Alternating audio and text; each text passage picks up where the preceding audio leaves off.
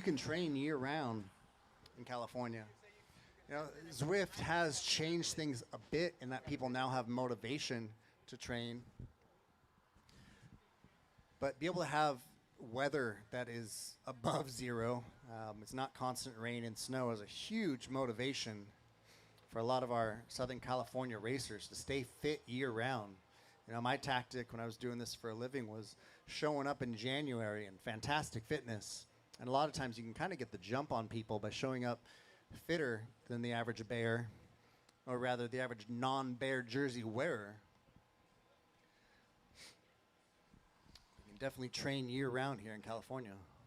365, my man, 365. There was a time when the state championship in the road race in the Masters, as our riders come blasting through, and we're seeing Mendonca at the point pretty much every stretch. So they have that down. They have the formula of who's pulling off where.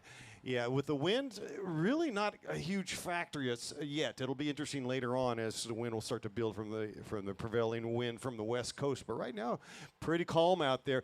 But the point I was going to make on Mendonca, he has a very slow, deliberate RPM, does he not? Like for a sprinter, you'd want to see maybe a little bit more turnover. But he's not a climber. He's a thick rider, a very fast, explosive style of rider. And Garbo's a little bit more of a thoroughbred. So there is a contrast in styles to some degree. A good rule with the wind is typically you want to be taking your poles strategically with a tailwind.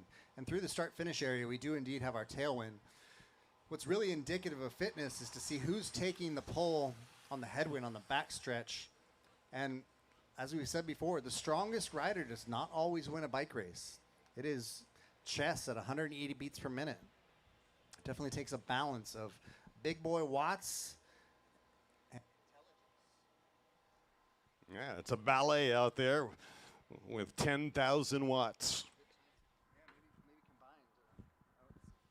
10,000 watts. Now, that's a number I'm just throwing out there. I'm a geologist, man. I'm not an astrophysicist. But I'm assuming that if you take the watts of the Peloton, you can light up a small city, right? I mean, you're from Palm Springs. There's a lot of illumination in that town, right?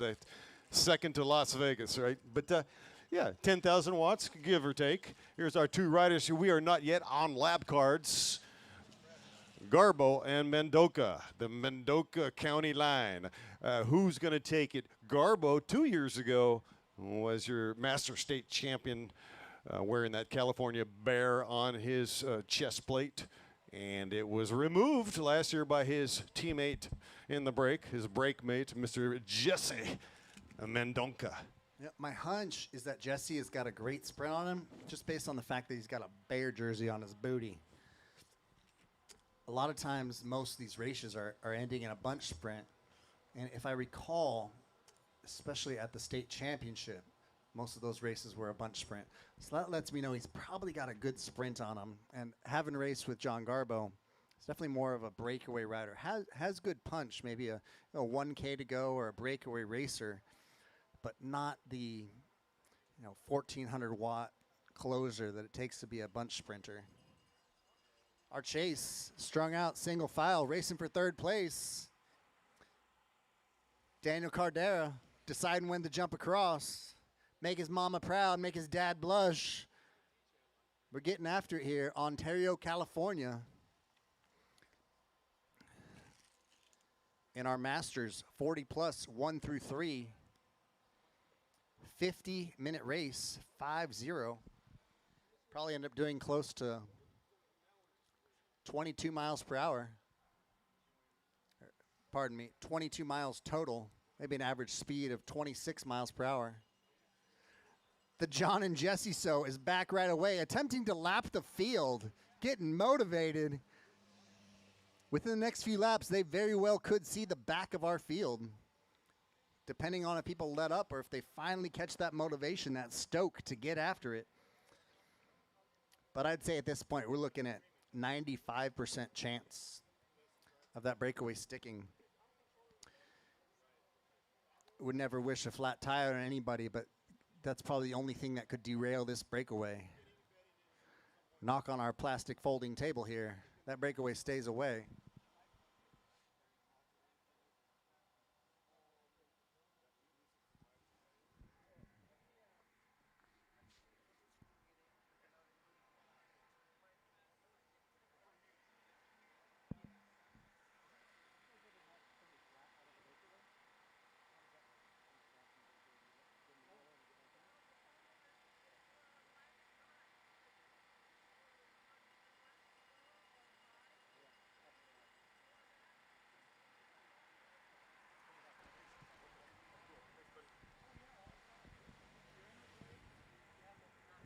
All right, we are not yet on lap cards.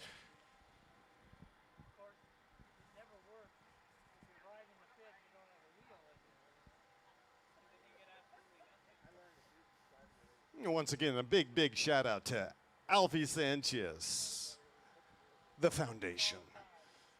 Representing Majestic Cycling, his family is out here. Kathy Sanchez, for your real estate needs, is in the house. A big shout out. She's done a tremendous job at registration.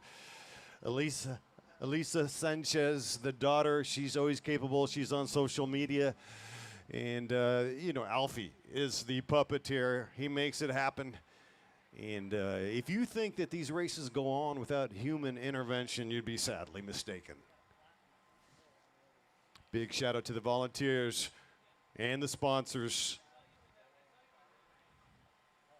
Takes more than a village. Thank you so much for coming out to Ontario, California. This is Majestic Cycling.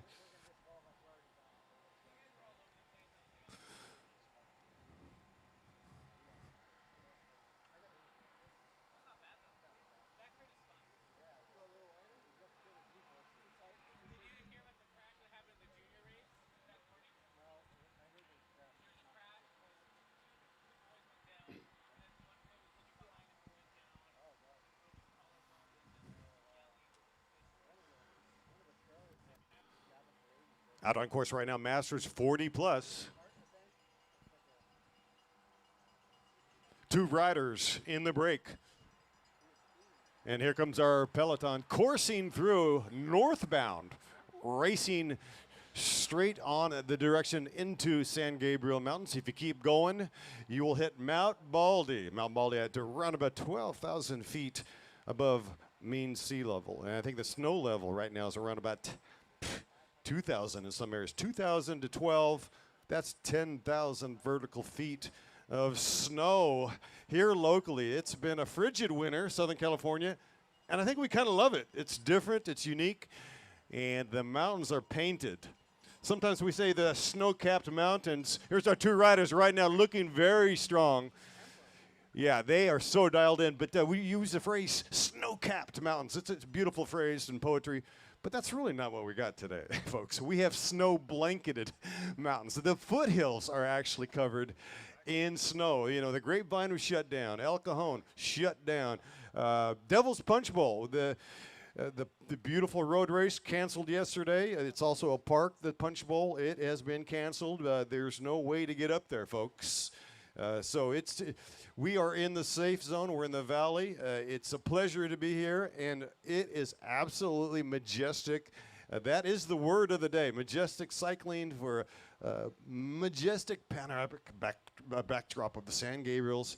We have San Jacinto to the east, towering mountains. We just kind of forget how much topography we have until it's painted, lit up, and blue skies and gorgeous snow-blanketed mountains. Absolutely beautiful day here in Southern California.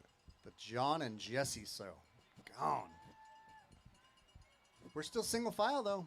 That means they want it. They're chasing Daniel Caldera, looking good mid-pack. I'm saying he busts out a 1K to go. That's what I'm thinking.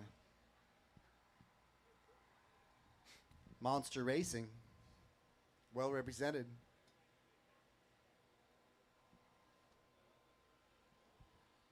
Just about to see lap cards. Got 15 minutes and change left. Should see 8 to go the next time through the line. On this resplendent day, are you not reminded of how you used to do this, Ronnie? Like, this would be a good day for Ronnie Toth. A breakaway rider, right? And you just chew it up. You remind me of the glory days. It was always my goal to try and lap the field, because that's the ultimate statement.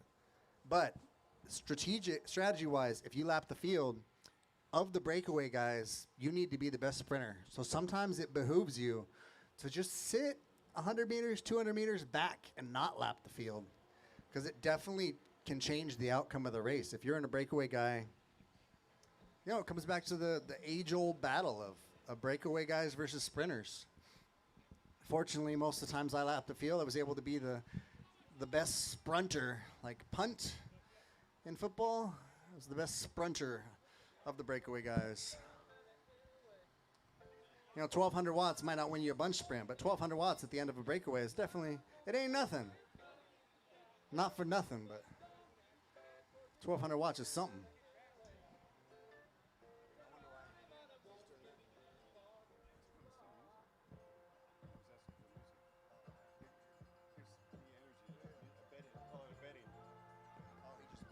All right, with 8 laps to go, we are on lap cards right here, right now, with 8 to go.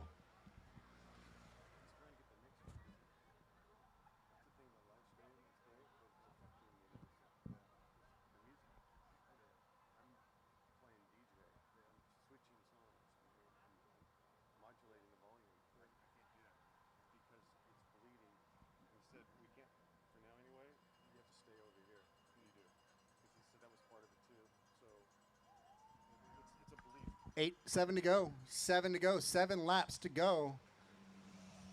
The Jesse and John show. Just riding tempo, about to lap the field if they want it. But strategically, I don't know if it makes sense. Yeah, so 7 for the break, 8 for the pack. The chasing pack, which has kind of run out of steam. Obviously, they are now thinking about getting at the bottom step, if you will. Third place is still on the line. Top 2 has been decided, unless, of course, they are abducted by aliens, as you once said. It happens. Or shot down by a spy balloon, an uninvited spy balloon. Don't drone me, bro. And aren't they all uninvited, bro? One of my favorite hashtags, don't drone me, bro. It's definitely coming down to these 2 riders.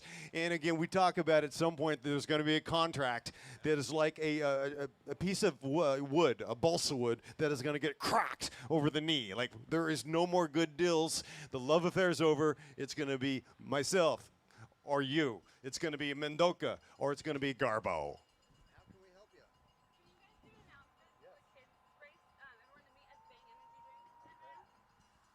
Daniel Caldera on the front, Cortec Pony getting after it. We are still single file. Probably doing about 23 miles per hour.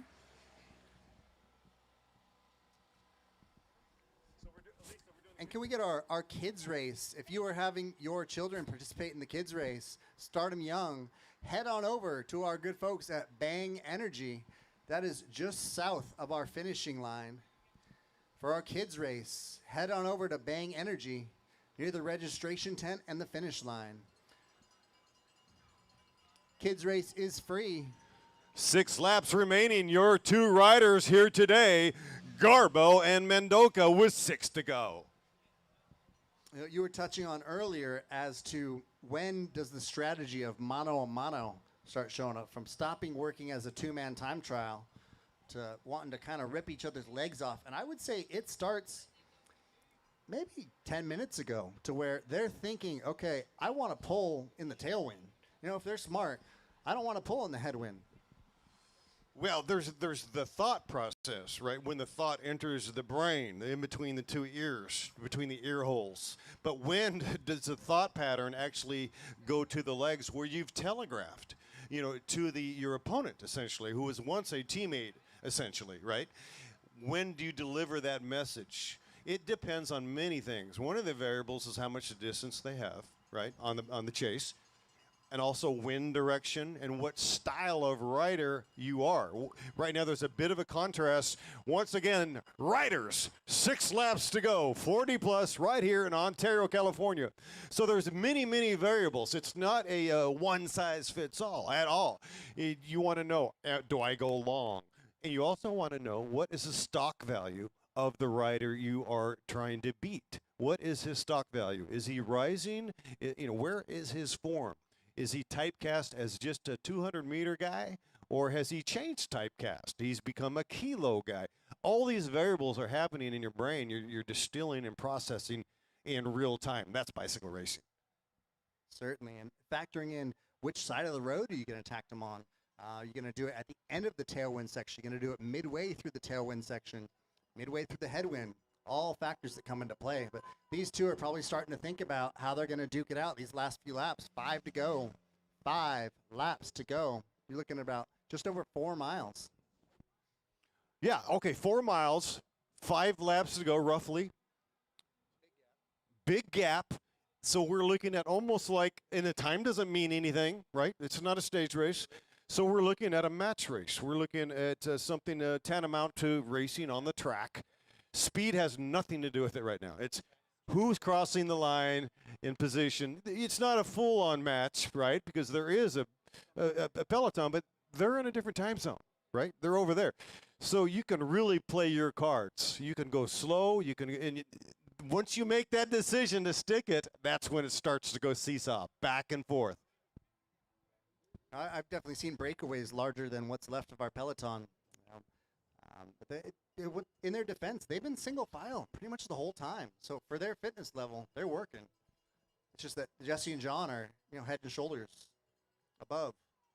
And here comes our group right now in the 40 plus with 5 laps to go. Michael Anderson taking a tug at the front.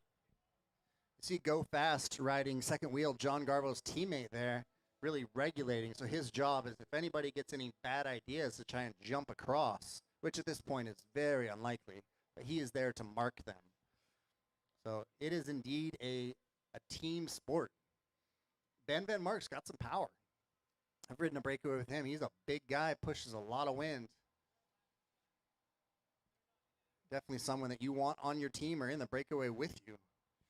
He's also the sort of guy that we could see maybe a 1K flyer, 1 kilometer to go, launch it. If you don't have the best pop, it's in your interest to launch that 1K to go. Coming up to our final laps.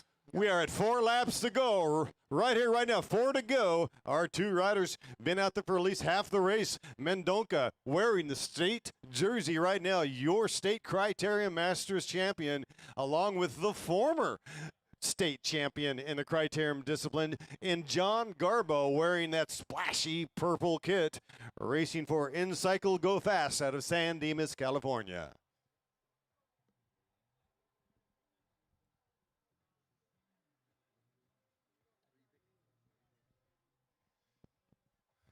My money's on Garbo right now. I don't know. I like him. I've seen him win at Crit Cross. I've seen him win in road races. I've seen him, top finishes against the fastest guys in the state of California. He's challenging Sharon Smith here and there. He doesn't necessarily go faster than Sharon, but you'll see him a fixture on the podium. So I think you got, I might tip my hand to experience.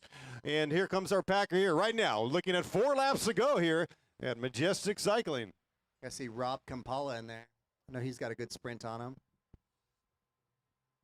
I'm trying to read just based on body types. I think John is a little bit leaner to where if it can be a late sprint and they are cat and mousing each other, even into this final straightaway before fully committing, I think we could see John Garbo win. Just because Jesse's a little bit thicker of a rider, so just being heavier, he's not going to accelerate as quickly.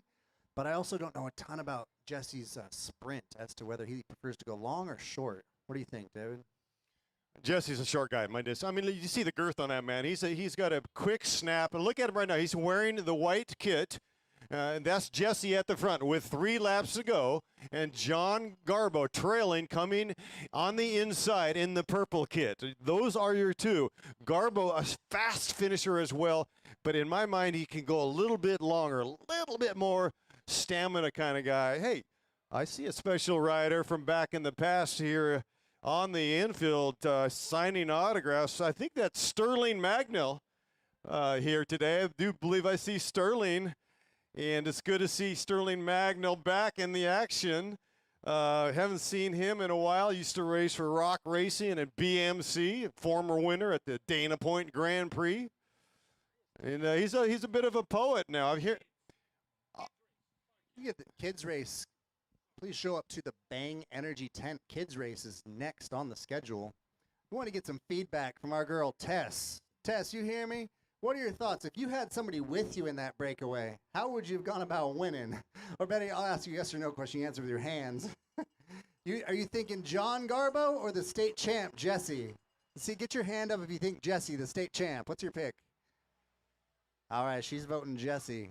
She must know something I don't. With 3 laps to go. Hey, somebody just handed me a poem by Sterling Magnell off his Instagram. He's a bohemian. Check this out. I'm going to read a quick poem. Hey, Sterling, I got your words. This is a beautiful poem by Mr. Magnell. It says, "From the Bohemian gutter, dressed in rags and proud of it, laying claim to the ground beneath my feet, busy stuffing the profanity of living a life of uncertainty into a box labeled sacred. I hope you find me in a state of ruin, deep in the dredges of figuring out what to say and love me anyways." Jesse on the front with the tailwind. A little bit of strategy right there. And if you're watching live on LA Crits YouTube channel, you'll be able to see what's happening back there. Down with 2 to go. This is the nitty-gritty. Again, these two riders, it gets down to chemistry, it gets down to physics, mathematics, when to go. Timing is everything. So on our backstretch right now, thanks to LA Crits, we're able to see live what's happening. We've got John Garbo on the front. Looks like they're only riding maybe 70%. So ideally, you want to be the rider in back. But in the headwind, John Garbo leading out Jesse. We should have our answer in about 25 seconds here as they have entered our second to last straightaway. Coming into the final corner. That's right. And on course at start finish, Ronnie, pack coming through with 2 laps remaining. So we've got Dave Worthington on start finish, and we've had Ronnie Toth on the monitor checking out the pictures from the Skycam brought to you by LA Crits. These two riders, at least half the race, have been turning at the front. They had a 3-man break, lost that rider, popped him. He became unhitched. So these two riders have been out there for lap after lap after lap. Ronnie, what does the picture show on the backstretch as they are about to enter what? They're between 3 and 4 on the turns. Yes, they're just now ending our second to last straightaway. Corner number, technically 4. There's 4 corners on this one, kind of a dog leg for one of the straightaways. And here we go right now with 1 lap to go. 1 lap to go. 1 to go. 1 to go. It looks like Jesse Mondoka has made a huge effort. And this is going to leave Garbo in a spot up bar there. Looks like Garbo's collecting himself. He's got about a 15-feet gap as he trails off Mondoka. He is just about to connect with almost less than 1 lap to go. It looks like Garbo is on. Yes, he has indeed gotten on the wheel. Jesse is letting off the gas and let him back on. Garbo is freewheeling in the draft, and they are absolutely match sprint, cat and mousing. Mondoka throwing that first blade, though. Iron sharpens iron. This is a tremendous last lap. So much tactics with 1 lap to go. This is your pack coming through 40+ here, Ontario, California. And I'll tell you a little bit of body language, inside information here from the live feed. John Garbo is checking back to check the gap back to the peloton. So that lets me know subconsciously he's more worried about going early versus Jesse. We shall see how this pans out as they duke it out on our backstretch. They are soft pedaling, just cat and mousing, watching each other. So we've got a match sprint, if you will. We are in the velodrome here outside in Ontario, California. Tactics is everything. My hunch is that Jesse takes it just based on the strength of that first attack, and he almost let John get back on and is going to hit him again. So my gut tells me that of the two, Jesse's going to be a better sprinter here. John is leading it out. Slight gap. And here we go, ladies and gentlemen, down to the final 100 meters.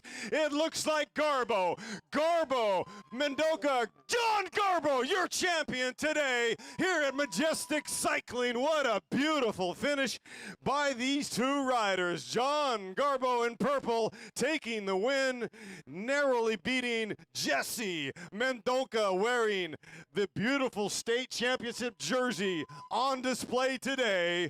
And here comes the battle for third place. We've got 10 in the box. A mad dash to the line. Who's it gonna be? Straight up the middle, bringing a massive acceleration. James Barwell taking third. Rounding out our podium. Gotta love having a kind of a two race show there. We get the feel for the breakaway, get a little treat to that. Then we get a bunch sprint. We got all the bases covered out here. 2-for-1 finish. And next on the menu, I'm going to hand the microphone over to our maestro, Mr. Elfie Sanchez. And remember, everybody, it's a kids race next. Thank you, Dave. Dave and Ronnie on the 1s and 2s today. Thank you guys for doing such a wonderful job. Okay, now we have our kids race. So we got our kids off in the distance, our younger ones, and our the other kids will be coming up to the start. They'll do 1 lap. So let's cheer our kids on. So here we go. On your marks, get set, go. And here they come. So let's cheer them on, our future, the future coming through. They say if you want to keep your kids out of trouble, get them in a bike. Here, look at that kid. Look at those wheels spinning. Look at them. Check it out. Look at, here you go, go, go, go. Spinning is winning. Look at that cadence. He's giving Corey Williams a challenge right there. That's probably about 110 RPMs. With the drop bars, spinning is winning. Looks like stage 2 cyclery. Great job. Awesome, awesome, awesome. Yeah, yeah, yeah. Here we go. Our got women's winner. Got the little tricycle going. Let's go. Spin, spin, spin. The race of endurance right here. He's going to be fighting for a good 2 minutes, getting after it. Champion in the making. Let's go. Come on, come on. Let's go. Spin, spin. Pedal, pedal, pedal. Cheer on, cheer on. Let's go. Come on.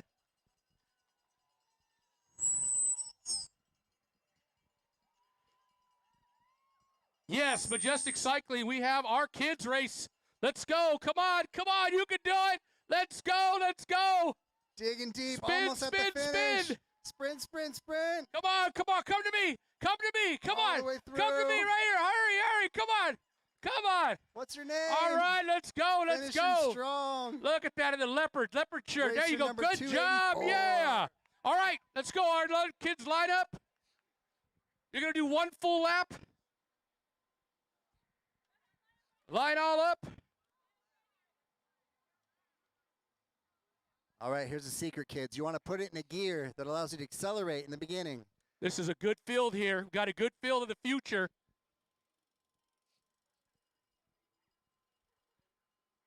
One full lap. 1 full lap. You're looking at our future champions right here.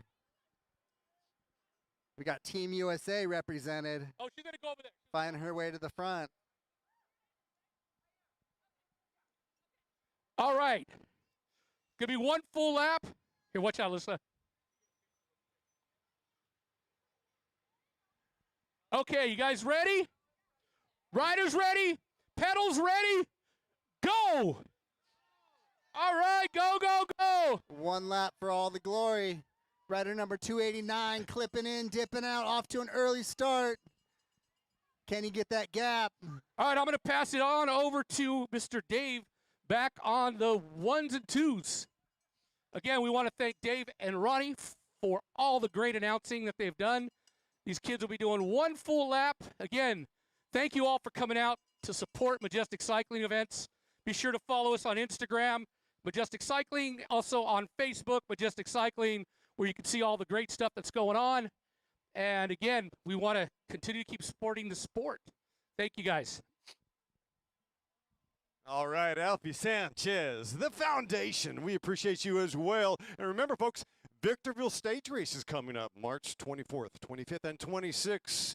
A 3-day stage race, and it's going to be brilliant. It's going to be immaculate. Please come up, register, get it done, because it's going to be a special 3-day stage race in Victorville, California, and it's coming to you, presented by Majestic Cycling. 5.5 mile opening time trial. Full gas. Maybe, what's that, 12 minutes? 5 miles is great, right? Because it's still punchy enough. You can really deliver the watts. It's not as technical as, 40K is just torturous. It's just too much. I'm sorry. 5.5 still, it can. Guys like Corey Williams he'll battle. He'll be in there. He won't win it, I don't think. But it's enough closer distance to a prologue distance. It's nearly a prologue. So that makes it even more kind of fan-friendly to have a shorter time trial. Otherwise, it's over. If it's a 40K, that's going to establish the top 3, even with time bonuses.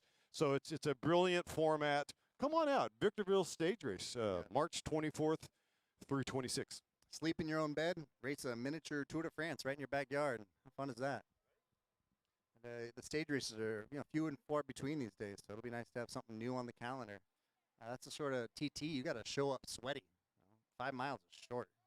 You want to be sweating by the time you get to the start line with a commanding gap. Absolutely impressive. Taking the win. A convincing win. Rider 289.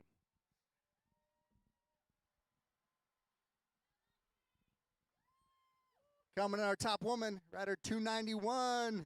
Making moves. Future champion right there. Number 2, 279, Team USA. That young man was really crushing it. Well done.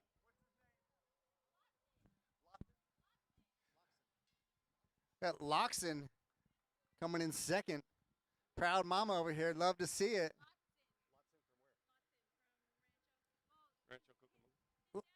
Loxon, come over here. We want to interview you about your race. Tell us how it went. Watch the course. Please be mindful of the course, though. Looking good in the Cannondale. Very good form. Look at the high RPMs right here. Crushing it. Ladies and gentlemen, we're going to be testing for Fruit Loops and various sugar candies. Lotson, congratulations. Lotson. This is phenomenal. You're on the podium. How did it go? What did the win feel like on the backstretch? Give us the rundown. It felt very good.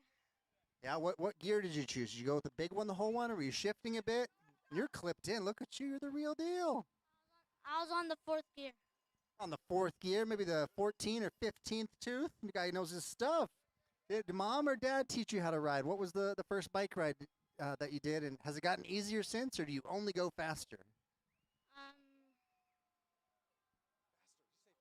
Faster. What's your favorite part of riding the bike? I like riding it with my dad because he always takes us. Very cool. That's when I started. I was riding with my dad when I was 4 years old. Start them young and keep you out of trouble. What are your dreams with cycling? Tell us about what your goals look like in the years ahead. I want to go to the Tour de France. Love it. Maybe the Vuelta a España as well, or just France? What do you think? Tour de France.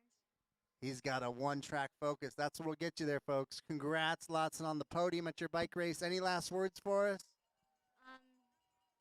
Just thank you for being here.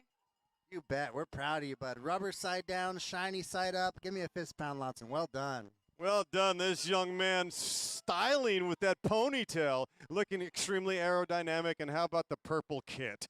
Customized for this young man's win. And how about Mondoka's child came in? Jesse, a very proud father or uncle, surrogate dad, whomever. We don't know all the names, but we loved these kids coming out and having a good time. That's really what it's all about, is it not? I mean, the bike, some will say that the bike is man's greatest invention, if you think about it. I mean, it's got to be top 3. In my mind, yeah, I'm biased. But it really is a beautiful invention. You propel yourself, which is the closest thing to flying like a bird.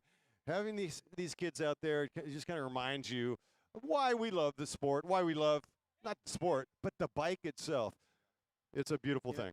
Cat 3 to the start line. Category 3 to the start line.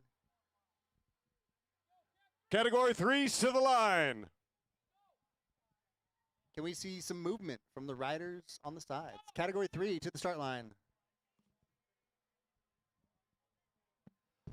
You know, if man's best friend is the dog, man's best invention is the two-wheeled pony, the bicycle. It truly is human motion perfected. Just think of, for most of human history, before the internal combustion engine, bicycle is an absolute game changer for transportation. 50 plus to the line. We stand corrected. Corrections and retractions. 50 plus to the line. Got stage 2 cyclery represented well here. Espen Kateris is in the house. Espen Kateris, an animal on the bike, a pacifist off the bike. Good to see Espen out here. Ernie Sanchez Ernie Sanchito, good to see Ernie from Murrieta, California. Stage 2 Go cycling. 49ers. We were Clyde, no, right? San Francisco looked good until we had no quarterback. 50 plus to the line, everybody. Having a good time. 50 plus. Please report to the kite. Start finish. Robbie K's in the house.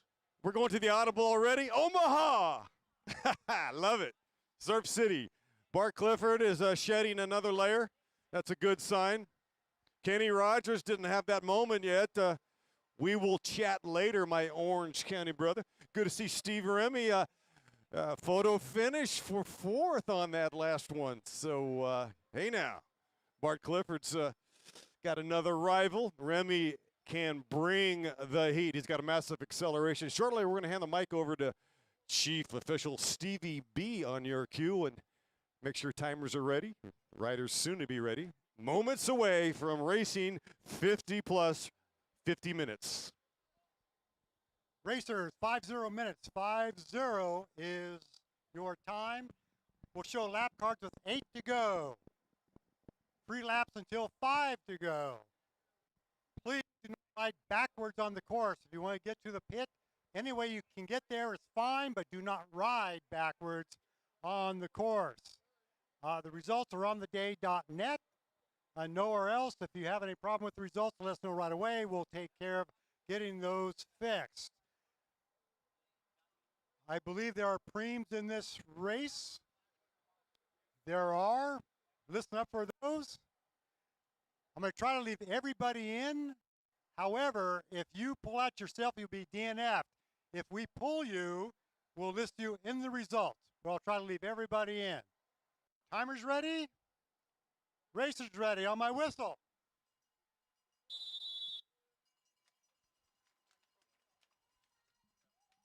All right, we are off and underway. 40 plus. This is going to be a barn burner. Here we go. Ontario, California. We are racing in the streets.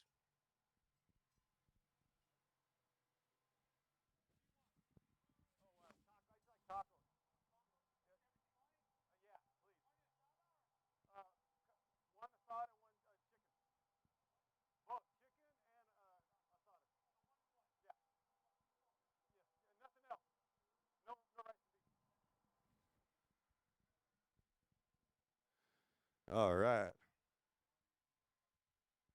Some guys just give up living, start dying piece by piece. Some guys, they come home from work, they wash up, and go racing in the streets.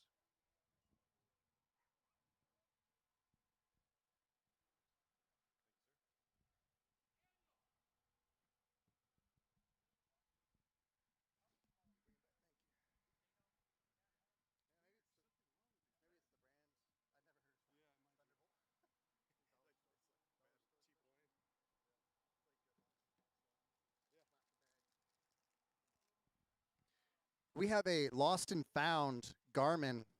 Looks like a Garmin 520 here at the start-finish line. I'm a little bit nosy, went through it, trying to do some detective work. The rider rode in Mexico City on Wednesday. So if you went on an 84-kilometer ride in Mexico City on Wednesday, we have your Garmin 520 here at the finish line. You tell me what color's on the back, and I'll reward you with your own Garmin. First lap, coming in hot. Stage 2 cycler Espen Kateris on the front, lighting it up. Could be foreboding as to what's to come later. Espen is a lovely breakaway rider.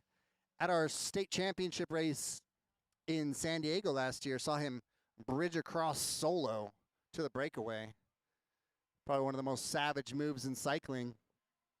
Bridging solo to the break, going straight to the front, looking him in the eye, and then taking a pull.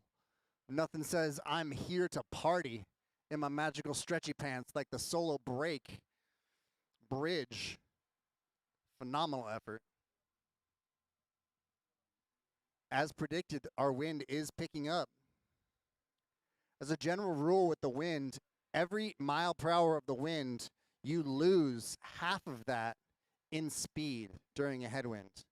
So if you've got a 12 mile per hour wind, you lose 6 miles per hour of potential cruising speed Yeah, that's pure gold right there. It took me probably 2 decades as a cyclist to figure that one out. The exact amount of speed that you lose based on a wind. And you know that another factor of physics is that speed, as you well know. I mean, you look at the dashboard says miles per hour, so it's distance divided by time. However, acceleration is velocity squared, so it's no longer linear when you go to accelerations, and that's why terminal speed is a real thing, and a sprint really doesn't last much more than 12 seconds.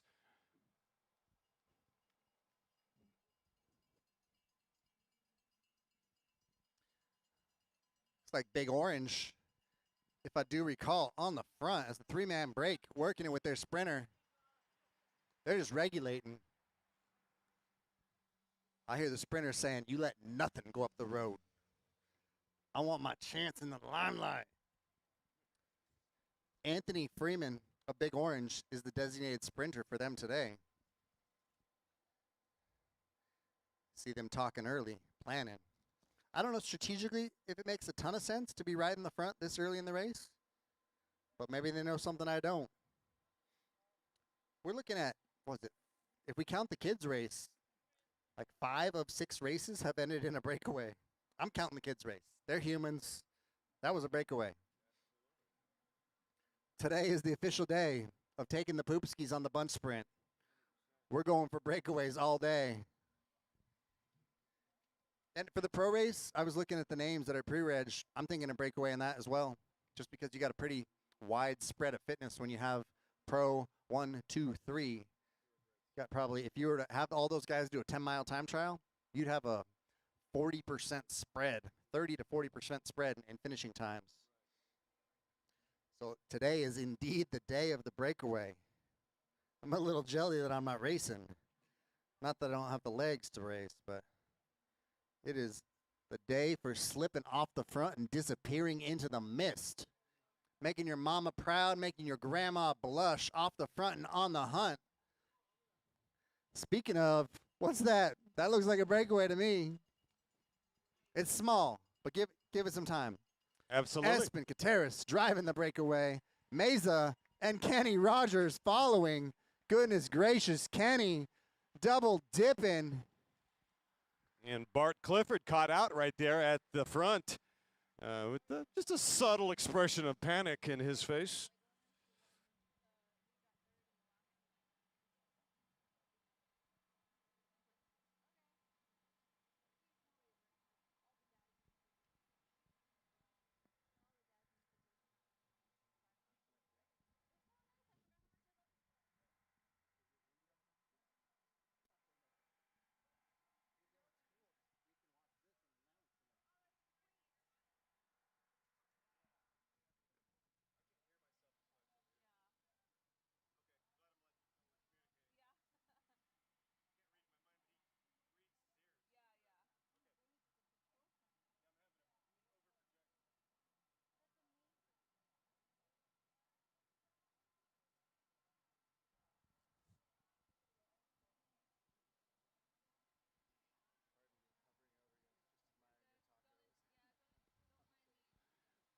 Okay, just to reset, we have out on course right now the Masters 50 plus, and their race duration is 50 minutes. We are racing here on a 0.8 mile circuit.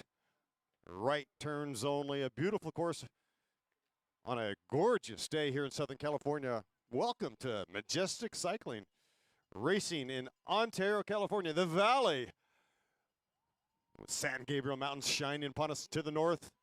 Espen Kateris and Kenny Rogers taking another college whack at the front. Field split. You do not see that often, where it's just about half. Complete field split, 50-50. That is very rare, folks. A little bit too big to call it a breakaway. That's the field split's what it is. But here's the caveat. When the break is that big, when the field split is that big, a lot of guys are not going to want to work because they're looking around, they're thinking, okay, if I can get a free ride, why would I bother pulling? So what's going to happen is either that group is going to get reabsorbed, or we will have a smaller breakaway established from the front group. It's kind of my hunch with a few decades of ponying under my belt. But what's beautiful with LA Crits here live on YouTube, can actually tell you what's happening on the back stretch in our slight headwind. Ray Mars and family out here providing you a world-class experience. We got cyclists all over the world watching this thing. It's beautiful. It's like having game day footage to analyze after your race.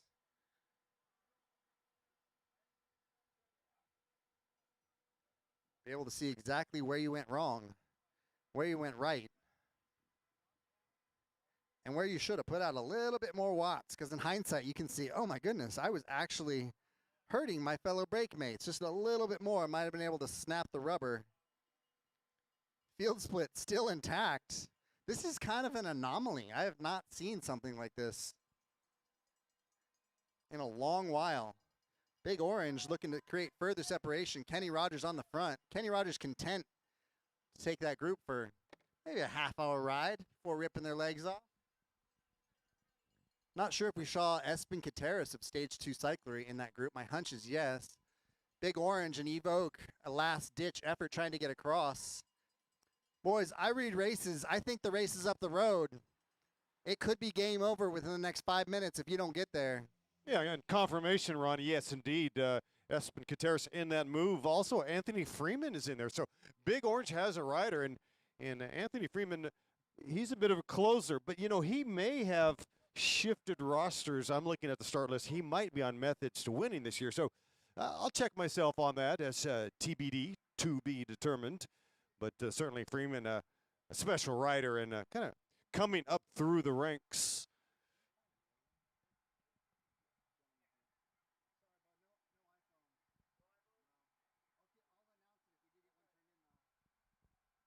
Michael Morrison, this is race number 3 for Mr. Morrison, the nutty professor from San Diego, a bit of a stud, a big diesel, and yeah, Iron Man, Mike Morrison in the peloton.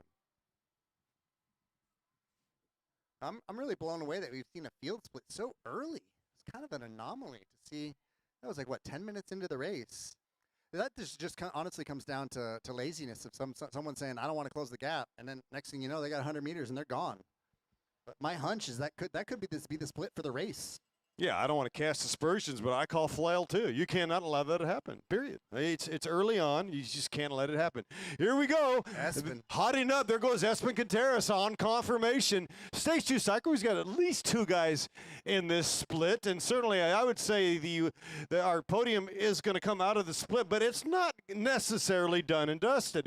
Here comes the charging, angry peloton. No, it's not over. Although, look, a relaxation. So I saw speed, and they scrubbed it immediately. There's Mr. Morrison at the front right now. Don't look at him. This is his 3rd race of the day.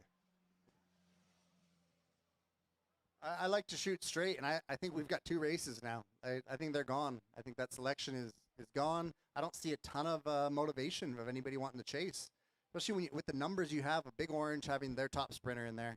Espen Kateris, Kenny Rogers, I think it's done and dusted to where we're going to, again, be treated to two separate races here.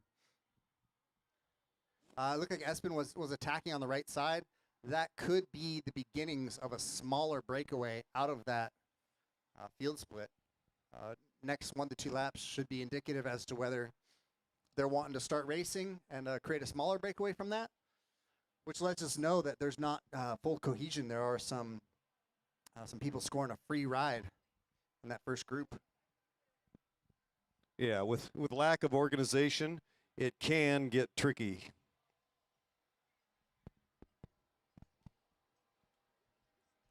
Getting to be about lunchtime. Victor's Tacos. Tacos Victor. Providing you lunch. Carne asada, chicken, al pastor, pupusas, and more. Again, Espen on the front. Espen Kateris lighting it up. On the hoods, kissing the stem, single file, making them work. Espen is absolutely killing it out there. And confirmation again, Anthony Freeman, my eyeballs are still working. Freeman is still in the Big Orange kit, and he is representing in that split. He's in the breakaway, if you will. Anthony Freeman sitting about wheel number 6. And so I guess the deal with methods, he didn't close on that for some reason, because he clearly is in the bright big orange kit designed by my friend Greg Liebert out of Redondo Beach, an old teammate with Synergy. Good guy, also known as Tunes, also known as G Money. If you're out there, Greg Liebert, much love to you. And your guys are representing. It looks like you have 2 or 3 guys in that split. Big Orange Cycling.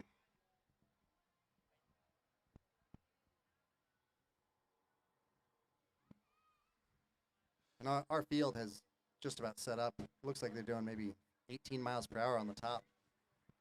Relaxing. Now we're bringing up our winners over at Podium Plaza. I know our top 3 in the 40 plus. In third place, James Barwell. An incredible sprint for the third place in the 40 plus. And in second place, Jesse Mendoca, your current state champion in the criterium discipline in the Masters. And our first place winner today. He's doing it again. Espen still on the front, absolutely putting on a show. First place today, wearing the purple kit. A tremendous performance. Let's give it up for John Garbo. Barwell, Mendoca, Garbo, your top 3 today in the 40 plus. Congratulations. Good job, guys. Race presented by Majestic Cycling.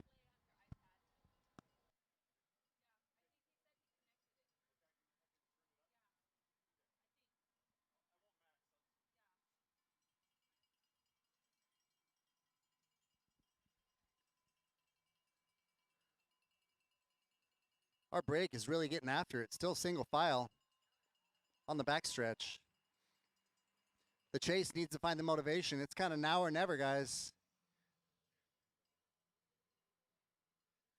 But with a break that large and with a gap, it's pretty insurmountable. It's going to be very difficult for any solo rider to jump across 30 plus seconds.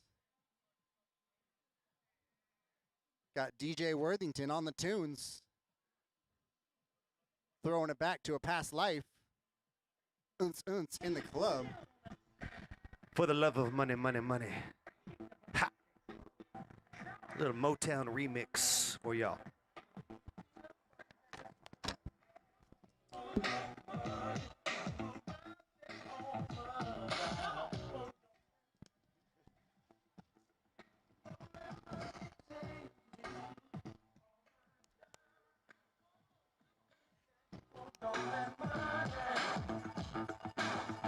The man cannot be stopped. Aspen Kateris wanting to make sure that brake sticks no matter what.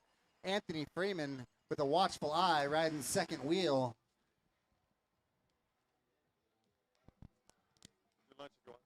Got about 13 guys in that break. Started out as a selection. It's just going to turn into a race of attrition to where my hunch is that guys will either start popping off of that group, but more likely a smaller break will form out of our lead breakaway of about 13 riders.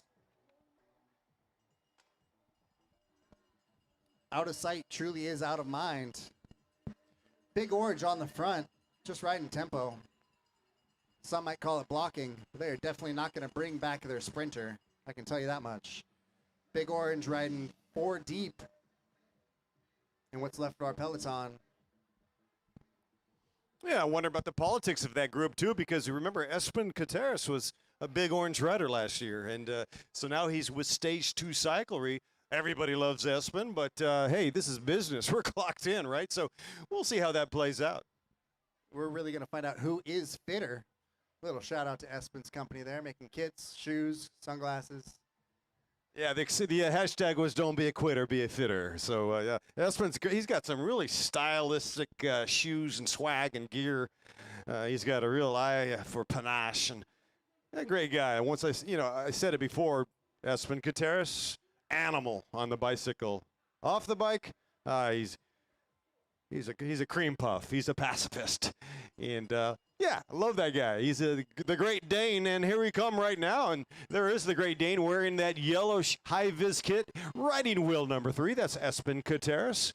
Big orange, 2 riders in there. That includes Mr. Freeman, Anthony Freeman. Certainly a man that is disciplined and has an eye on the prize. Extremely motivated. He has been training hard, and last year we saw him kind of come up through the ranks. He's got a good trajectory for sure.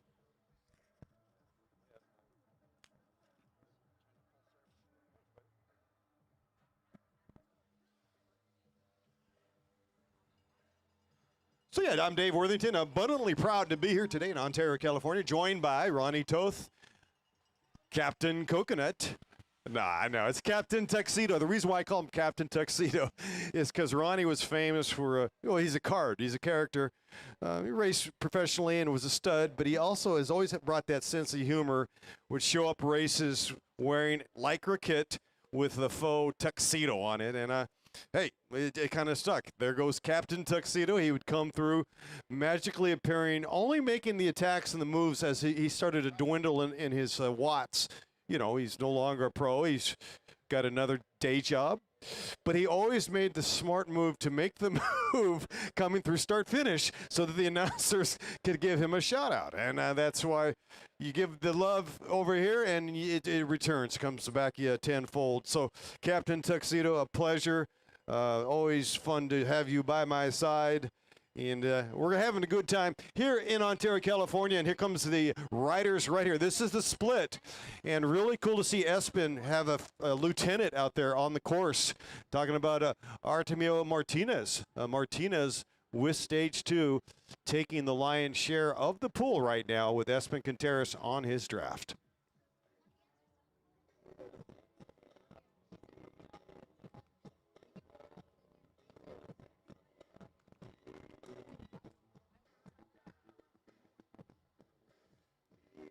One of our sponsors, Bang Energy, here all day until 4 p.m. after our women's pro race, giving out free energy drinks.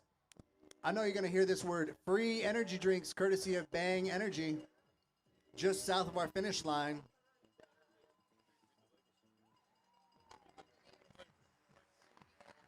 We got Bang Energy, Sour Heads flavor, Purple Haze, Star Blast, Blue Raz, and Cherry Blade Lemonade. Bang Energy, free at the Bang Energy tent just south of the finish line. Wow. Well, excuse me while I kiss the sky. Purple Haze is in the house. Bang Energy. My favorite is Purple Haze, you guys. Thank you so much. I am drinking a Purple Haze right now, and it is absolutely Hendrixian. It is fabulous. Man, this is good right here. Talking about Bang Energy. Potent brain and body fuel. Brought to you by Bang Energy, Purple Haze, Star Blast, Blue Raz, and Sour Heads. Don't be a sour head. Drink one, man. Bang Energy. Right on. Goodness, Espen Kateris cannot be stopped. The man on a mission on the front all day. You know, and granted, this is the tailwind section. But we have got a race on our hands.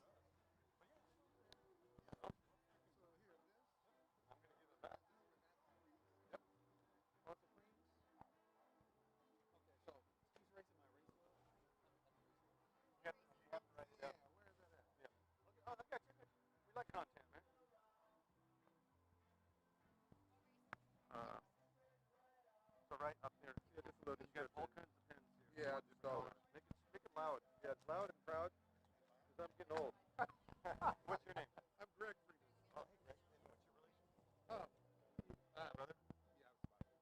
But you have the same last name, too. I know. That's kind of trippy. Are you serious? You're not related? No. Okay. And here comes our riders come through. There's Jimmy Robbins. Good to see Jimmy on PCH the other day.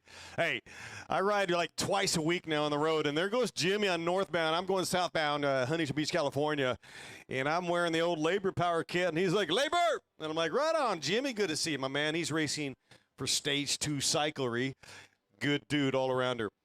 Hey, Anthony Freeman's in that move, and we're talking to his brother from another mother, not related Freeman, and he's going to give a cash preem. So you guys, anybody, the audience, you're welcome to participate, and we do accept cash. The cash will go to the racers. So my goodness, he's giving me more cabbage. Are we going to do this in a one preem situation? I think. And there goes Kenny Rogers at the point, stringing it out like a poet in Amsterdam. Oh, my goodness. Strung out on a razor's edge. Kenny Rogers throwing it down. Double dipping. We saw him ripping legs off in one of our earlier races. The man has got a boundless tank. Watts to spare. Here's a joke for you. Knock, knock. All bite. Knock, knock. All bite. Who's there? Emerson. Emerson who? Emerson Mighty Big Watts. Ha! Ba-dum-tsh.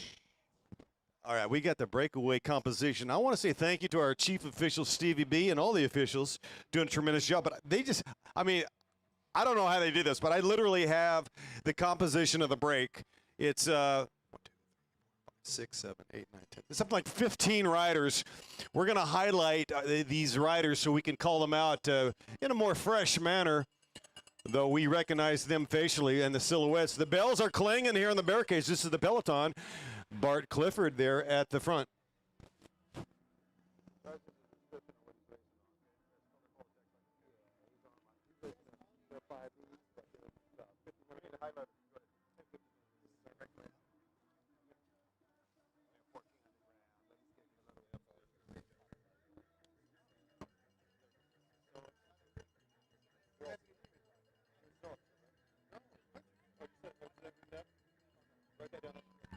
And here comes our breakaway split. Espen Kateris at the front. Looks like Steve Remy.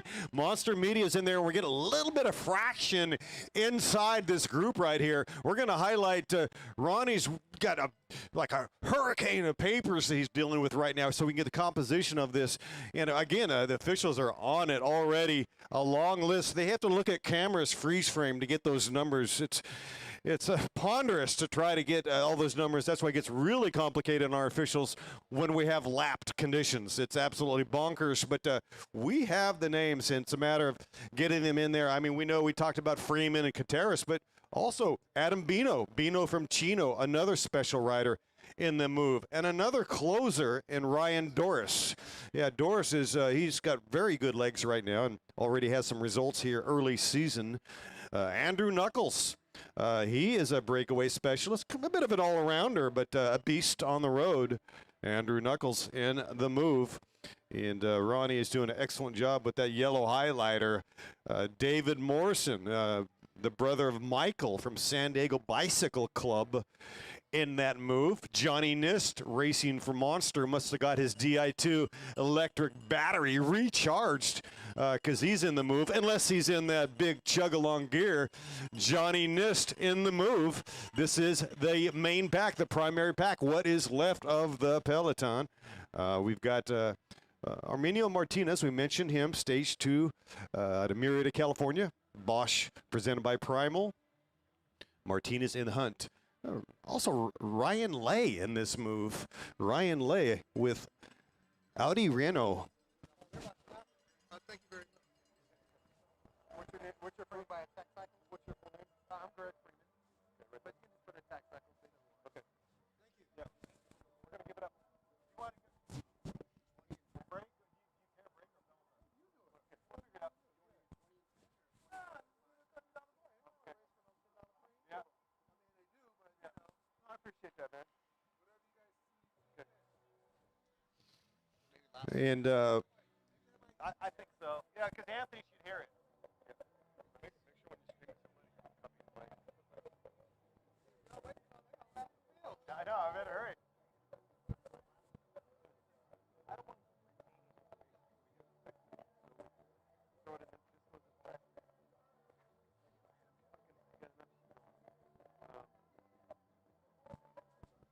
And, of course, Kenny Rogers in the move. We talked about Kenny. He is coming off a win earlier today, so we know he's got good legs. Kenny Rogers in the move. He's racing for Davis Finney Foundation. Davis Finney, a special rider we talk about back in the day, pre-Lance Armstrong, pre-Floyd Landis and Zabriskie, right? He was one of the most winningest bike racers domestically, and won a stage in the Tour de France. Davis Finney, a special rider. And Still at it. okay, here we go. This is the breakaway. No, I'm sorry. This is, my bad. That's the primary group, and they are in chase mode. Robbie Campillo made the break. That's fantastic. So Robbie. Looks like we're going to have a lapping of the field. Incredible. Oh, wow. Gutierrez on the front. Wow. Shallow wheels, deep heart. He is getting after it.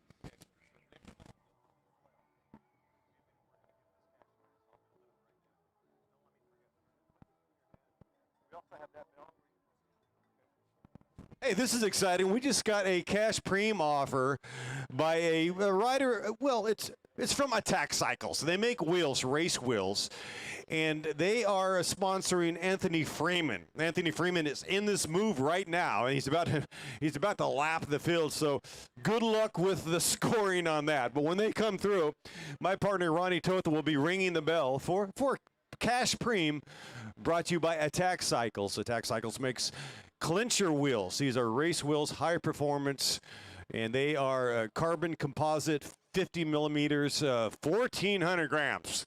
Come on now, 1,400 gram weight is feather light. And this is Attack Cycles wheels, brought to you by Attack Cycles. One more time, Attack Cycles wheels, the best wheels on the planet, fast and furious. So he had the good heart to come on up and throw down some cash. What do we have here, Ronnie? $30. So we're going to ring the bell for a crowd preem. Passing the hat around. If anybody else wants to join in, we'll give you a call out. Pass it like we used to do back east. Pass the hat around. Here comes the pack. Ringing a bell. $30 cash preem. $30 cash preem brought to you by Attack Cycles. $30 cash preem brought to you by Attack Cycles. Who wants some money? $30 cash brought to you by Mr. Freeman. Anthony Freeman on those wheels already. Let's see if he goes for the cash. Attack Cycles. Just to kind of paint a picture here, we have our main group that broke away of the initial selection has indeed lapped the field. Make it a little bit tricky for our USA cycling officials, but they are professional at what they do. Got photos and numbers of everybody that was off the road. But it does change the dynamic to where now a sprinter may have another lead-out man that he wouldn't have had, or it basically resets it. Kind of resets. We've got a fresh race here after doing a whole lot of chasing and pulling through, but definitely changes the dynamic than if it was just those original 15 riders. But what will be fascinating is if we see another breakaway out of this, that would really be a statement of fitness. Let's be able to not only break away once, but break away twice. What's the phrase? Fool me once, shame on me. Fool me twice, We don't get fooled again. unfoolable. Now, I think it's a possibility we'll probably see another breakaway just to stay on trend with the day. Hey, is this move serious or is it fool's gold? Another term relating to fools like us. I'll tell you what's a real gold is the tacos here. This is amazing. Okay, let's see who's going to score this. A mad dash to the line. Who's going to pick up the cash? Oh, it's Mr. Morrison. Congratulations. Mr. Morrison picking it up. $30 cash brought to you by Attack Wheels. And our field is nearly split again after that preem. Now is the time to attack. If you want to get another breakaway going, you hit them right after that preem.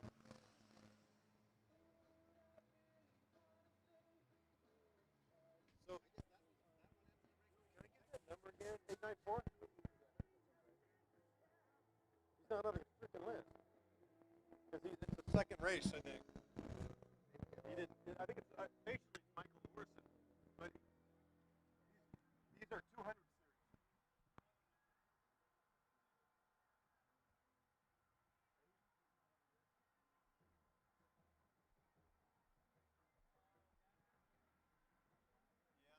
Michael Morrison, but he's in the 200 series.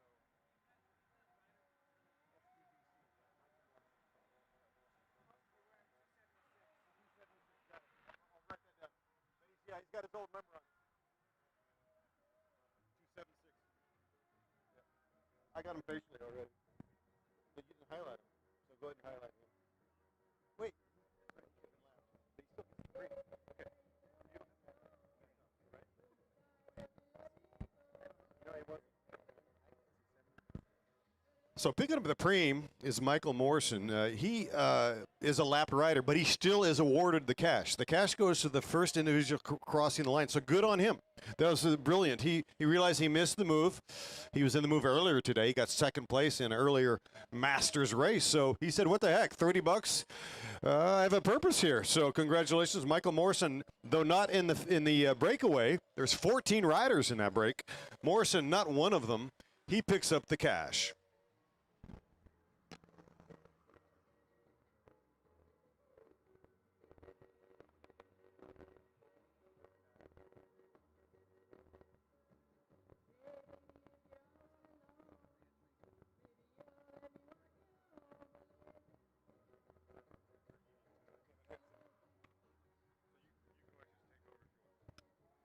I got you.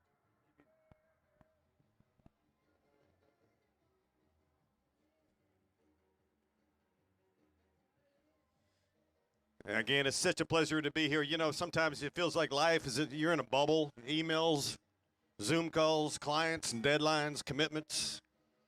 Sometimes we feel stuck in the mud, but I tell you what, there's nothing like embracing the great outdoors.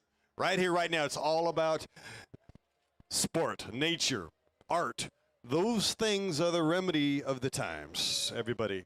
So congratulations, you've made it. You found Ontario, California, the place to be. What a gorgeous day indeed. The gods have blessed us with crystal blue skies, the clouds starting to part. We've had a powerful storm, everybody. We've had gusts of wind up to 60 miles an hour. It's national news across the U.S., this cold blast. It's just beautiful to be here because it seems like there's a break in that powerful storm. Everything is aligning. And if you're a bike racer, you're loving it because you want to throw another log on the fire, right? That's one of the reasons I think we're seeing so much, you alluded to that, we're seeing so much separation, Ronnie. Part of it is the weather conditions. It's been raining. Ringing the bell. Preem lap, free entry to the Victorville race. Preem lap, free entry to the Victorville stage race.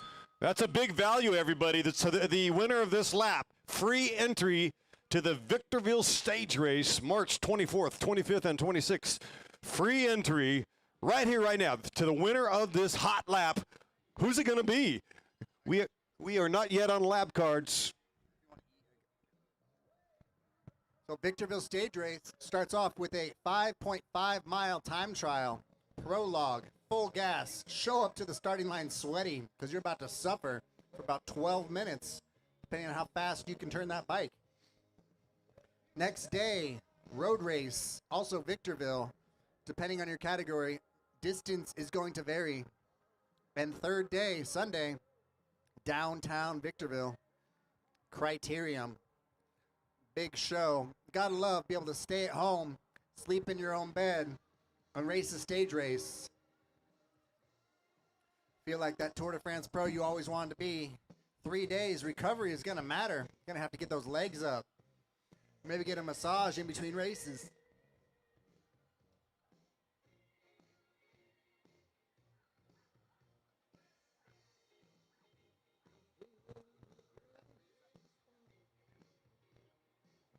Our next race on the schedule is Category 3, scheduled for 12:50 p.m.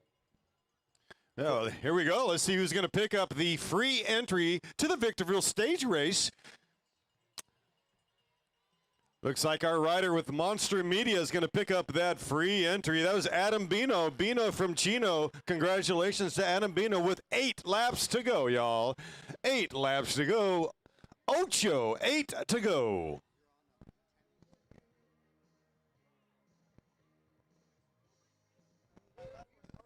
Oh, it's because it's over there. This is the 50 plus.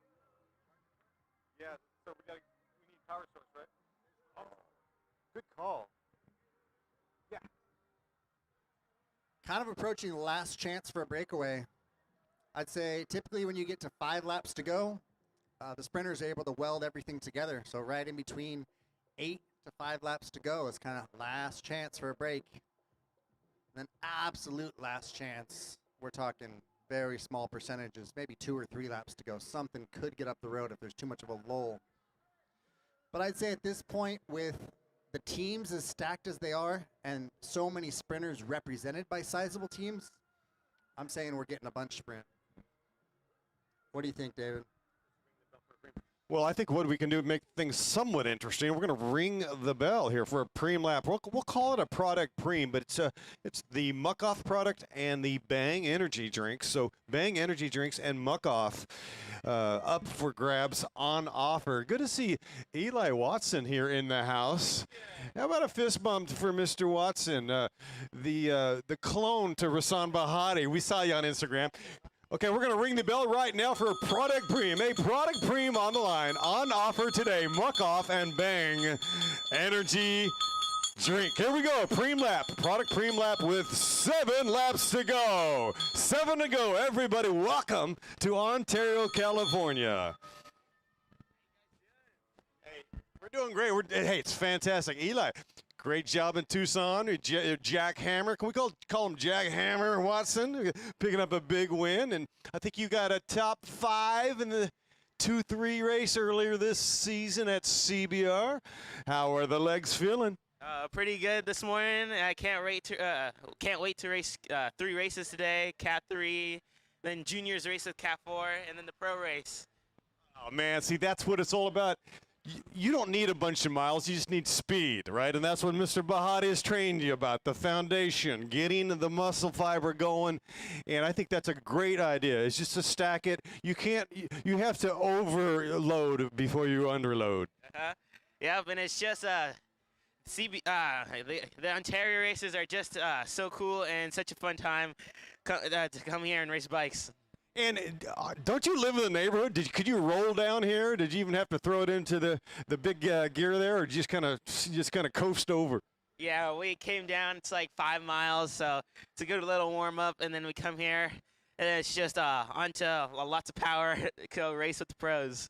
And that's awesome. You know, the Victorville stage race is coming up, and I'm hoping that you guys can make it, and you're going to bring your Instagram. You're an influencer now. You know that. You and your brother, the Watson family, have done a tremendous job spreading the infectious enthusiasm, to the sport, and we really appreciate what it's all about here. By the way, we're looking at 6 laps to go. We've got 14 riders who have lapped the field, integrated into one giant peloton, a splashy peloton it is. So, am I putting some pressure on you? Can you make Victorville? Maybe. I don't know. We'll take a maybe. Yeah, we'll see. We'll see. Hopefully we can. Yeah, we'd love to see you out there. We're going to be giving away some entry fees too, so that might sweeten the deal, the proposition, because the entry fees are preems here today, so it's going to be really exciting. So how are the legs feeling? And wait a minute, let's talk about this kit. Pedal Mafia, this is really splashy. How does it feel to be in this long sleeve kit? Quite nice. Today's a little cloudy out, quite cold, because last weekend have just been all rainy. So we went for the long sleeve today. This is the training kit. So, and then we have Dane. We finally got him back out to come racing, but it's gonna be an awesome time. Can't wait to go race. Yeah, well, good luck to you. We'll let you go. I know you got your warm-up routine, but the kit, it's got the golf dimples in it. Hey, Jack Hammer, good to see you. Congratulations on your win in Tucson, man. But it's got the beautiful dimple kit, aerodynamic, man. It just looks incredibly fresh. And you're sporting the Specialized bike from Legion. How's the bike riding? How's that steed? It's been awesome. It's just more like race-like and like gets you real aero and just more like attackative and stuff like that. New word, everybody, attackative. Eli Watson, much love. Hey, good luck to you and your brother and the entire Watson family. Say hey to the parents, have them swing by. We are now down to the nitty-gritty, looking at 5 laps to go. 5 laps to go, right here, right now in the 40+. 5 to go. 14 off the front, integrated and lapped. Because bros ride bikes. Last chance for a breakaway.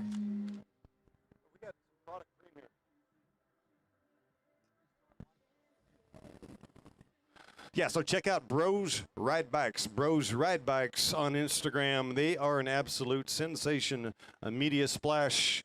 Well, they've got followers around the world. Bros Ride Bikes. They're really not about did you see me. They're really not. That's not what they're about. They're about the enthusiasm for the sport of cycling, and if we really love the sport, we've got to celebrate those that celebrate it and those that kind of galvanize the love for the game. And yeah, it's great to have the Watson brothers here, Jack and Eli. It looks like they're going to be stacking it 2-3 races today, which is in my mind the proper way to get more fit, more watts in the tank. So yeah, if you can double up, go for it. I always did, and I think it's a great thing for training, especially if you're giving up junk miles.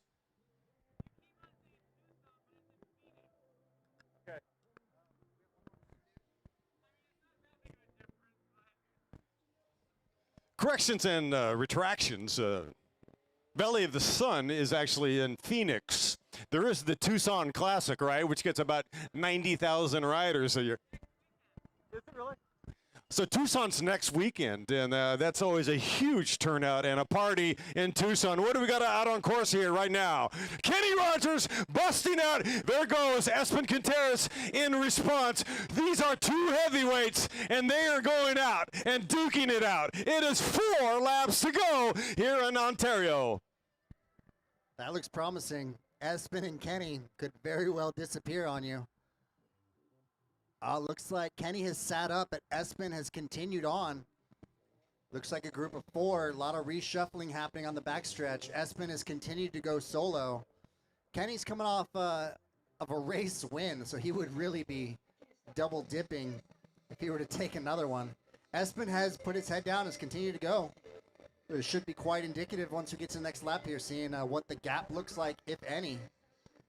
But on our backstretch, Espen Quinteros still on the front, on the hunt, getting after it, trying to make a late game second breakaway happen. We're not only going to break away, we're going to lap the field, and then we're going to break away again, in case you didn't get the message the first time. Absolutely incredible.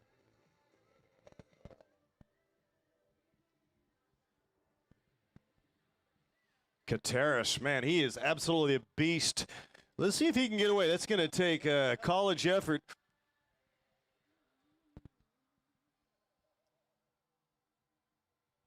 Yeah, it is fun, fast, and furious out there today. Yeah, welcome to prime time. Welcome to the return of bicycle racing here in Ontario, California, presented by Majestic Cycling. And here we come through the start-finish boulevard, a splinter cell right now. Looks like 5 riders, including Steve, Remy, and Morrison. So some of these guys are lapped, others are off. Representing that top 14. Looks like they're bringing it back like a Hoover vacuum, just sucked right in. But it is fractious at the front right now, eroding. This peloton is shaped with all kinds of divisions. It is splintered, it is fractured. We are seeing a lot of pain on the faces, and it's all about savage determination. Who's going to survive in the octagon? At this point, it's looking like a bunch sprint. You've got Espen being marked, which makes it very difficult to break away. He's probably at the end of his match right now. So it could lead Kenny to be able to break away. If Kenny was fresh, Kenny Rogers, very good chance that he could counter that move.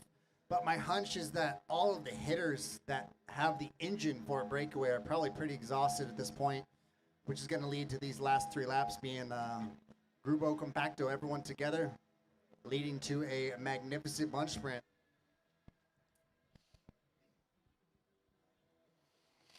I don't know. That elastic has been really stretchy and unpredictable thus far today, so I still see that there's a possible little spray there towards the end. Some of the other favorites are there. Ryan Doris, we haven't said his name much, but he's in that group. Anthony Freeman, certainly a closer. Yeah, he could get it done. Let's not forget Steve Remy. We know he can sprint. We saw him battle and edge out Mr. Clifford. Bart Clifford was edged by Steve Remy with the monster, and He's a real player. Johnny Nist, another closer. Here we go with 2 laps to go. Everybody, 2 laps remaining, 2 laps to go. 2 to go. Martinez in that move. Ryan Lay also in that move. Who's it going to be? There's 14 riders who are vying for the win here. 14 riders. Yeah, so it's going to be fun to sort it out. Good thing we don't have the calculus to do that. We don't have the brain power, but we certainly have the top-notch officials. They will sort it out.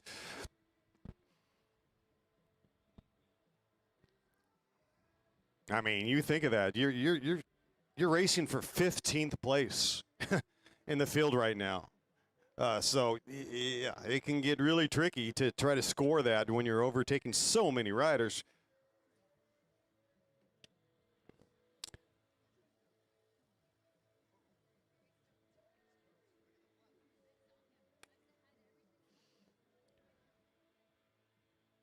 I mean, I would have a hard time. I would make all kinds of excuses if I was trying to score this thing with the naked eye. I would have more excuses than a pregnant nun. Okay, we're going to be looking at about 1 to go when they come through. Is that right? Am I right?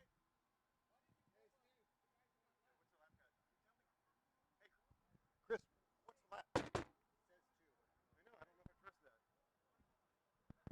All right, ladies and gentlemen, this is the penultimate lap. That means we are going to be ringing the bell for 1 lap to go. How's that expression go? The bell for hell? Ronnie? Here we go. Nonetheless, with 1 lap to go, with 1 lap to go, with 1 lap to go, who's it gonna be? Right here, presented by Majestic Cycling in Ontario, California. 1 to go, 1 to go, 1 to go, 1 to go. We got Big Orange sitting on the front. Espen Gutierrez in 3rd. Should be interesting. We'll see what it looks like on the backstretch in the headwind. I see Ray Mars, also known as Kaiser Sosa. He is over there sprinting to the camera because he's going to flip it to try to capture pictures, photo images of the finish from head on. Special rider Jason Paez warming up. But what a stud he is. What an addition to Legions of Los Angeles. It's a thrill to watch Jason Paez race. Always an animator, always motivated, a classy rider that brings the panache. Absolutely strung out on the backstretch. Big Orange still on the front in 1-2 spots. Espen Gutierrez sitting in 3rd. What corner are we at looking at the eye in the sky? Ronnie Toth, what do you see? Where is the location of that group right now presently out on course? We are right in between corners 3 and 4. The big backstretch, a little bit of a headwind back there, could play a role in things. The field is slotting diagonal. Looks like they're fighting for positions. Going to be coming pretty hot into our second to last corner here. Stage 2 cycling. All right, second. batten down the hatches. Here we go. It looks like we got 30 in the box. That's coming right up the middle. Will it be stage 2? Will it be Steve Remy? And it looks like the man on the outside. No, Steve Remy taking it, representing Monster Cycling. Steve, boom, Remy takes the win, striking gold. So now we get to do some heavy counting, some camera watching, and see who took the overall win based on the 15-ish riders that we had lapped the field. So just because that rider won the field sprint here does not mean they took the overall, but we will have that to you just momentarily. Unofficial, looks like Gutierrez may have got 3rd place in there. The inside rider, I believe, was with perhaps Team 6. 2nd place. I've got Steve Remy unofficial. Obviously, the blue coats are going to suss it out. Steve Remy was in that move in the break, so he, in my mind, the top 3 finishers were in that break. Too early to call, but looked like Remy. We can see earlier that he definitely is bringing some serious speed, a massive acceleration. Remy evidently closed on that right up the middle. Looks like he had his elbows out. Timed to perfection. Unofficial Steve Remy picking up a convincing win. The wind definitely picking up here is going to be a factor on the backstretch and even on the top and bottom. The crosswind is definitely in effect.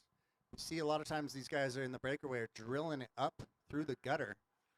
We're not here to make friends, we're here to put people in the box.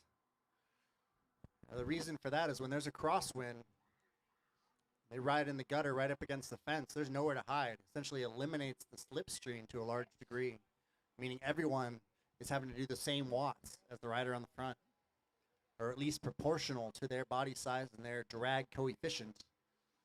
Well, speaking about coefficient of heat and power and my ability to read the start list on that last race, and I can see that it was indeed a Team 6 project rider that got second place unofficial. And I do see, of course, Ryan Doris has joined that program. So Ryan Doris, another one of the aforementioned closers.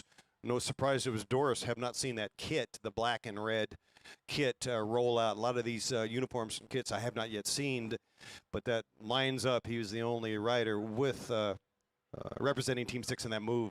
Ryan Doris.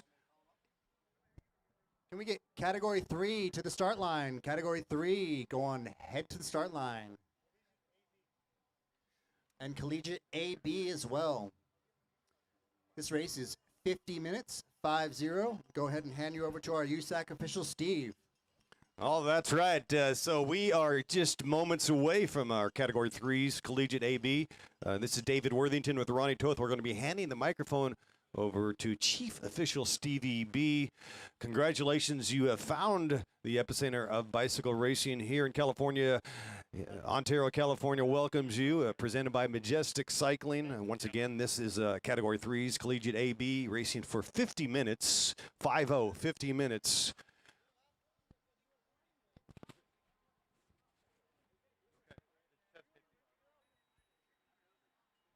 Category 3, Collegiate A-B to the start line.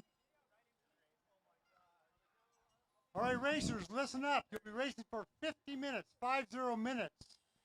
We will go to lap cards with 8 to go. Free laps end at 5 to go. If you need to get to the pit, you can get here any way you want, except do not ride backwards on the course. You can run backwards, you can ride on the sidewalk, you can cut through the buildings, just don't ride backwards on the course. Results will be on theday.net. That's where you will see them. You won't see them posted anywhere. Look at them, make sure they're correct for you. If not, let the judges know right away so we can fix them before you leave.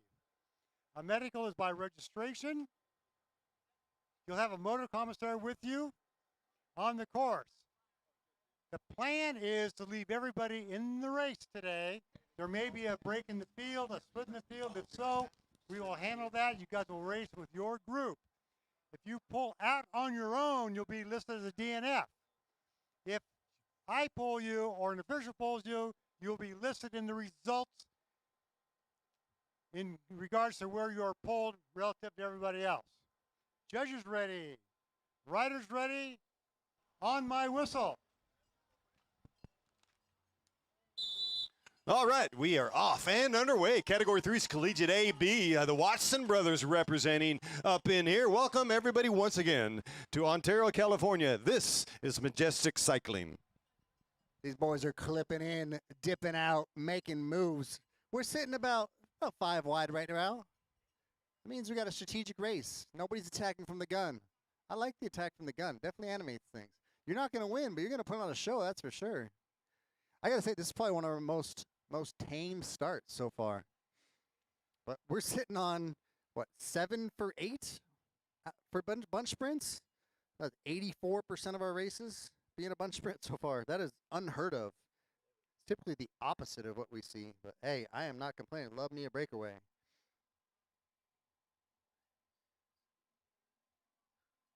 Yeah, it's 6 out of 7 races have ended in a breakaway. Absolutely unheard of. We had a few theories. We were talking about it based on the rain in Southern California. Maybe some people lost motivation to train while others kind of kept on it, and that created a bit of a gap in fitness. But contrary to that is it typically takes 2 to 3 weeks for whatever workout you do to show up as far as fitness gains. But there is something in the water that tastes and smells like the breakaway. which we'll see if it holds true for this race.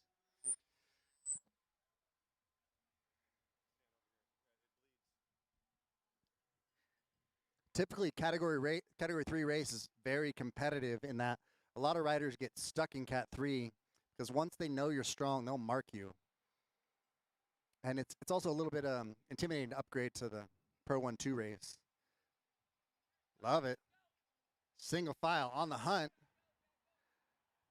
Rider 339 putting on a show for mom and dad. Got Bros Ride Bikes well represented. Those two brothers are able to keep up in the pro race even. Look like Noe Sam. Single file attacking through the start finish line. That's my tactic. I'm just trying to look good for grandma on YouTube. You know, grandma's at home, she's on YouTube. We're live and we are indeed getting comments. Are we not? Ray Mars and family. Quickly expanding family here. With his wife with the bun in the oven, manning the controls, streaming live to YouTube. Absolutely fantastic. Putting the pro in pro cycling. That is LA Crits on YouTube. Ray Mars, M-A-R-Z. You either type in LA Crits or Ray Mars. It'll pop up online. We've got 3+ cameras doing a live stream of our race. Absolutely fantastic. Makes me think about trying to get fit again to put on a show for my abuelita on the East Coast.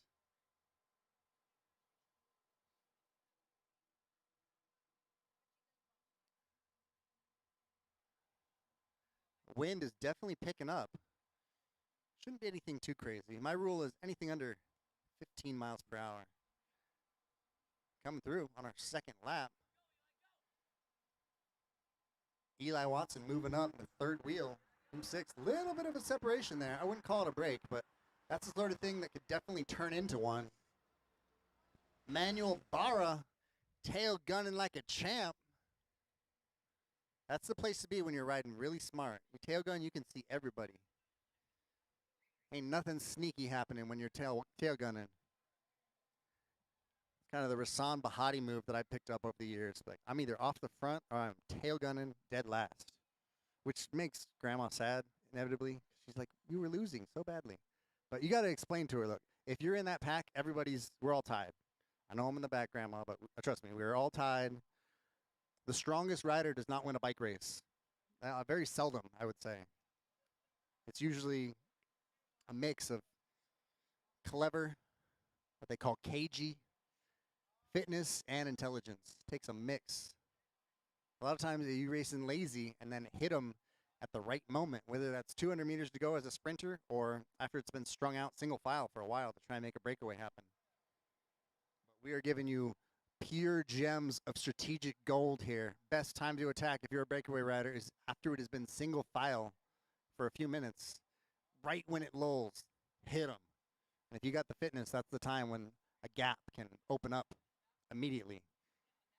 Open up 200 meters. And at that point, you just have to maintain it, especially if you're not tagging anyone along. We are single file, flicking elbows. Eli Watson on the front. Who's pulling through? Nothing too crazy just yet, but we are relatively single file. Maybe double file for the peloton. A lot of stuff tends to get chased in Category 3 races, meaning the chance for a breakaway is less, I would say, in this race versus all the other ones we've seen. But anything can happen. All it takes is a few motivated riders to decide that they'd like to empty the tank and go home tired. I'm the sort of guy, I'd rather go home tired and know that I left it all out there than sit around and wait for a bunch sprint, risk my skin and my pony, and get tangled up in something nonsensical, rather just go off the front, try and make something fancy happen. Let's get a show of hands from our audience. Raise your hand if you think this is going to end up in a breakaway. So far, we've had 6 of 7 races end in a breakaway. So raise your hands, audience, if you think a breakaway. And keep your hands down and just ignore me if you're thinking bunch sprint. I only saw like 1 for breakaway. Looks like the crowd has voted bunch sprint on this one. We shall see. The more the wind picks up, say the greater the chance of a breakaway, and essentially the collective matches of the peloton kind of run low. Say each rider has 10 full gas 1 minute efforts. The whole peloton's got maybe 400 altogether with a field of 40. Doing some fancy math now. Oh, we love to see it. Jack Watson for the camera on the front, stringing it out. Go fast, chasing him down. Team 6. That's what we like to see. Now the test is, what are they going to do on the backside? They used to be able to surprise us, but Ray Mars has changed that. LA Crits is allowing us to see the mysterious nonsense that is happening on the backside of the course.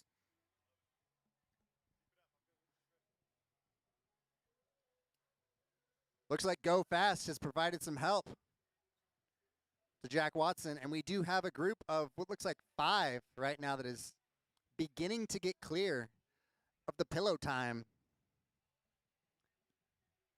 Sometimes I like to interchange pillow time and peloton, because when you're drafting, it is cozy and easy.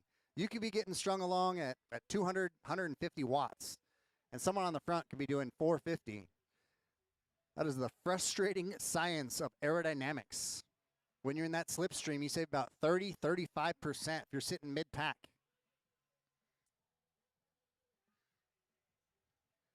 So you got to love the Mars family of taking the mystery out of what happens in a bike race. I feel like I'm just spying on the backside of the course right now. But like, they do race back there too. I thought they were just doing intervals. Come by real hard, chill on the backstretch, throw it in the little ring. Mrs. Mars here is making it happen. Switching camera to camera. Absolute poetry in motion. The woman is an enigma dancing on the keyboard.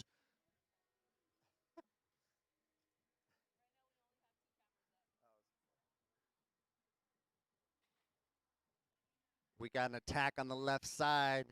Checking back through the armpit. This looks good. He looks fit. That's what a time trialist looks like. So, boys, he's about to disappear on you. Luke Lynch. He has strung him up. He has put him in a noose. He has gone off the front, and he is making him chase like a moose. I say moose because if you're in Alaska, people don't understand. A moose is something to be feared. So Mr. Lynch here, giving him something to fear, getting weird on the front at 400 watts. Representing the Kingston Wheelers.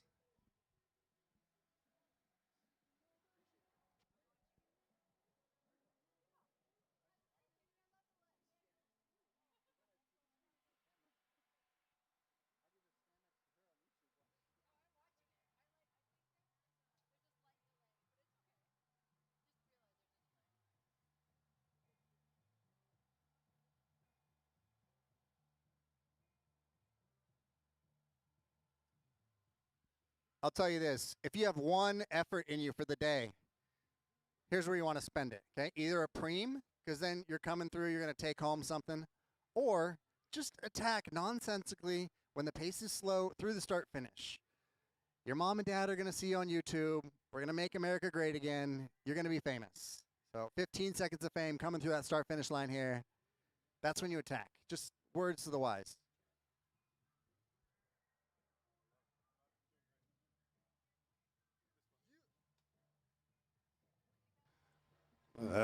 Hey, Ronnie, I really like that new phrase, it's, nonsensical attack. Let's talk about that more. When in doubt, string it out. Absolutely. I mean, let's break it down like a frog in biology class. The nonsensical attack. I remember sometimes we just sprayed attacks. If you're racing for a squad, right? And you're not sure, right? Like, so if you do nonsensical attacks and you don't bring the scary riders with you, your guys, your closers will say, "Attaboy, Worthington, good job, Toth, good job."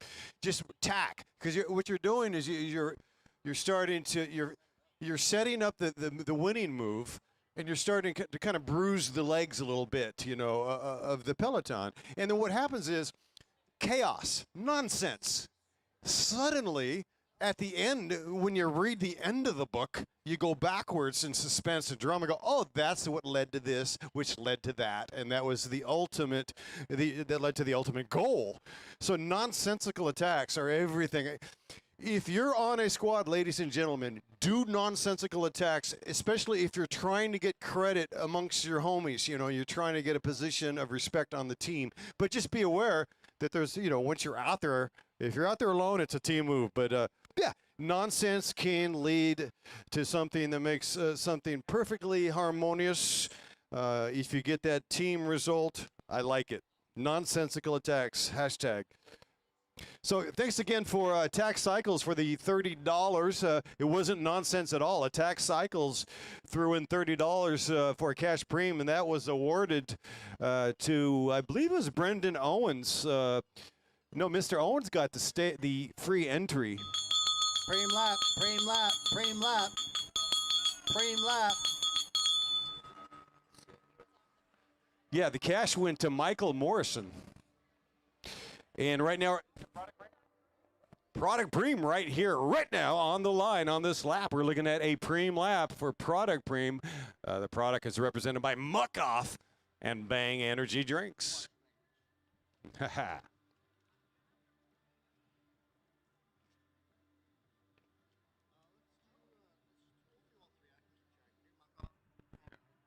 Yeah. Not all three, just two? Yeah. I called. Yeah. So I put I like to call it product frame, right? In the race standalone, right? So it means both Muck Off and Bang will be awarded to the winner of this lap. Okay? Yeah, and then let's not forget the free entry. Yeah, pretty soon though, because I tend to forget. Unless you're good at remembering. Yes. Yeah. Got 36 minutes left on the clock. Okay. A whole lot of racing left to do here on this wonderful Sunday. We started out with wet roads. We have paid the extra money to the city to have the roads dried out for you. Absolute ideal conditions.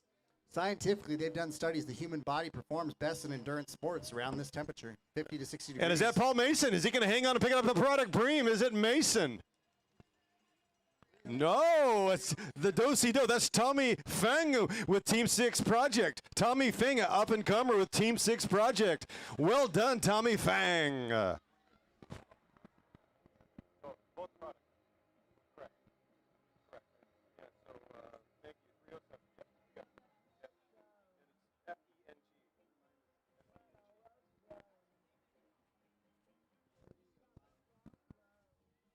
So Tommy Feng has a teammate in there, Nate Downey, another young rider, trying to, this is what we talked about earlier, the nonsensical attack.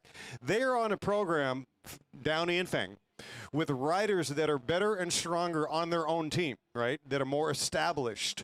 So if you want to get an attaboy from those guys that can close, you do the nonsensical attacks. This is a Category 3 race, so different equation. I'm talking about when he's racing with his teammates that are Category 1s and 2s. That is the way to get a mark, a good mark, right, is to do early attacks. If you're Tommy Feng and you're racing in this race coming up with the big boys, rather than just do circles, I'd rather have you DNF and race your balls off and do something, to set up your team than just taking laps. Don't go out there and train. Go out there and race your bicycle. And so, hey, Feng and Downey, you guys are potential closers for this. We're going to be looking at your trajectory. Good to see you, Robbie K in the house. The beauty of this sport is, even though we joke around, we call it a nonsensical attack. Each time you go up the road, you're essentially working as a teammate for other breakaway riders. The harder you make this race, greater chance of there being a breakaway. You got Manuel Barra on the front. Manny Barra lighting it up with Lux Cycling, followed by Team 6. His compatriots do not look motivated to help, though. I'm going to be honest. They're going to need a little bit more firepower. And when you see the field sitting 2-3 wide, it means they're not going that hard. The greatest chance of a breakaway sticking is when you've already seen the field single file chasing and the break is fully committed.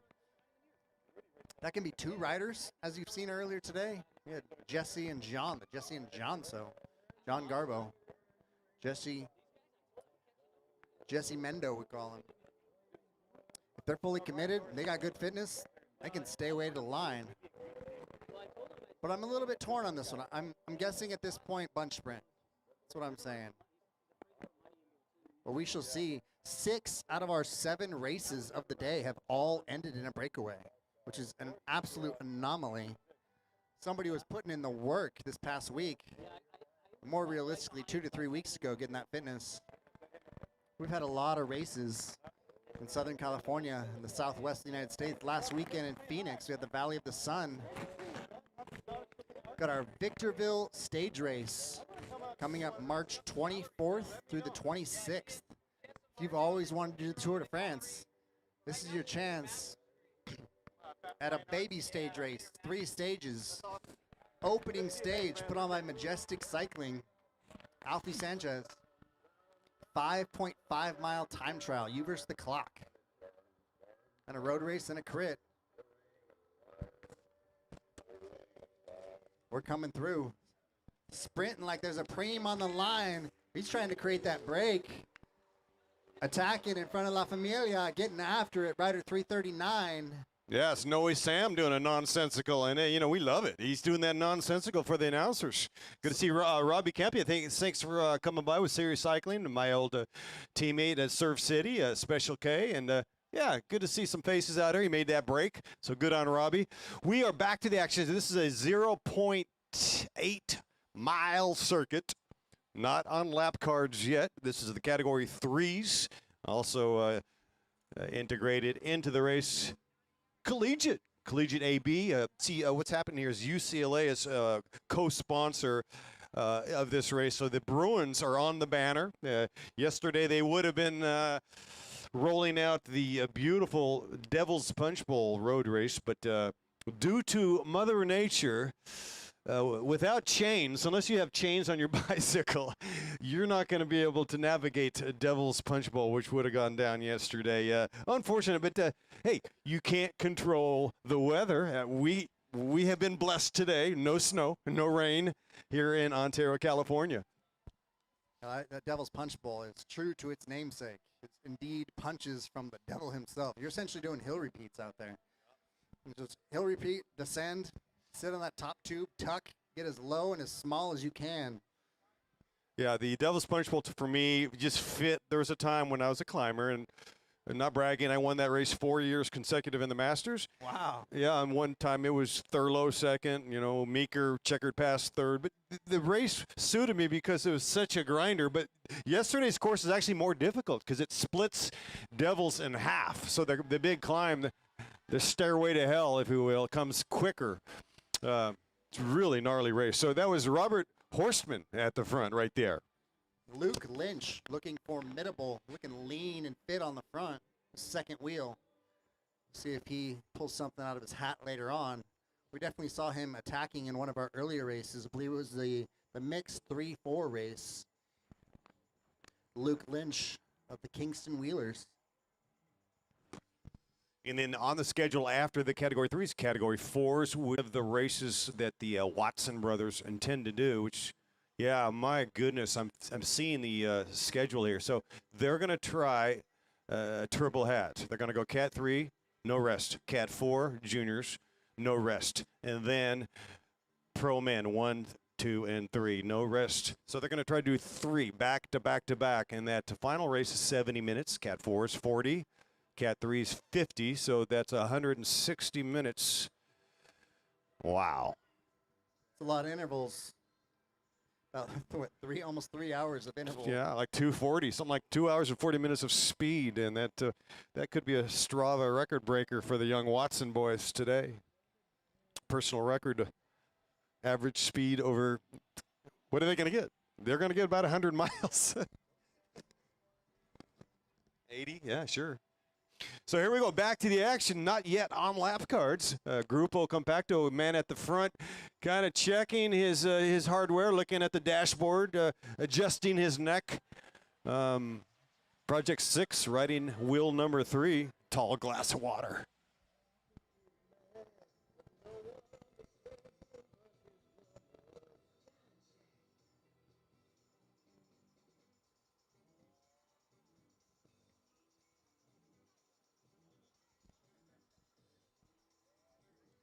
We talk about the frivolity of going alone. And yet, there's a time where the frivolous works out. So, embrace your frivolity. Go for it. Go for it. I mean, this is a bike race, and come on out. You know, if you're curious, start as a Category 5 and work your way up. Ryan Doris, congratulations on the top step, representing Team 6 Project. Ryan Doris, a stunner, going to film. Congratulations to Ryan Doris. He is your gold medal champion today in the high-vis Jackaroo jersey. Ryan Doris.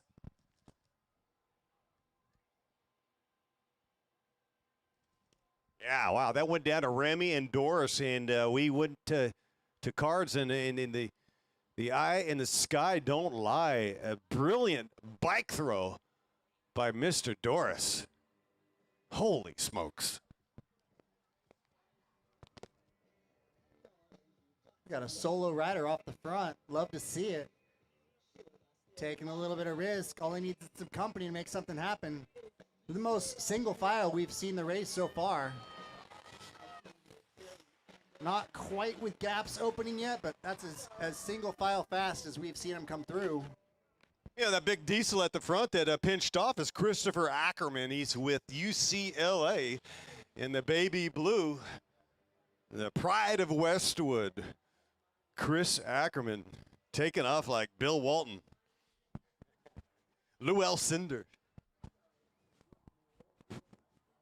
UCLA looks really good right now. A 2-seed in March Madness. I hope they're actually on the East Coast bracket, which is totally uncool, right? Like, that means tip-off is at 9 a.m. West Coast time, and there's going to be East Coast bias. But, yeah, I like the Bruins' chances in March Madness. We'll see if they can shock the world. I mean, they're 2-seed, but Nick Cronin, the head coach, has really got them coached up, trying to emphasize defense.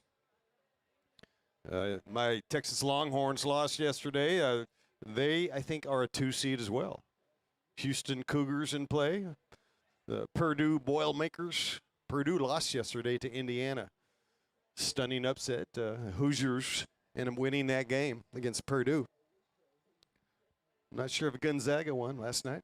But, yeah, March Madness will be fun. This is it. Make no mistake.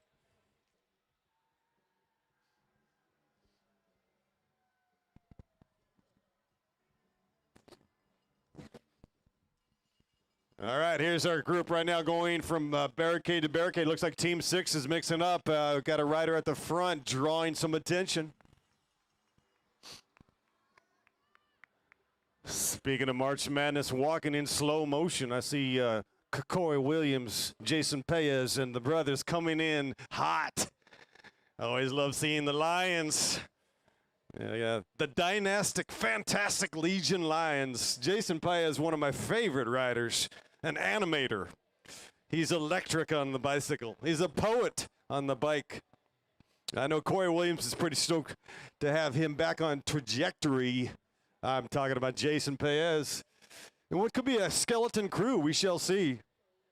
That race is going to be unbelievable and not predictable. Past performance is no guarantee of future results. Phrase in the investment world. Yeah. Usually an asterisk at the bottom of the page. But yeah, truly anything could happen in the pro race. But ahead of time, I'm going to say breakaway. What do you think, David? Since we're predicting the unpredictable, but we're seeing a pattern in the predictable, and that pattern is breakaways are surviving with success today. So 6 out of 7 races. Been a breakaway so far. This might be our first real anomaly. And you got Sterling Magnell. He's out here, and if he's got Sterling Magnell legs, BMC legs, Rock Racing, your former champion at Dana Point Grand Prix. He's the kind of guy, a catalyst for change. I think the break will survive today in the pro race. Not yet on lap cards, but seeing a tenuous erosion to the peloton at the front of the race right here, right now. Okay, this is the first real diagonal motion that I've seen to where riders are off the front. and the peloton has kind of sat up and gone diagonal across the road. But it looks like just a solo rider. Our boy Lynch, Luke Lynch, getting after it. Hey, let's give it up again. Kenny Rogers had a tremendous day. Always good to see my brother from Orange County. We had a lot of good times at the Magic Bench at Balboa Island after Food Park, and then we do Como Street. This man he's a legend now. I mean, Kenny Rogers, he's more than a good friend. He's an angel from the outfield. Kenny Rogers, good to see you, and keep up the good work, partner. Mark Scott says hello. Gmo, the whole crew, man. Labor loves you. Back in the hay. Absolute engine, that Kenny. When you see a guy that big with that low of body fat, he is going to go up the front and absolutely disappear. A breakaway artist, if we ever saw one. He found himself in the breakaway of 2 races, took 1 win, lapped the field in the other. He's a formidable opponent and friend. Yeah, he's all about going all in. Just go all in. Grab the chips and all in. That's what it's all about. Kenny Rogers is another example. The nonsensical attack, although a lot of his moves were calculated. He's very good at reading the race. But you can't take risk, within that paradigm. He was definitely riding very smart. We'd see him patrolling the front, off the front, and then tail gunning, kind of lather, rinse, repeat. Yeah, exactly right.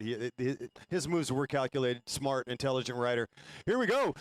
As they come blazing through, another Project 6 rider at the front with that beautiful mustache. I think that was, it could have been Hansel Flores. I'm not quite sure, but that kit is looking pretty strong as these riders in the Category 3 starting to stretch it out. At this point, I would say a very high percentage of a bunch sprint. If I do see a breakaway, my money would probably be on Jack Watson to take a last lap flyer. With the dynamic of him being more of a breakaway guy, his brother Eli being more of a sprinter, kind of sets them up for good success. You also could kind of have the dynamic of maybe Jack leading out Eli. They've been a few of our top hitters in our Category 3 races. But the incentive is typically to chase everything in the Category 3 race. So I'm kind of expecting everyone together heading into our last few laps. Definitely takes a few engines to be able to stay away, and I'm not sure if we have those head and shoulders fitness above type riders to be able to get some moves going off the front. Luke Lynch did look motivated, but it takes more than one unless you are truly head and shoulders fitter than everyone else.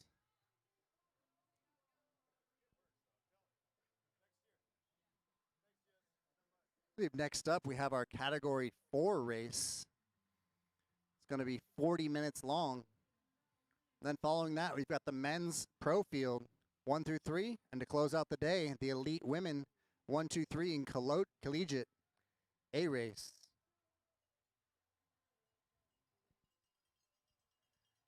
We're 5 wide, regrouping.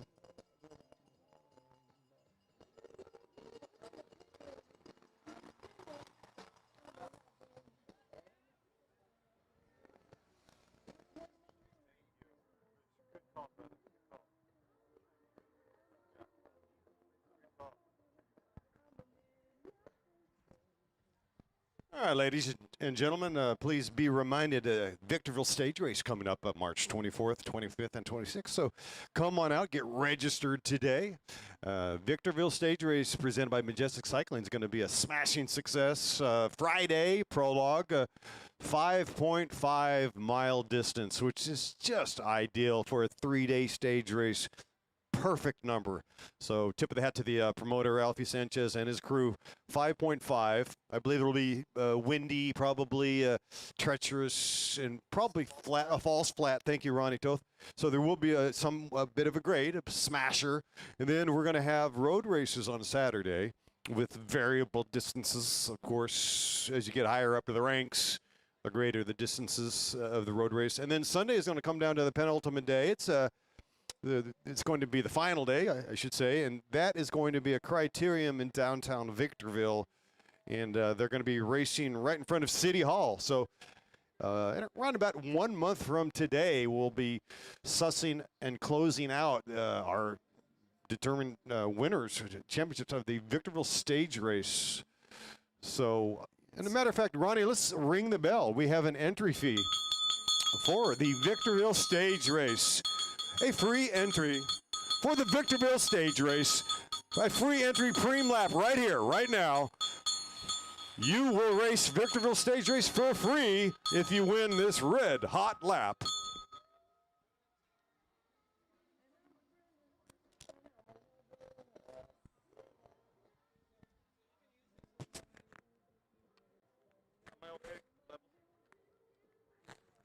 Try and animate the race, kind of last chance for a breakaway here before lap cards go up. There's just something psychological about lap cards being visible. Even if it's 8, it just kind of gives people psychological motivation to chase everything. We'll see if we get somebody to heat up the pace here.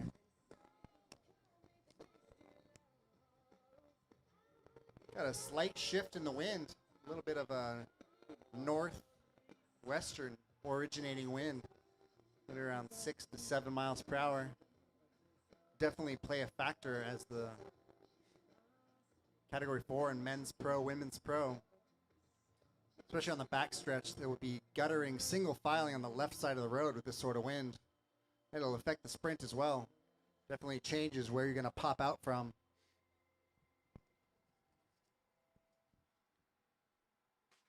Hey, you know, another special rider right now that's coming in red hot, the young man, Alejandro Che. He'll be racing in the Pro Men's today, and Che's having a tremendous year already in the junior gears, right? Last year, big wins, Barrio Logan, Sea Otter, LAX.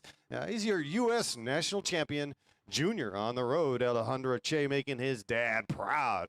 Free entry, Victorville Road Race. Who's going to take it? Looks like Team 6, rider number 307. 307, that's Tommy Feng. So he's going back-to-back on the preems. Wow, racing for Team 6 project. Tommy Feng picking up free entry to the Victorville Stage Race. See, that he's kind of playing his cards there. Let me know he's maybe got a deadly 5-mile time trial. If he put in the effort to take that Victorville Stage Race, he's either fired up about the TT or about the crit. There ain't nobody fired up about a road race. Those hills hurt.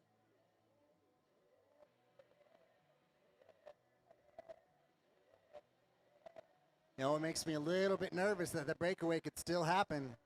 Seeing Jack Watson tail gunning on the back. It's the perfect spot to be for a counterattack. Tail gunning, just kind of recovering, relaxing. And the moment the pace lulls, he launches off the back to off the front on the hunt, trying to make that last minute break happen. We're just before lap cards. I think we've consistently been doing 8 to go today. Let's see what USAC surprises us with. About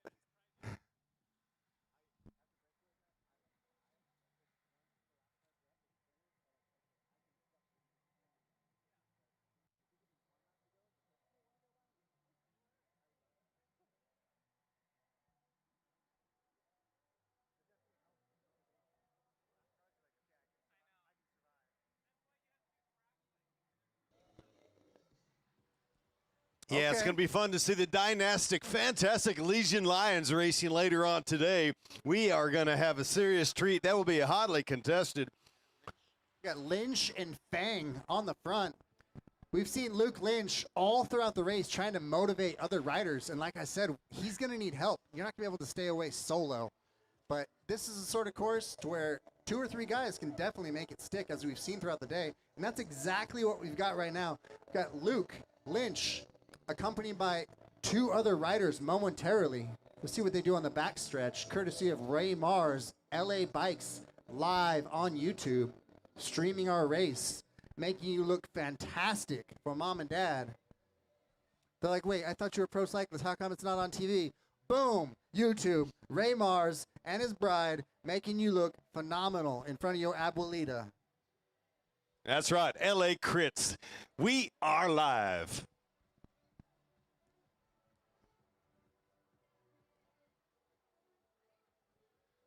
Ray Mars is a bit of a genius. I don't know if the wife can take some credit for that as well, because behind every mad genius is a muse. But love his work. Always splashy. His sizzle reels are unbelievable. I mean, they capture you immediately, and it's I think a lot of it is his choice as an artist, and I'm being serious, his angles, where he decides to go slow-mo, where he wants to portray grain and grit, perspective, and also, this is key here, emotional response.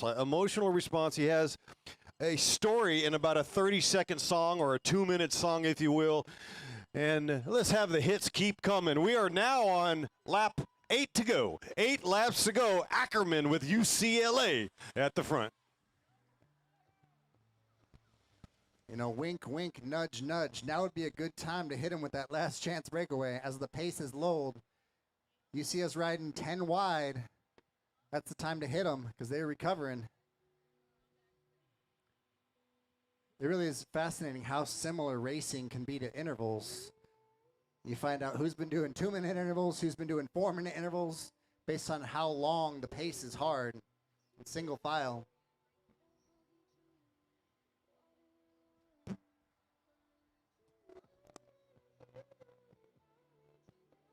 But at this point, I give it 80 to 90% chance of being a bunch sprint.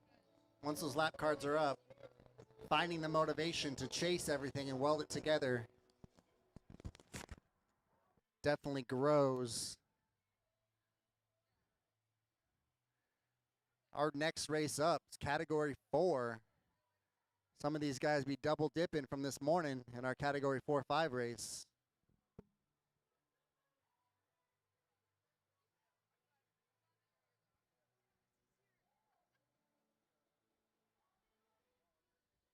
Officially, we've got a west-southwest wind at 5 miles per hour. But here it looks like kind of a northwestern type wind. It's definitely a crosswind on our finishing straightaway here.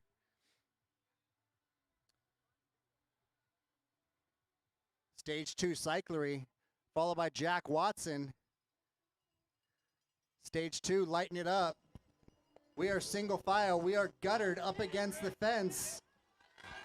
7 laps to go. Ronnie Toth, captain, tuxedo, 7 laps to go. So this is what we call the red zone, right? This is where every move is critical, right? Earlier it was like a move, and this is hypercritical time. The ice, the peripheral starts to widen. You know, the sensitivities, everything is on high alert, right? It's batten down the hatches. Every move's critical. To your point, lap cards, it really is we get it. This is a short lap. It's sub 1 mile, 8 laps.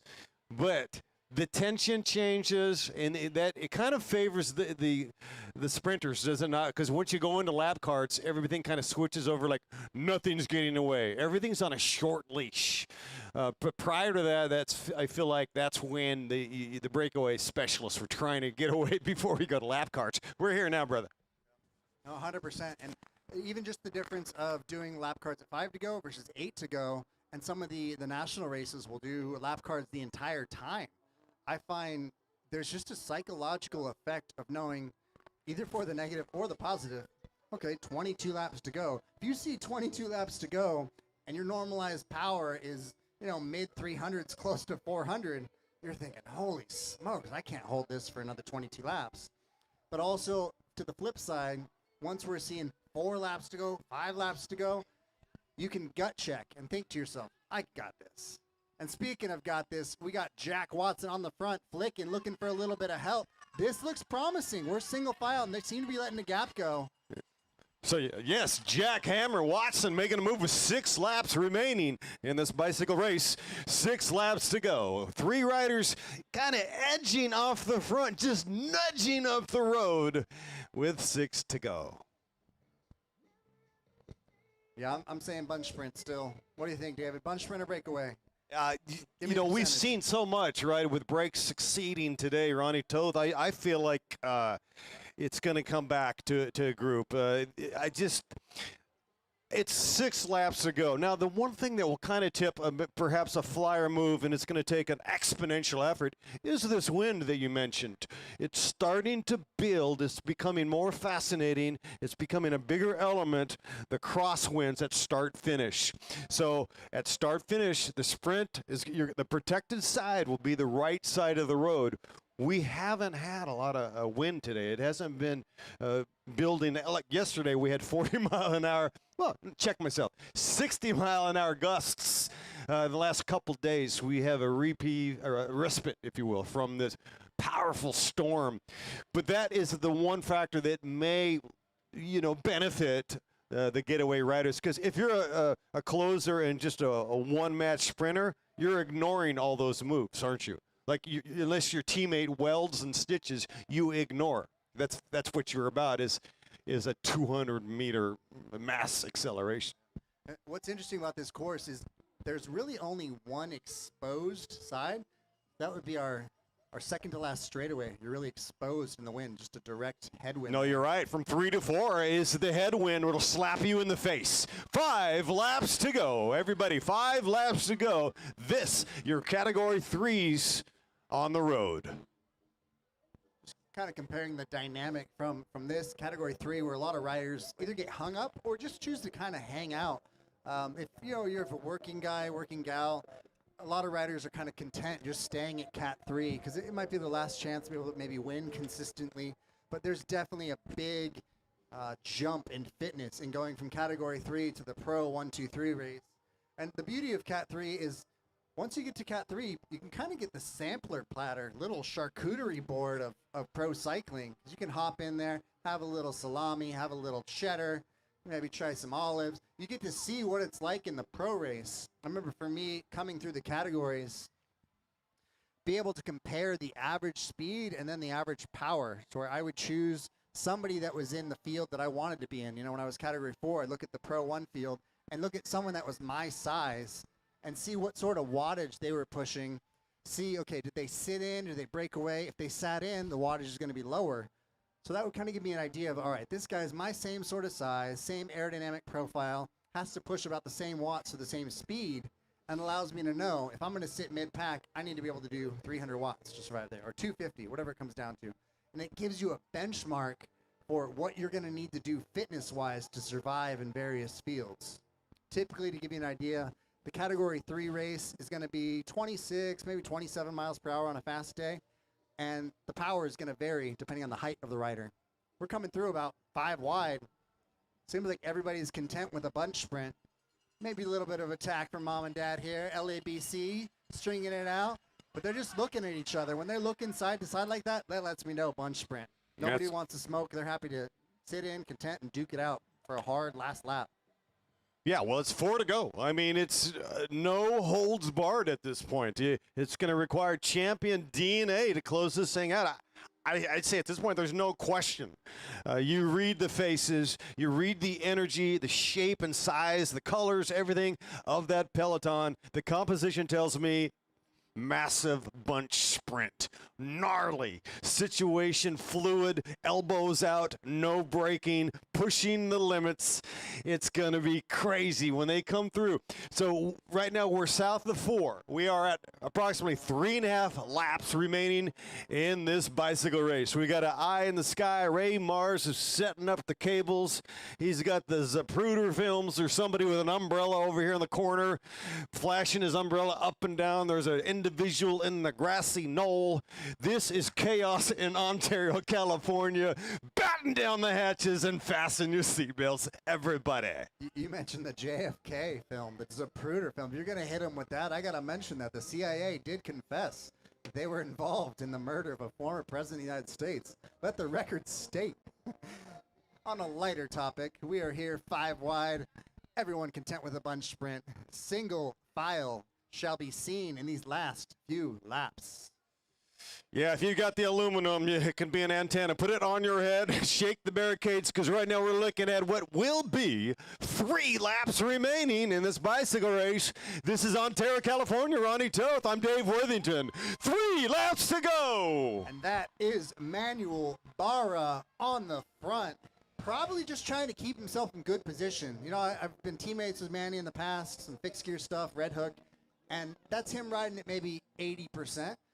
Wanting to kind of keep himself out of trouble. But it's also could be a last chance attempt at a breakaway. But typically, nobody's going to let a wheel go with 3 laps to go. We're looking at a pretty inevitable bunch sprint. Maybe setting the stage for a last chance flyer with maybe 1K to go or on the backstretch in the headwind if people are feeling lazy and letting gaps go. But at this point, pretty inevitable that we're going to see a bunch sprint, which in case I'm going to have to go with Jack Watson leading out his brother Eli Watson. We could see a Watson stacking of the podium. I'm saying those two go at least, I think they probably both get in the top 5, depending on how nasty of a lead out Jack is able to offer Eli. But we know Eli's got some great pop in his legs. These kids are young. Typically, you need to be category 1 by 18 to have a legitimate chance at doing this as a career. Nowadays, riders are winning the Tour de France at 21 years old, which is absolutely insane to there's a consider. youth movement. Sorry, Ronnie, to step on you, but absolutely a youth movement. I just want to get it in. Jack Watson, age 16, everybody, and Eli, his younger brother, age 14, and both of them coming off really good legs. Jack Watson winning in Phoenix at the Valley of the Sun just a couple weeks ago with 2 laps remaining, everybody, with 2 to go, with 2 laps remaining. Looks like the Watson boys have receded. They're about mid-pack right now with 2 laps to go right here, right now in Ontario, California. I can feel the frustration for Lucas Lynch. He has been trying to animate and instigate a breakaway all day long, but just can't seem to find someone else on his level with the fitness to break away with him. It should be a fascinating last few laps. See what they look like on the backstretch here. And let's look for Team 6 Project to do something. They've got a good crew here, and they're trying to impress the boss. You know, Kyle Cooper and his guys are out here watching. They're warming up, getting ready for the big races and the pro men race and whatnot. And Austin Carroll is here, and his guys are here. They've got a big, strong showing. Tommy Feng picked up 2 preems already. We know he can close. He's got a teammate in there as well. Actually, I think they've got a good half a dozen riders in this field. Talking about Team 6 Project out of Redlands, California. Let's watch these guys. Let's monitor their success because they've got a roster and they are building on something based on cohesion. Cohesion is a key word in teamwork. Certainly, teamwork does make the dream work. If you're looking for a great workout, once the time changes, daylight savings time, the Redlands practice crit is a phenomenal workout. You could do that. Do both the Redlands rides and not really have to train. Race on the weekend, train Redlands loops during the week, and the crit on Thursday. Well, we ain't talking about practice. We're talking about 1 lap to go. With 1 lap to go. 1 to go, 1 to go. Category 3s. It's showtime. Little bit surprising to see Eli Watson still mid-pack, not in great position.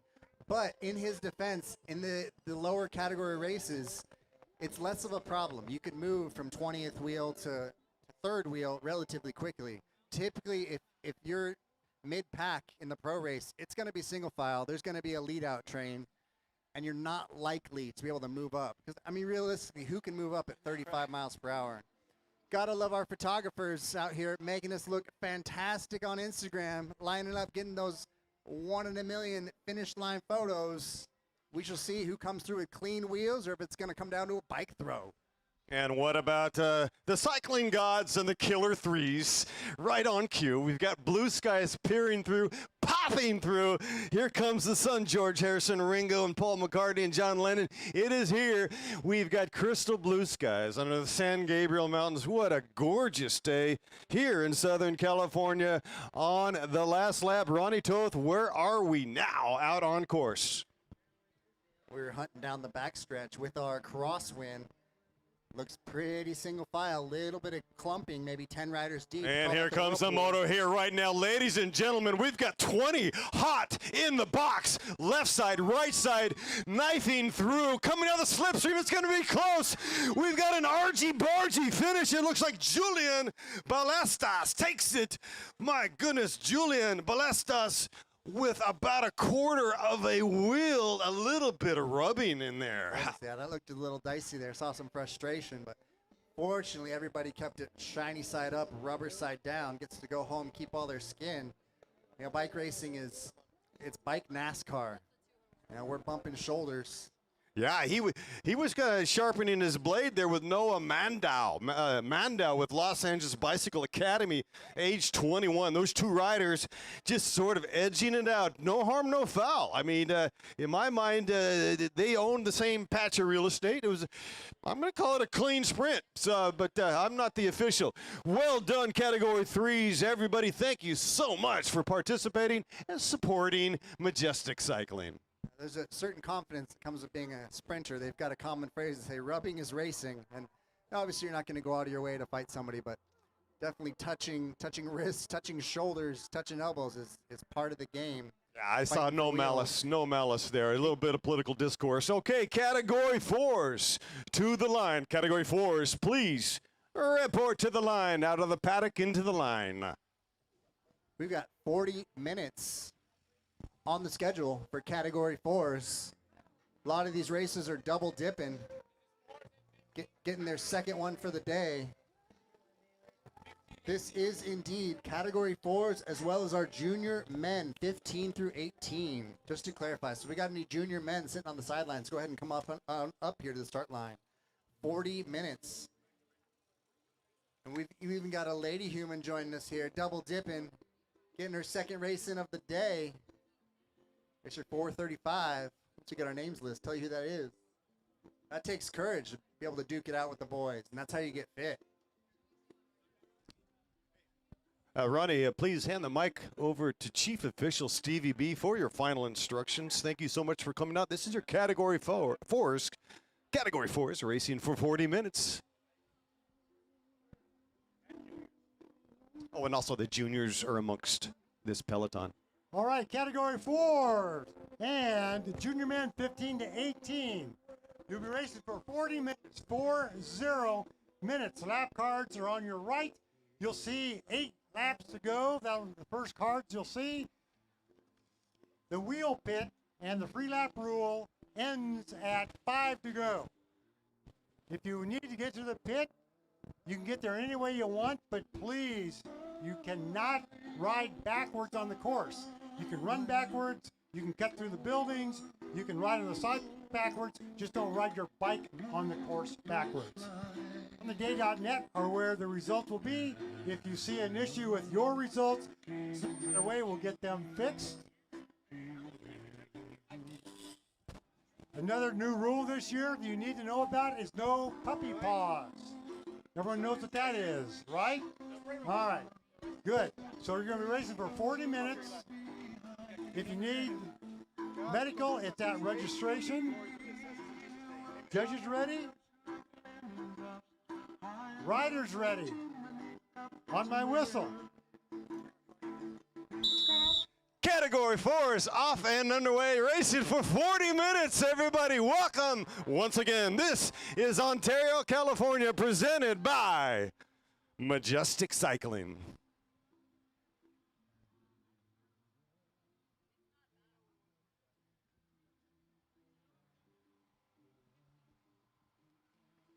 Well, you found us somewhere under the rainbow. Today we might have double rainbows. What does it mean, man? I don't know what it means, but we're so happy to be here. Bicycle racing is back in Southern California, presented by Majestic Cycling. Remember, Victorville Stage Race coming up March 24th, 25th, and 26th.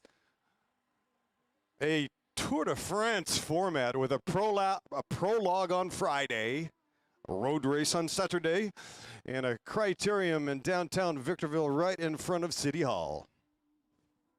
Get registered tonight.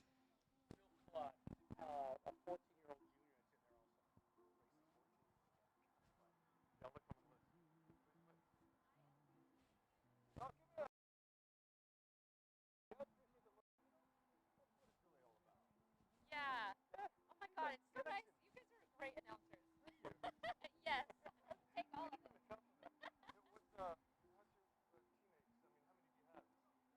I believe we're fully squatted up. Yeah. A lot of the girls were like, oh, I don't know if it's going to rain. So, yeah, I think we have 5 or 6 girls out today, if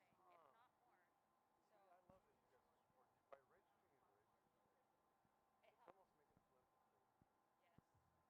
So, it helps. Yes. Yeah. I also messed up because I'm going to them registering us, and then he's like,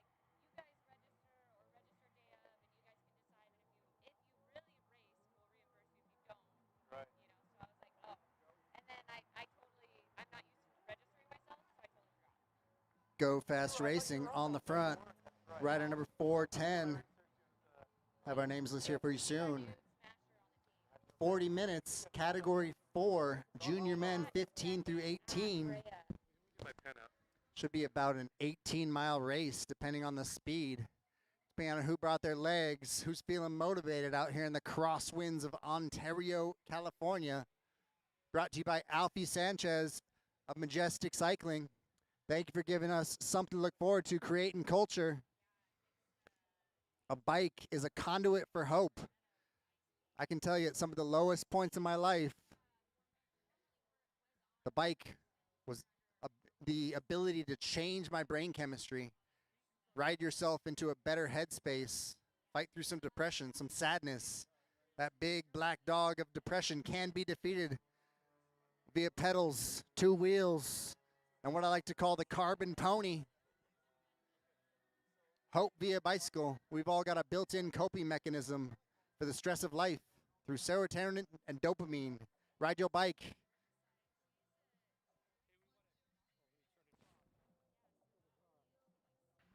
Hey, we want to give a shout out to all the folks that are watching on the live stream. I just got a call from Ronnie Chalk from InCycle, who's actually watching, giving you a shout out. I know you're working hard over there at the shop at InCycle. Want to give them a shout out. Want to thank you guys for watching on the live stream with LA Crits. They're bringing this together to make it awesome. Ray and his lovely wife are making this happen. So again, thanks for watching, whoever's out there on the live stream. Hope you guys are enjoying yourself. Sorry you can't be here, but be here next week. We will be out here again.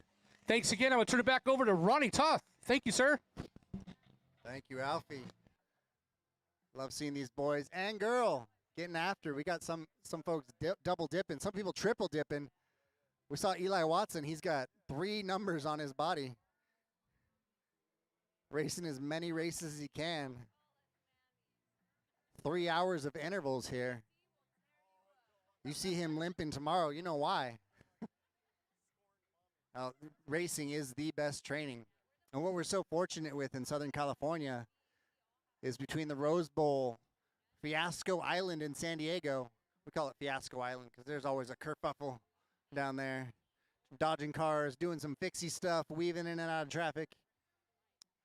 San Dimas, you've got Bud's Ride on Wednesday once the time changes, daylight savings time, and then the Rose Bowl. See Me out if you're out in the valley. Stoptros, the loving name for Montrose group ride on Saturdays in Pasadena, Montrose area. Group rides all throughout the week. You don't even have to train. You just show up to the group rides, get in some forced intervals, and show up on the weekend at the races. Be in the best shape of your life. Remember this, the hardest distance to cover is between the couch and the front door. Lace up your shoes. Slap that Velcro across, get some stretchy pants on, and build your best self. The bicycle is an incredible conduit for building your best self. Coming through, lighting it up on the front. Looking for a sponsor in that black kit, rider number 416. What up, Davi? You having fun out there? Good to see you, bud. Bottom of Mount Baldy peeking through. See, I like when you can see the snow, but you don't have to be in it. This is kind of perfect. It's like, oh, that's pretty over there. I'm going to be slightly warmer over here. Southern California, where you can surf and go snowboarding in the same day. You're going to have to get up early, though. Get you one of those tide watches. Tells you whether it's high tide or not. Get you a snowboard watch. I'm sure they got one of those, too. But today is about cycling, the Ontario Grand Prix. We got 5 corners, so it's technically a Grand Prix. When you got 4, it's a 4-corner industrial crib. But this is a Grand Prix. Hey, here's another drop. You know, I have been remiss. Next weekend, Rosanna, the circuit race is Saturday, 6 days from today, right? And then a week from today, I've been remiss. I need to put a plug because Ronnie and I will be out here announcing Ontario, but we're going counterclockwise. Today we're going clockwise. right turns only. So we'll see you guys next Sunday announcing. I think, Ronnie, I don't know if you're announcing Saturday at Rosanna Ranch, but at any rate, doesn't matter. The bike racers need to know there is a race Saturday and Sunday brought to you by Majestic Cycling. Saturday, Rosanna Ranch. Sunday, back here in Ontario, going opposite directions. Going to be a blast. Can't wait. And here comes the pack here. But once again, we have Victorville Stage Race March 24th. And then we have next Saturday, Rosanna. And on Sunday, once again, Ontario, going opposite direction, always a different dynamic.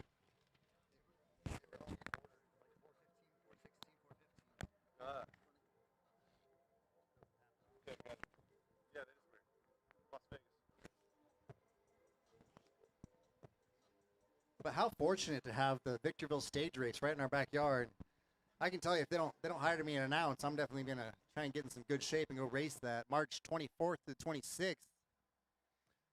Victorville Stage Race, 5.5 mile time trial prologue, full gas. I'm saying, if you let up for 10 seconds, you ain't winning that TT. You need to be in the box, in the pain cave, for 5.5 miles. Take home the W for that one. And that's so short to where if you get 10-second lead, you could end up winning the stage race. Just follow wheels the rest of the weekend. The course can be very selective out there based on the wind. Bring those shallow wheels, deep heart, shallow wheels, making moves at the Victorville Stage Race, March 24th, 25th, and 26th. It's so nice in Southern California having stuff to look forward to. I was talking to some teams in the Midwest, in Tennessee, in Georgia, and they don't have racing like we have out here. We get spoiled. It helps so much with motivation when you have a race to train for. Speaking of training, somebody's been doing their homework. We are single file. This is the boy I picked from the start. I said, you look fit. Why don't you put on a show? And he is doing it. Rider number 419 on the Specialized Pony. The most single file we've seen it so far. Eli Watson of his second race of the day. Following wheels. I think we're going to see him near the end of this race. Popping out of that win. Try and take the W for his family. Well represented. Holla. Watson clan in the house. The bros do indeed ride bikes. If ever there was any doubt. Making it a family affair.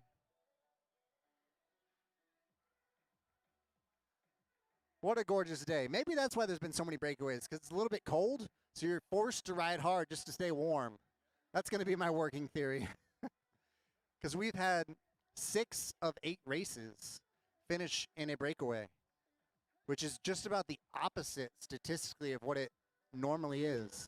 Typically, Category 5 race, 90% of the time, it's going to be a bunch sprint.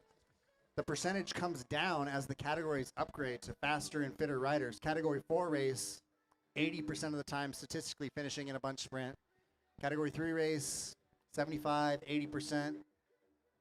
And historically speaking, the pro race, all things equal, granted we're not racing in a hurricane winds, it's about 70% of the time the pro races will finish in a bunch sprint. You know, it's funny you bring that up, Ronnie. My friend Dave Toll, the announcer, the pinnacle, the man, top dog, he was announcing yesterday in Austin, Texas, and some of the locals, the experts in Austin, it's called the driveway race. They said a brake never sticks here, it never goes off the front, it never survives. There's been 12 driveway races, no brakes, and similar temperatures, 50 degrees, frigid. And, of course, there goes the brake. So, I mean, perhaps there is a correlation between trying to throw the logs on the fire, and get the legs going, and energy that's jumpy and dramatic, because we've seen an amazing success ratio of breakaways here in Ontario, and the weather is unusual. This is anomalous. This is not normal for Southern California. It's been a frigid winter, but perhaps that's part of the explanation. Some guys maybe Zwift is working for some of those riders. We've had rain, a lot of rain in this powerful storm, and it's really not rideable. We've had gusts up to 60 miles an hour. Well, unless you're Ronnie Toth, Captain Tuxedo. But even then, I know how it goes. We call it window shopping in the weather. Like, oh, we got a 2-3 hour window. Let's go. But it's been weird, man. We say there's no hard conditions, only soft riders. In Southern California, we get spoiled, so we call them fair weather riders. But hey, I remember when I was going for it, trying to make the dream work for pro cycling. And when it rains, any adversity, any wind, any heat, a few times in Ontario, it'd be over 110 degrees during the summer, and that lets you know if you're built tough, that is your chance to break away and win. Any adversity gives the fitter riders a better chance. Exactly correct. Absolutely agree with you. That's the chaff from the wheat. It's raining, it's hailing, it's snowing. Rise up. Looks like we got Jack and Eli going back-to-back races, just non-stop intervals. Fortunately, this one looks a little bit on the tamer side right now. It's only been strung out once that we've seen. But if you're a non-cyclist, basically the way to understand the race is everybody that's in the pack, they're all tied. They're all in the same place. Moves don't really start being made until you see riders going off the front, either in ones, twos.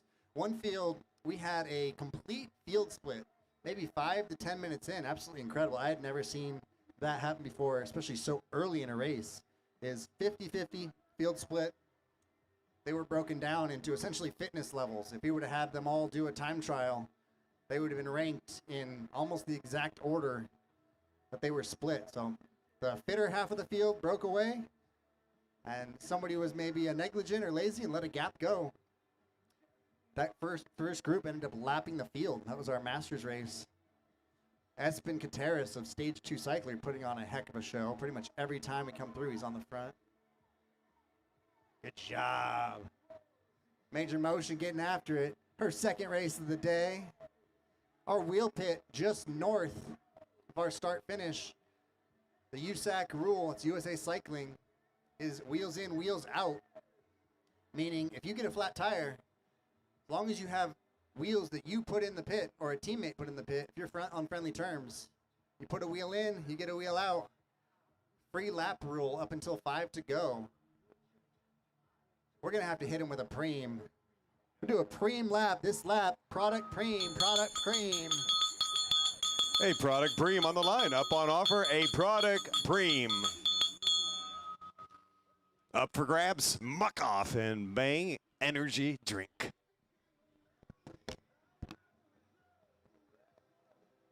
You see, as an announcer, you kind of have this ability to influence the race in very slight ways. So if I want to see some animation, a breakaway, we put up a preem, try and fire them up, string it out a bit.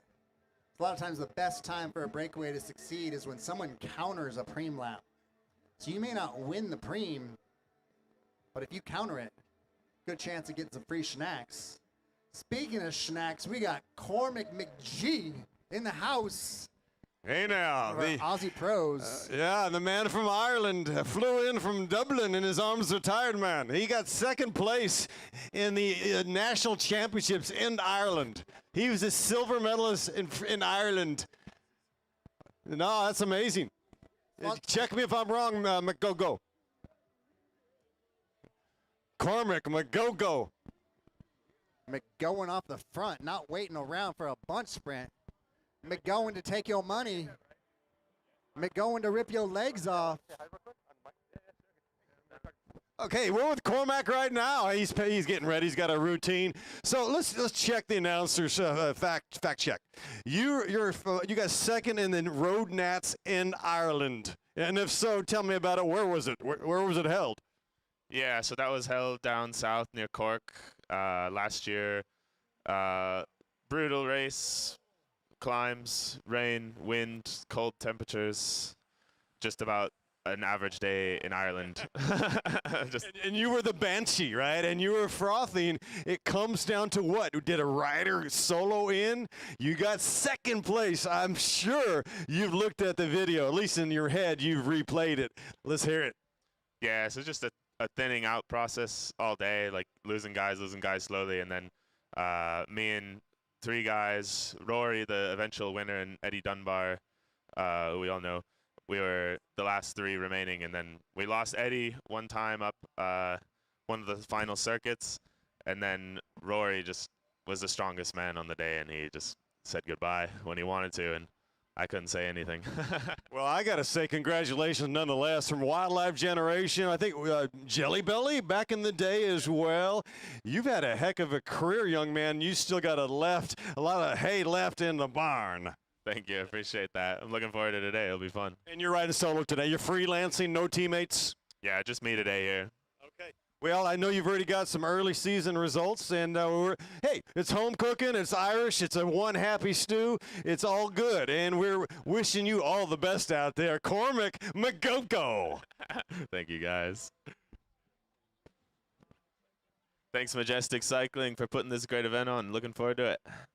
Fantastic. Cormac, we really appreciate you swinging by. That was a special brief chat with Cormac McGoko, the man from Ireland. Imagine that, second place in the National Road Championships in Ireland. I mean, that's one of the meccas of the history of the sport of cycling, and he's here today. Wow, we've got a cast of characters here, and Sterling Magnell also on the start list. I'm feeling some excitement up here in the house, no doubt about it. This is going to be amazing. Right now we're racing Category 4s, but up on deck, our Pro Men 1-3, scheduled to go off at 2:35, a 70-minute race. So far, it seems like they're pretty content to have that bunch sprint. We shall see. Right at the top corner, our first corner, we had an attack coming from one of the leaner riders. The real test is, can they survive the headwind? Nothing too crazy, but it ain't nothing. 0 miles per hour would be ideal, but when the wind comes out, really gives a chance for the time trial and often larger riders to be able to break away. Wind is a bit swirling now. Have a tailwind through the start-finish area.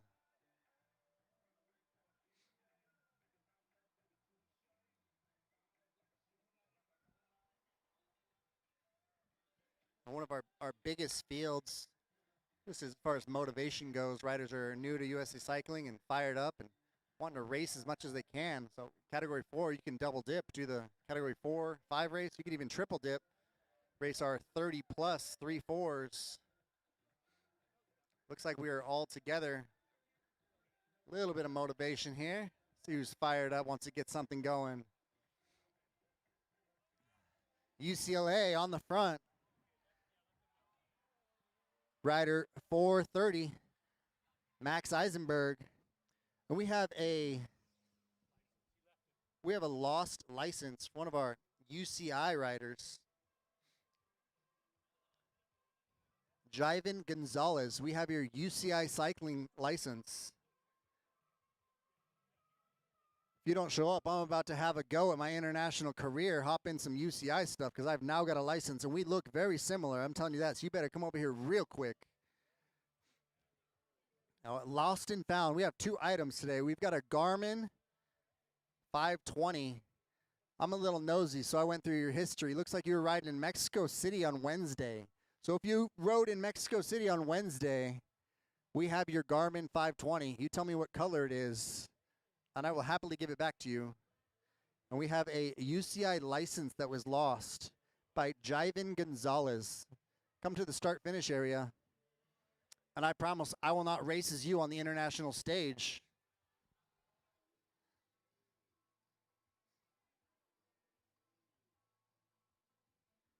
We are midway through our Category 4 race.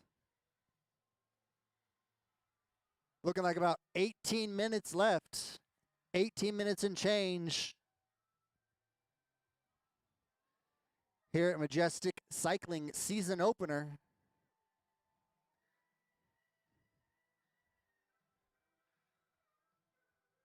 Let's take a little poll from our crowd. Raise your hands if you think we're going to see a bunch sprint, meaning everyone together. Let's get a show of hands. Hand up if you think we're at a bunch sprint. All right, I'm seeing one. We have one voter. He is a one-man democracy. Appreciate that.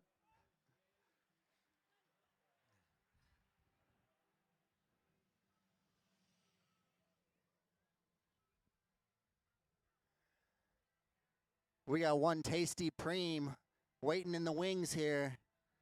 A free entry to the Victorville stage race. It's got to be close to a $150 value. I can tell you if I was out there, I'd be going for that. Pay for the trip right there. Victorville stage race coming up on the 24th, 25th, and 26th of March. March your way on up to Victorville. Try your hand, or better yet, your legs, at a 5.5 mile full gas prologue of a time trial. Experience what it's like to be a Tour de France rider for 3 days. Gonna give you a little sampler platter, a little nom nom nom charcuterie board to snack on. Time trial, road race, criterium, downtown Victorville, March 24th, 25th, and 26th. Make your mama proud, make your grandma blush. Getting off the front and on the hunt. I like it. Speaking of hunt, where's Eddie Huntsman? Is he going to be out there? Eddie Huntsman, a huge win earlier this season. Eddie Huntsman with the Butcher Box. Or did he change teams? At any rate. Butchering the bunch sprint is what he's doing. Yeah, Huntsman can go. I'm not sure if he's going to be out here today. He might be. Here we go. We're not yet on the lap cards here in the category 4s. 17 minutes left, boys and girls. 17 minutes left, approximately. Check your bike computer. Check my math. 17 minutes left. Should be seeing lap cards here soon. And at some point, we will bring up our top 3 in the category 3s. Collegiate A, B. In third place, the well-celebrated Luke Lynch. I know his name was called many a time by my co-announcer, Ronnie Toth. Luke Lynch. And in second place, Noah Mandel. Now, this is that sprint where they are rubbing a little bit of paint. A beautiful display of athleticism at 40 miles per hour. Noah Mandel in second place. And your top finisher, there he is right now on the podium, Julian Ballastas. Congratulations to Lynch, Mandel, and Ballastas. And Ronnie Toth, that jersey, high vis, sponsored by Jack Rue, the Majestic Cycling overall jersey, the yellow jersey, whatever. It is unbelievable. It looks like it's battery operated, high vis, and just brilliant. They actually have a long sleeve version of that kit too. And tip of the hat to Alfie Sanchez and his stylistic choices. Very, very dapper championship jersey. And there's that expression. You can buy jerseys off the rack, but a winner's jersey is not available on Amazon.com. You've got to earn it, brothers and sisters. So, job well done. Congratulations to all our top 3 finishers today. Go get that jersey. It's up for grabs. This is a overall Majestic Cycling points competition with 8 laps to go. We are on lap cards right here, right now. 8 to go.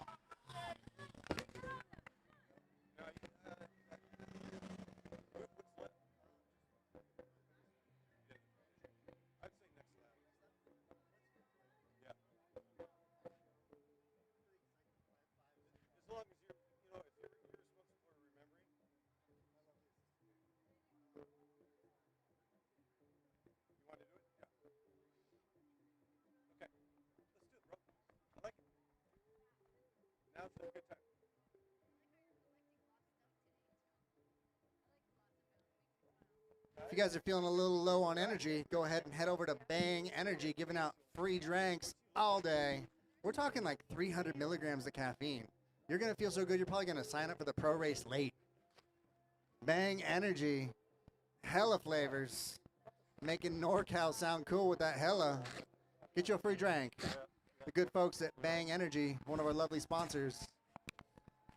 We want to thank Majestic Cycling for creating culture, giving us something to train for, and a full spread of races all spring long.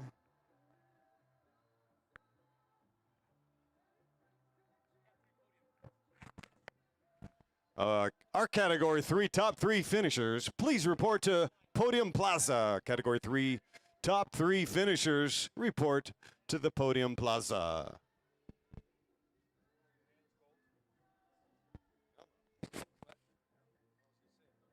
Here comes our field. We're giving away a preem lap, free entry to the Victorville Stage Race. Free entry, Victorville Stage Race, preem lap, free entry to the Victorville 3-day stage race. Oh, that's right. On offer right here, right now. A free entry to the Victorville Stage Race. Go get it. That is a big value right there. And the Victorville Stage Race will be going off March 24th, 25th, and 26th. 5.5 mile prologue on Friday. A road race on Saturday.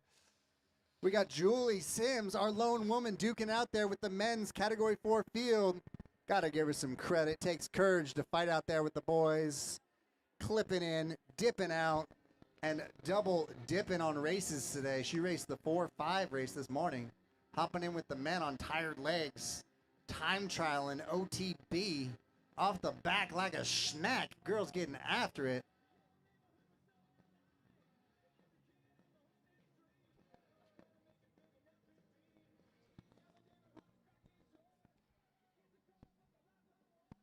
Yeah, and here comes the sun. A beautiful day. Absolutely gorgeous.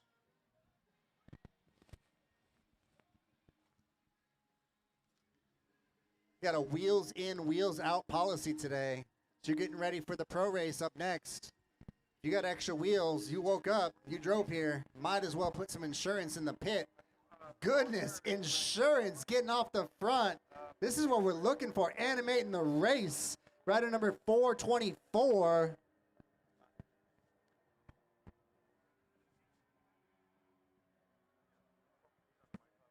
That is Hakan Sheffield making moves. That is the most threatening move we've seen all day. He's gone, folks.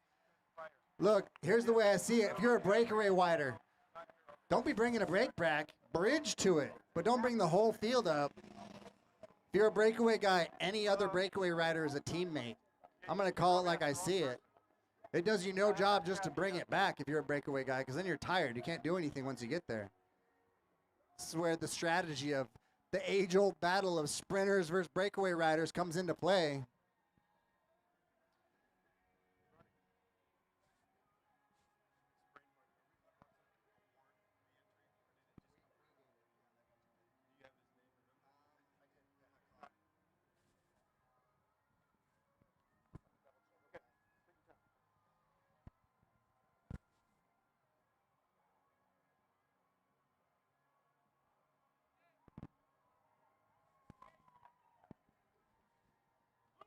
Job, Major Motion, making moves, getting after it, getting her workout in, going home tired.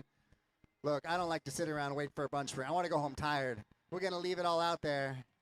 Doing her second race of the day. I need your help.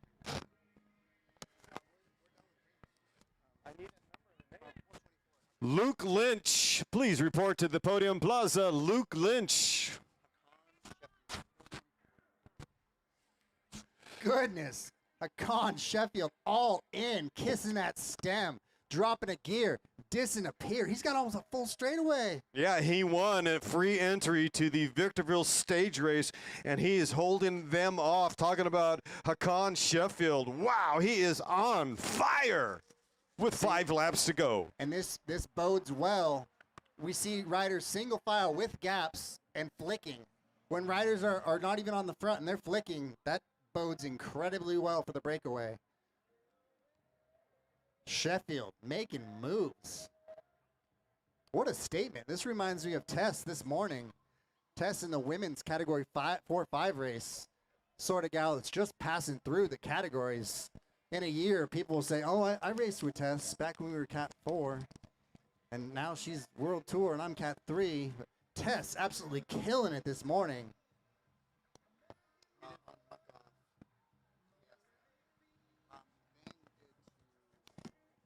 Sorted out and write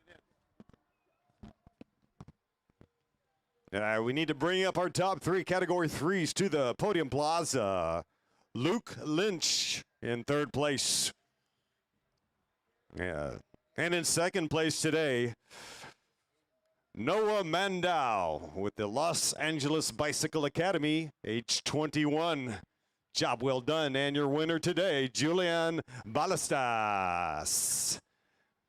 Balestas, congratulations. Noah Mandau second, and Luke Lynch taking third today. Category 3s here at the Majestic Cycling Good, absolutely Round 1. inspiring. Our boy Sheffield making moves. Dude, making the peloton look silly. Solo dolo off the front on the hunt. Mashing pedals and damn near chasing medals. Sheffield putting on a clinic. Out of sight, out of mind. You cannot catch something you cannot see. You want to be chasing a ghost? I don't want to chase a ghost. But today, they are forced to chase the ghost that is Sheffield. Hakan Sheffield on the move. Looking like close to 20 seconds. Now, we were talking earlier about aerodynamics. Be able to put out power is one thing, but you have to do it aerodynamically. You know, if you're sitting up like a giraffe, catching wind with a big old neck, you got to get low. Kiss the stem, drop a gear, and disappear. A lot of times, you're more aerodynamic on the hoods with elbows bent at 90 degrees than you are in the drops. Sometimes you can even give them the puppy dog pause, so you get the invisible arrow bar. Banned by the UCI, but I don't see no UCI out here. My brother, Ronnie Toth, did not listen to the chief official final instructions. Never mind. The man isn't bibbed. He can say what he wants to say within the rights of certain principalities and freedom of speeches. We're having a good time. We're saying the weeds are starting to get thick in here. And here comes our man off the front, Sheffield, killing it with 3 laps to go. Already fist pumping. He is doing a salute to the San Gabriel Mountains. And yeah, we're getting a bit off the reservation, and I love it. I mean, the cheddar is starting to float off the cracker. It is getting absolutely bonkers up here. Inside of 3 to go, the energy lifting as the wind starts to build. The Watson brothers in a spot of bother. Oh my goodness, bicycle racing unscripted right here in Southern California. As a general rule, I found that as a solo rider, you need 10 seconds on this course with 1 to go. You know, in the World Tour, they typically say 10 seconds per kilometer is what the breakaway needs. We're working with a 0.8 mile lap today. Good job, Major Motion.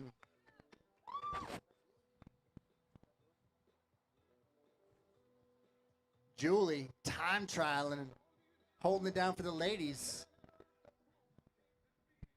Major Motion is giving a lot of athletes their start. Cool to still see them at it decades later. Holding it down. MM. They got the tents. They got good company. We even got some people on rollers. You know, I didn't learn how to ride rollers until I was like on the international stage. I had to fake it in front of what they call the Fixie Photography World Championships, Red Hook Crit. No pressure, but first time riding rollers in front of the world's best photographers. Make sure you hold on to a bar, don't go down. Hakan Sheffield, arrow, smashing. He's got a bag of legs. He has literally ripped legs off, and he has a bag full of legs. Did you see that? Back pocket. It was the left pocket. You had to look close. Man, he's got his pocket stuffed, no doubt about it. Sheffield putting on an actual display. Like Daddy used to say, I never saw a hearse pull a U-Haul. With 2 laps to go, there goes a Watson boy in no man's. My goodness, we've got all kinds of drama and energy right here in the high desert, if you will. Woo! You see, this is the move we were looking for from Jack in the last race. He saved it for this one. He loves that late game bridge. We shall see if he can get across. Our boy Sheffield. Category 4, putting on a heck of a show. And it may stay true. But 75, 80% of our races today ending in a breakaway. We don't know why, but we like it. Definitely animating things for you. And next up, our men's pro race. 70 minutes in duration, 7-0. will likely cover maybe 32, 35 miles over that duration. And I will guarantee you, on lap 1, they are going to be shot out of a cannon. There is absolutely no doubt about it. It's what we're seeing all day long. They are chomping at the bit. There's been this powerful storm. People, they're forced to Zwift indoor training. It's been raining. It's been snowing. Cats and dogs. And now we are seeing that energy on display. The enthusiasm, the energy. I mean, my goodness, I have seen a lot of things with 1 lap to go. Sheffield double fingers up. By that I mean 1, number 1, with 1 to go. Sheffield has made ribbons out of the peloton. And here comes big Jackhammer Watson. And he is going to roll in with 1 lap to go. 2 men chasing. Here comes the frothing peloton with 1 lap to go. Our category 4s. I'm thinking this is a battle for third. Jack is not getting help. We've seen him flick maybe 3, 4 times. He has not had help. But it looks like the peloton is going to be racing for third place. We'll see if Jack and company can hold him off on the backstretch. We've got a little bit of the race of truth, a time trial into a headwind.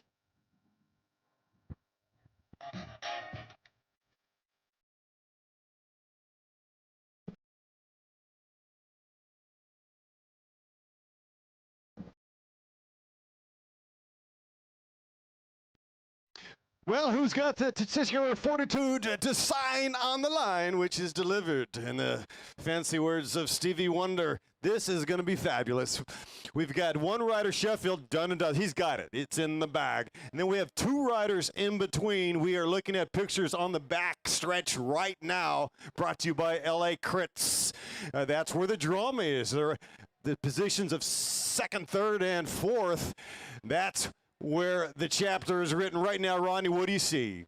They should have Sheffield momentarily within seconds. There he is, popping a route, bringing it home strong. May even have time to post up. Phenomenal. Hakan Sheffield taking home the W here at Majestic Cycling Category 4. A solo win, a convincing win, a savage and immaculate win. And here comes Mr. Jackhammer Watson taking silver. And here comes the big, boxy, massive acceleration. UCLA Ackerman taking the field. Wasn't sure if Jack Watson knew that was the last lap. He was coming through just still in time trial mode. But fortunately was able to hold it off in 2nd place there. Now we're looking at, what, 7 of 8 races? Yeah. In a breakaway. Phenomenal. I will not, for political purposes, exploit the youth and inexperience of Mr. Watson. Congratulations. Getting 2nd place is absolutely cool. Job well done, because bros ride bikes. Next up, we have our men's pro race. We will call you to the line momentarily. We've got the go-ahead from Alfie Sanchez, our race director. Men's pro field, please approach the starting line. Duke it out for that hole shot. Men's pro field, please come to the starting line. Men's pro to the starting line. Men's pro to the line, out of the paddock to the line. Our men pro, 1, 2, 3. We are on Swiss timing time. Big shout out to Alfie Sanchez and Majestic Cycling. This race was scheduled to go at 2:35 p. It is currently 2:31 p.m. in the afternoon, West Coast time.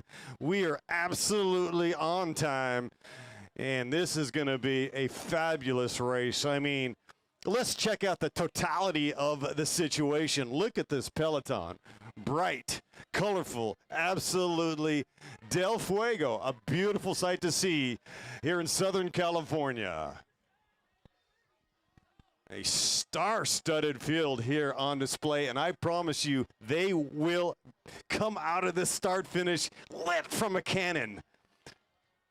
And shortly, we're going to hand it over to Chief Official. We got a little bit of time. There's some special riders out there. Shout out to Alejandro Che. This young man is 17 years of age. He is your current junior national champion on the road, coming off big wins at Bar Logan, Seattle, LAX. Oh, man, and his dad is so proud. Paul Che also in the field, shoulder to shoulder. The family patriarch is here. Yeah, we've got all kinds. Sterling Magnell is here, a former champion at the Dana Point Grand Prix. He raced for Rock. He is an absolute stud. Haven't seen his poetic face. He is a bohemian. I think he lived in a fort, a horse tree, or some sort of Berkeley situation. Absolute beast on the road. Watch out for him. He was Ivan Dominguez's lead-out man, and also JJ Haedo. Cormac McGogo is in the house. He got second place at Ireland at the the National Championship in Ireland. Second place. Cormac McGogo, formerly with Wildlife Generation and Jelly Belly. And let's not forget the man with the dense beard of justice, Corey Williams is here in the house, and he's got fresh legs. Trust me. Cole Lewis also is here. This young man is a stellar rider with CS Velo Racing. And we've got John Janik is here, Team 6 Project.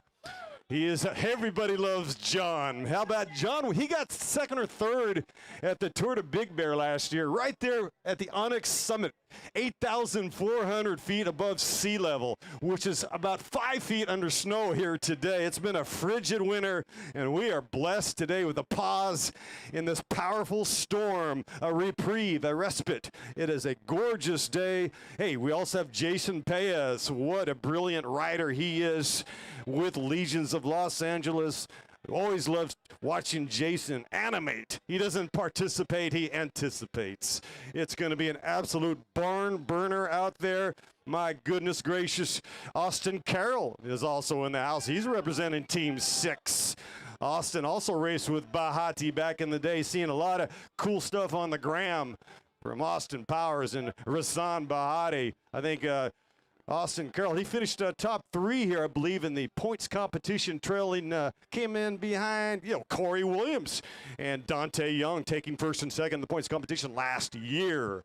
Jeffrey Bowens, the founder of Project 6, also in the field today. Racers, you'll be racing for 70 minutes, 70 minutes. Lap cards will show 8 to go, 8 to go. Free laps end at 5 to go. Riders ready, judges ready. On my whistle. Well, hallelujah, here we go. Pro Man 1, 2, 3. Racing for 70 minutes. That's 1 hour and 10. Here we go, and watch. They are going to be lighting the candles frequently and immediately right here at Majestic Cycling, round number 1. We're going to be here next week at Rosanna Ranch. On Sunday, same course, opposite direction, going counterclockwise. And don't forget, the Victorville stage race coming in hot. March 24th, 25th, and 26th. Up the road in Victorville, there will be high drama in the high desert. Got a stacked field, our deepest field of the day, just by sheer numbers. Got Georgetta Ungaru, Romanian road race national champion, and they're duking it out with the men. Jack Watson, triple dipping, getting all his intervals done. Racing his 3rd race of the day. Might have Eli. I think we got Eli in there too. Pretty incredible. Best training is racing. Fortunately, in Southern California, you have a litany of group ride practice races midweek. You can hop on SoCalCycling.com. It's got a whole list of all the races. They've got a well-represented elite pro team out here. Yeah, and Luke Lynch is off the hook for missing the podium for a 3rd. He's in this field as well. Luke Lynch with Kingston Wheelers. Goodness. Frank Serrate, been at it for decades, hosting his team, SoCal Cycling. Got a rather deep team in this field. Speaking of, on the right side, SoCal Cycling lighting it up. saying, let's get this race started. That looked like Aiden Wardrop with SoCalCycling.com, Frank Cerati's team. And he's another one of my favorite riders because he's a young man. He did so good at Torrejila. Talking about Aiden Wardrop from Costa Mesa, California, a special rider. His dad out here helping out, though, I think, over at the Wheel Pit. And good to see the Wardrops here. And Aiden, a young man, he's got climbing sticks that can get away in these types of races. Obviously, it doesn't have the fast twitch to burn with Corey Williams, but or even Cormac McGill. Cormac McGill, by the way, is a potential winner here today, no doubt about it. He's already got top 3 results, and my goodness, second place in Ireland Road Championship last year. He missed it by 1 spot. And he raced for Wildlife Generation and Jelly Belly. The man is an absolute stud and a real gentleman as well. Talking about Cormac McGill. I call him McGo-Go. It's just it's easy to say Cormac McGo-Go. Going off the front often. Sponsored by Canel's. Sponsored by a Mexican candy company. Looking that up last night. It's a good fit. Irish guy, Mexican candy company. We'll make it work. I like that. Mexican, Irish, we got Italian candies and soft candy, hard candy, whatever it takes, man. Cormac can bring it.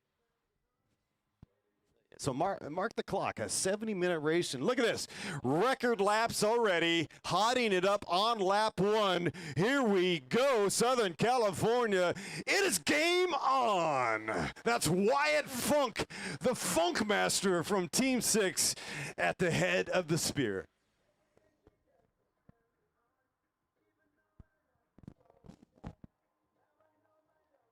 Georgetta, lone woman in the race, tail gunning, finding her way on the back. And we do indeed have both of the Bros Ride Bikes brothers in there, Jack and Eli, racing their 3rd race of the day. I'm telling you, watch out for those kids. They're going to be ripping your legs off in a few years. Jack took the win at Valley of the Sun during the road race.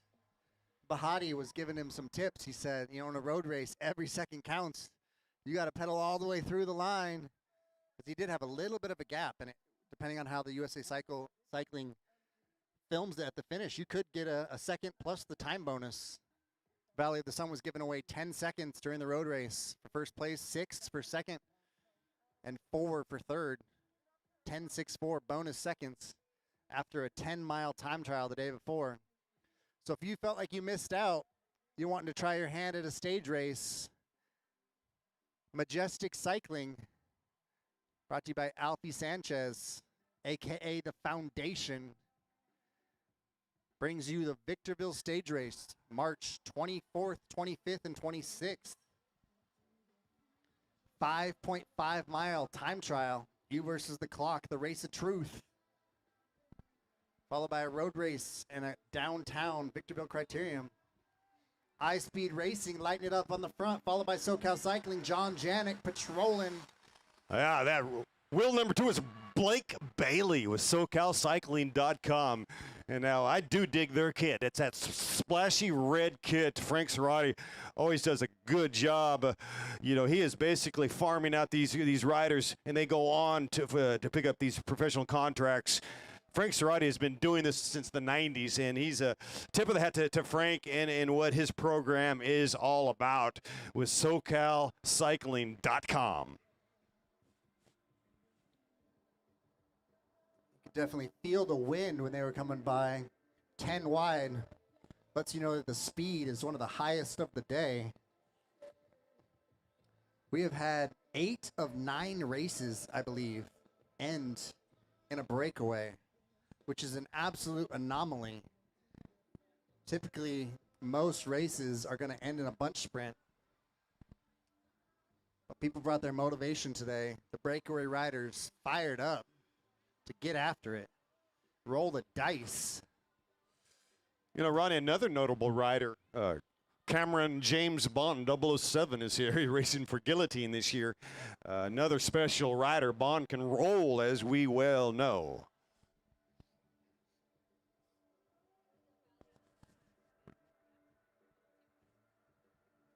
We've got some effort to break it up on our backstretch. Go fast on the front, emptying the tank. That's Garbo. Yeah, he's emptying the tank. Well said. John Garbo found himself, nothing accidental about it, but found himself in a two-man breakaway in our Masters race earlier today. Rather early in the race, was off the front for a half hour with the current California Bear jersey skin suit wearing Jesse M. Those two made it stick, getting chased by the whole peloton. But John is out here emptying the tank, going home tired and happy. Best training is racing.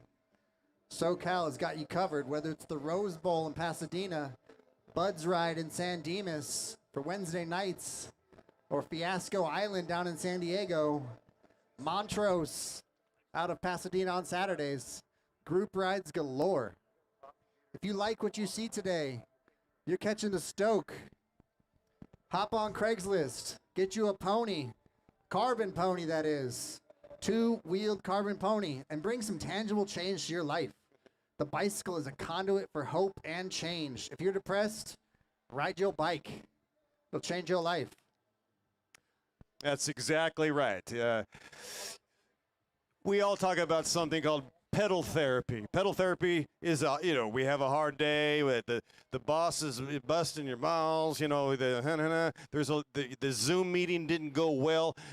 Pedal therapy is critical. It's really music and sport is the remedy of the things that we need in life. And right there, the remedy for pain, and that looked like Theodore Obzali with SoCalCycling.com. Again, I love their kit, Ronnie. You can really see that red flashing. It's a fire engine red. And I think it's really the only kit that is red. Frank Cerati, smart man on keeping that motif. SoCalCycling.com. Yeah, those guys are legendary. They've been around a long time.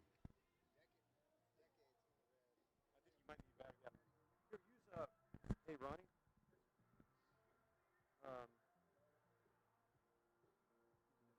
Yeah, if you want. They're going fast. But I brought some batteries that last long. If you want to use mine, you want to try are you sure they're new? Okay.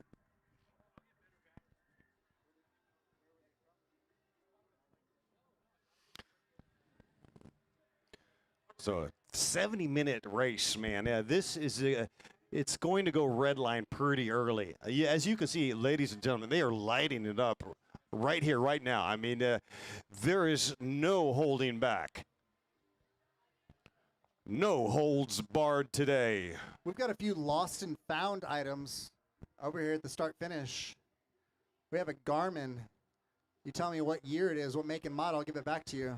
But your last ride was Wednesday in Mexico City, so you traveled to be with us here. Would love to get that back to you. And we have an international license as well. Cormac going off the front, getting to it. And look at the cadence. It's noticeably different. A European rider that has those mountain miles in him. Do you see his cadence? Right, he's going faster than everybody at a higher cadence with a calm face. I remember watching Zabriskie come out to the Brentwood Grand Prix, and he was just doing lap after lap after lap. He had no visions of winning that race. It didn't really matter. He's kind of training. But there is a different style in a European rider. We see that with Cormac McGogo. He's ticking away, and yet he can sprint, right? He's not a one-dimensional rider. He's just a special athlete, and I'm stoked to watch him. He's a solo rider. We had a brief word with him, Ronnie and I, before the race. A very candid man. He's a pretty cool cat. He's enlightened. He has a good sense of humor. Doesn't take himself too seriously, but an absolute stud on the road. And let's just watch his style. It's completely different than a Corey or Justin Williams, who comes from the domestic criterium scene. He truly is a European rider, and he's got legs. Speaking of legs, Mommy's is in the house. Priscilla Ford came by to say hello, and Melissa Haley Comet. This team, we're looking forward to watching the Mommies as well. By the way, there's actually a fire pit. Priscilla, if you need to keep your feet warm, there's a fire pit down yonder. How many times y'all seen a fire pit at a bike race? Here goes SoCalCycling.com on the move. This is what we were touching on earlier, is these early moves may not seem threatening in and of themselves, but with a little bit of team depth, SoCal's going to start sending guys up the road. Their best bet is a bunch sprint today. And and on your cue, a new term today, the nonsensical attack. That is a no-nonsense athlete. That's Aiden Wardrop, the aforementioned climber, absolute stud. He's from Costa Mesa, California. He won a stage. He got top 3 at Tour de Gila. Okay, so enough said, right? Tour de Gila, easily the most difficult stage race in all of America. Right? No argument. And he is a stud. He's a young man. He's age 20 years old, I believe. And watch out for Aiden Wardrop. I love that he comes out knowing that he's not a contender in a bunch sprint. But he's not just going to do laps. Watch him to mix it up. You and I called it at LAX. He was very ambitious that day. Corey Williams got the sprint. But Aiden he's fearless. Love this guy. And again, high cadence, not unlike Cormac's. Very, very much a different cadence as compared to these power lifters, these fast twitch sprinters. We love seeing riders risk it for the biscuit. Looks like we may have found the owner to our UCI license. Over this way, bud. UCI license. Gonzalez, Jiven Gonzalez. We have your UCI license, Jiven Gonzalez, UCI cycling license. And there's Cole Lewis, another young rider with a gold star next to his name, formerly with Avelo. And Lewis, he was mentored by Michael Creed. Cole Lewis is now joining this program, and look for great things from him. Cole, he talks about his influence. It's the brothers Williams and the Insect brothers. Those are his idols and his mentors. Cole Lewis, a young kid out there, and he's really another guy on that trajectory. This is a beautiful sport in that because of drafting and the energy saved riding behind somebody, riders of varying fitness can ride together. So I try and encourage my gal friends, if you're going to get into cycling, you can very easily not easily, but you put in the work, the chances of you be able to climb up through the categories and get super fit is incredible because you can ride with an abundance of male riders. Sit in the slipstream, suffer well, and get in the best shape of your life. We see Georgetta Ungaru out here, Romanian national champion, suffering out there with the men. See how long she'll be able to survive in the pack here. Pretty incredible. Our men's pro field doing about 29 miles per hour. Speaking of, back so soon, Cormac getting after it. Mick going off the front, Mick stringing it out, putting the hurt on the field. And look at that. Corey Williams riding wheel number 5 with a little gap, right? You can squeeze more than a cocktail drink in between wheel 4 and 5. Wait, Corey needs to stick to that thing. Where's Jason? Yeah. As the man on the microphone over-embellishes a 3-foot gap, but still, it was an actual gap. Interesting to see the dynamic. Cormac definitely making a statement early on here. And one thing about Mr. Lewis, I wanted to add that Cole Lewis is a student at USC, so he's a Trojan, and this race here is actually sponsored by the NCAA program, and the title sponsor, UCLA Bruins. So we've got USC and UCLA out there trading punches. It's a game of respect, collegiate respect, crosstown rival. It's so cool to have that as an outlet during college, keep you out of trouble, give you a community part of. I found that us humans, we bond through suffering. There's just something about suffering on the bike together, making incredible memories. That sticks with you for life.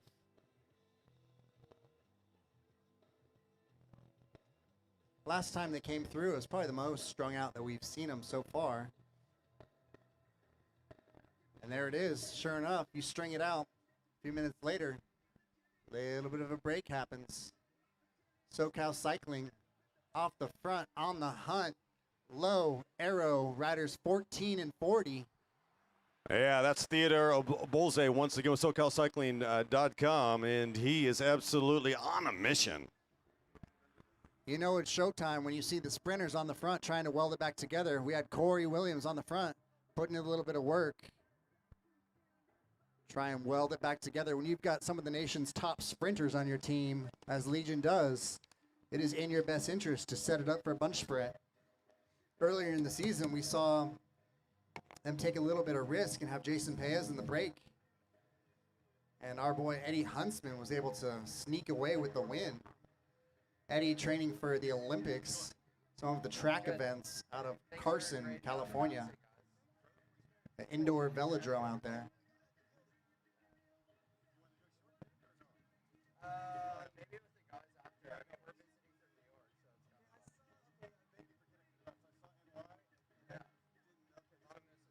Pretty wild. So far, we've had 8 of our 9 races end in a breakaway. I am intrigued to see how this one pans out. As we get farther in the race, should be able to give you a bit of a read and maybe make some predictions. This is our Ontario season opener. Looks like it could be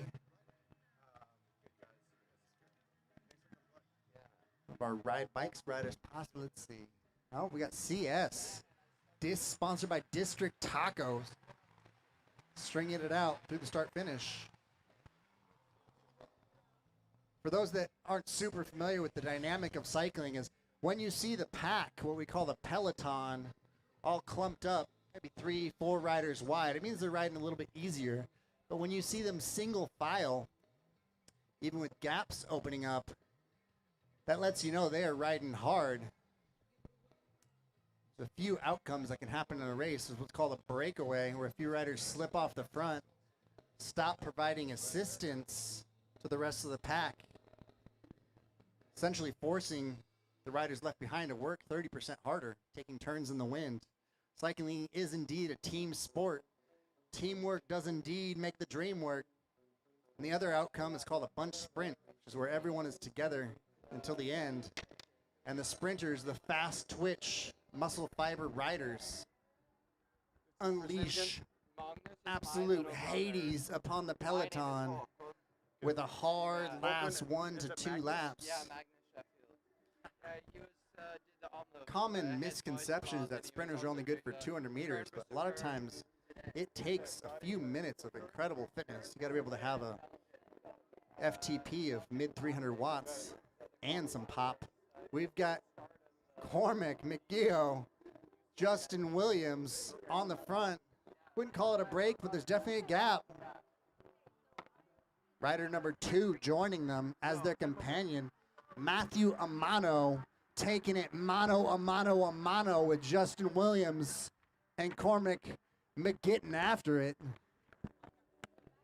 I love how Cormac races. He animates the race. He's going to go home tired. Homeboy's not going to sit around and wait for a sprint. He's going to race his bike. I used to say, if we're going to race for 70 minutes, you better believe we're going to race for 70 minutes. Clip in, dip out, make it hard. String it out. Yeah. Hey, Ronnie, I just had a brief word. The word earlier, you were using a word called charcuterie? Charcuterie board. Charcuterie, which means a bouillabaisse of cheeses and meats and surprises. We just had a word with Hakan Sheffield, who won the Category 4s. Sheffield. His younger brother is Magnus Sheffield. He races for a team called Ineos, a Tour de France team. Magnus Sheffield is in Belgium right now, racing the Belgium Classic. So the connection between the winner and the Category 4s today, Hakan Sheffield, goes all the way across the pond to Belgium. That's pretty awesome. So Sheffield, they are of Norwegian descent. So the Norwegian wood has been delivered to Southern California. That's amazing. Hakan Sheffield, congratulations and good luck on younger brother Magnus Sheffield, racing for Team Ineos, currently participating in the Belgium Classics. I suppose that explains the solo breakaway. I was absolutely taking legs today off the front on the hoods, looking like an arrow snack. Yeah, again, kind of a European style. The ticking away of the pedals a little bit different. And he trains and lives in New York. So they race 6 a.m. at Central Park. Yeah, so Hakan Sheffield from New York happens to be, well, I'm sure Ontario was his destination. I'm just going to put it out there. From New York City to Ontario, California, connecting the dots. Pretty cool. Definitely put on a clinic. And you allude to this different style. I think the different style is 100 watts more than everyone else. That's my theory. You know, some of these guys, their FTP is pushing around 400 plus watts. You know, and granted, a taller rider has to push more watts to do the exact same speed, but still, 400 watts is 400 watts. That's a full toaster. 1 horsepower, we touched on it earlier, 746 watts. It's the strength of a horse. So we've got a few Seabiscuits out there risking it for the biscuit, mashing pedals, chasing medals. SoCal Cycling off the front on the hunt with a little bit of help. SoCal Cycling, absolutely stomping it.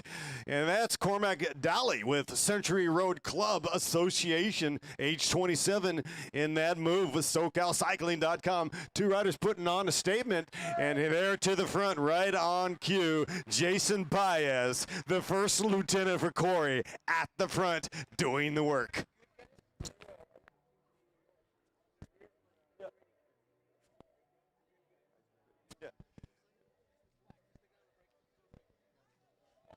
Right, so Hakan Sheffield from New York won the Category 4s. His brother Magnus racing for Team Ineos in Belgium.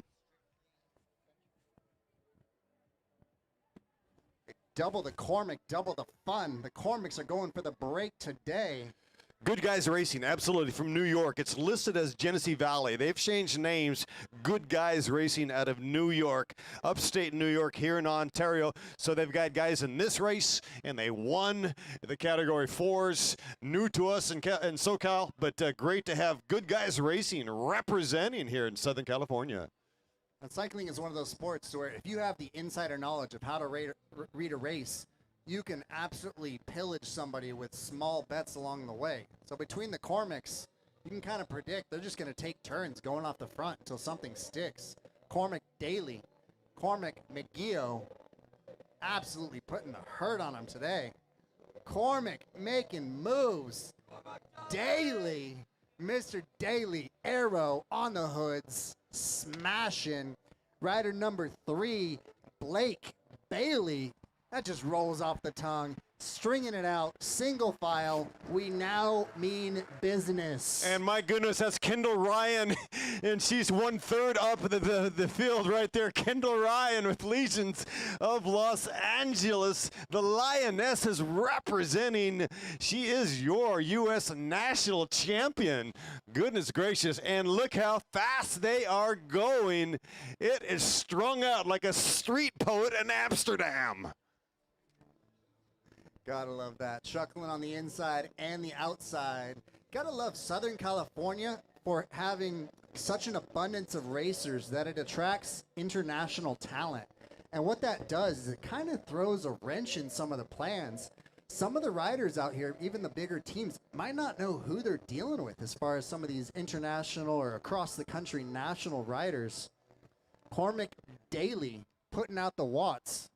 You crush yourself when nobody's watching. You can shine on game day when all eyes are on you. With Ray Mars and LA Crits on YouTube, all eyes are indeed on you.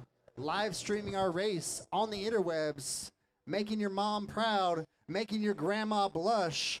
Cormac on the front, putting in work.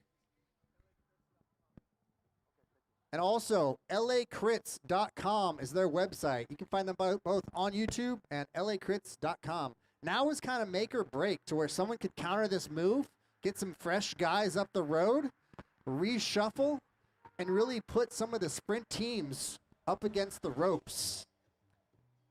This race isn't quite fast enough nor windy enough just yet in order to have a break stick away. So we got Daly, we got Bailey up the front, we got a couple Cormacs. Yeah, Legion. I like that point you made. You know, these are some riders. You know, they've got targets on their backs, but they haven't been racing as much right here in this region. So it's interesting to see those new wrinkles. Kind of the whole bouillabaisse has changed a little bit because of these riders from international and across over from the East Coast coming over here to get a block of training, is trying to escape the ice and the elements on the East Coast, putting in a serious block over here in California. Of course, we've had a frigid winter. Today, we're blessed today. We're not having 60-mile-an-hour winds like we had a couple days ago. So a powerful storm, and we have found a beautiful respite right here in Ontario, California. I'm thinking the powerful storm is the Cormacs today. They're on different teams, but they're both heating it up, making an effort to have a break, go for it. We're going to motivate him. We're going to give him a preem lap this lap. Preem lap, muck off, bike cleaner. Muck off, bike cleaner. Next lap, preem lap, muck off, bike cleaner. Preem Product lap, preem. That's preem right. lap. A product preem. Product preem on offer. The birds are chirping and the poppies are in full bloom. I'm Dave Worthington. That's Ronnie Toth. Welcome, everybody, to Majestic Cycling, brought to you by LACrits.com. Manuel Barra getting the crowd fired up off the back on the hunt. Let's see if he can find his way back to the peloton. One of my fixie buddies back from racing Red Hook Crit. I'll tell you, every time I survived a final of Red Hook Crit, brakeless, fixed gear riding, I felt like I cheated death. The Milan, Italy final was 420 watts for 45 minutes. Got the wattage cottage in the house, making croissants, courtesy of the Italians. I tell you, the crowd was about 4 deep, all the way around the course, 1,200-meter course. If you're working with freedom units, inches, miles, pounds, 1,200 meters, about 3/4 of a mile. You know, I didn't know cycling was cool until I raced internationally. In the USA, we just want to run you over. But overseas, definitely be signing an autograph or two because of Instagram. They look up to cyclists because people use a bike as transportation. Our sprint lap, who's going to take it? Sprint lap, muck off, preem. All right. Clean bike. Rider number 20. Now that's Miles Hubbard, man. What a great turn of speed. Miles Hubbard picking up the muck off the best, it's organic, it's biodegradable. It is muck off, the best to clean your bike, your machine. And they also have sizzle reel tapes. Check out muck off on Instagram.com.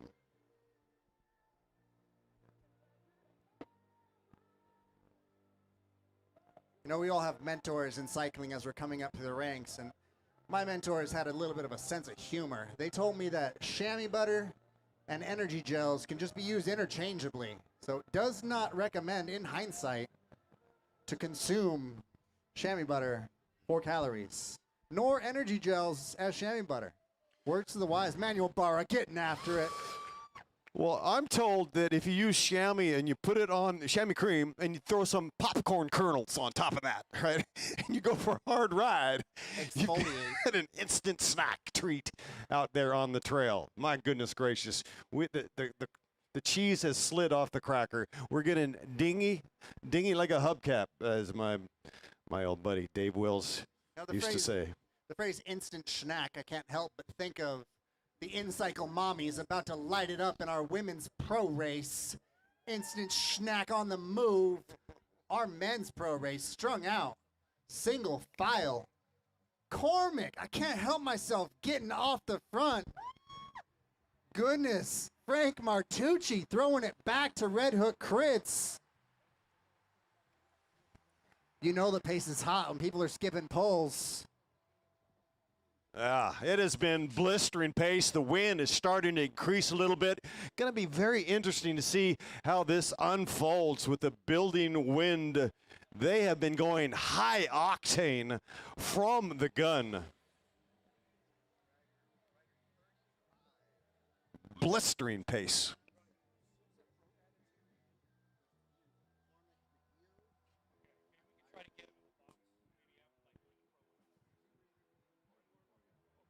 And remember, next week, Rosanna Ranch, brought to you by Majestic Cycling. That'll be going down next Saturday. And then on Sunday, Ontario, counterclockwise, we will be here next Sunday. Promised to be hotly contested. Should have really good weather. Looking forward to that very much. Right now, we've got our pro men 1, 2, 3 out on course.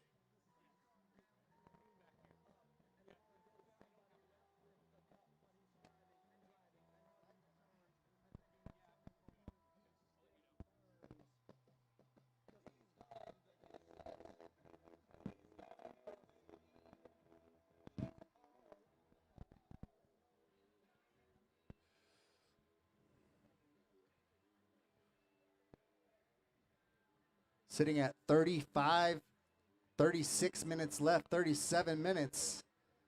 37 minutes left. John Garbo making a statement here. Double dipping, second race of the day, maybe even third. John is putting on a show. Won our early Masters race out of a breakaway. Just the depth of fitness. Yeah, just gonna breakaway solo, have somebody join me during the Masters race, breakaway solo again during the pro race, no big deal. And what's interesting is since they know that he's not fresh, they're gonna kind of let him go. And what that'll do is incentivize other breakaway riders to bridge across to him. So we've touched on throughout the day what we call these nonsensical attacks, which is kind of ironic because a lot of these early attacks can end up turning into something substantial. If you knew the race was going to end in a bunch sprint, once you understand the final destination, the steps along the way start to make sense. But it's still possible for a breakaway to happen here today. But I would say if a break does happen, you're going to have representation from Legion Cycling and SoCal Cycling. Maybe one of our Cormics as well. Yeah, we don't really have the luxury of connecting the dots because it hasn't happened yet. Yeah, to your point, the winning move sometimes emerges from chaos. So the only way really to review that is to look at the tape and rewind. We have no idea what's going to happen in this bicycle race. I'll tell you what, speaking of superstition, I see Kyle Cooper wearing the number 13 out on course upside down, which is proper. Kyle Cooper is he's the captain of Team 6 Project. Team 6 Project out of Redlands, California. The name comes from the company 6 Inc. Jeffrey Bowens is the founder, and he's out there right now on point. Team 6 Project, they have a special roster. Keep these boys on your radar. They've got aspirations. Feels like solidarity. They've got Austin Carroll in there right now. He's a special rider, as we all know. Watch out for Austin Carroll to do great things, formerly with BMC and Rock Racing. So, yeah, and Austin Carroll finished here top 3 or 4 in the points competition last year in the season-long campaign. So Team 6 Project, bunch of good guys out there, and Kyle Cooper is doing a good job of keeping it together, and he's a walking inspiration himself. By the way, why was 6 upset with 7? Because 7, 8, 9. All right, then. Rough crowd. Jimi Hendrix had a song called If 6 Was 9. Wow. It's making a lot of sense. I digress.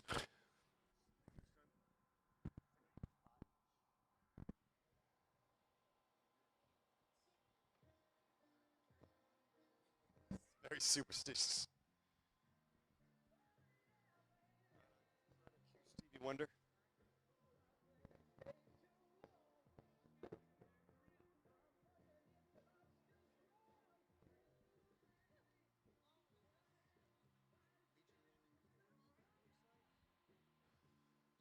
Yeah, a little bit of lull in the action. Here they come, navigating that corner number 4 with grace.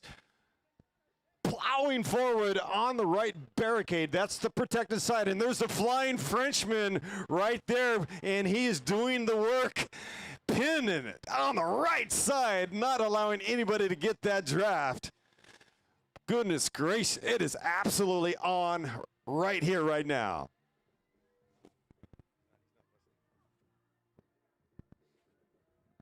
Flying Frenchman. Julien.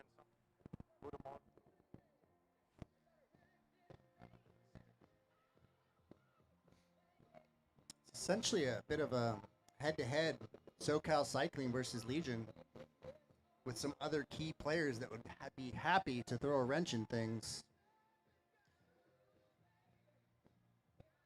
Legion rolling 4 deep today. Got a bit of help, try and weld it together for a bunch sprint. While I can imagine SoCal Cycling has the exact opposite plan, as evidenced by their pretty incessant attacking off the front.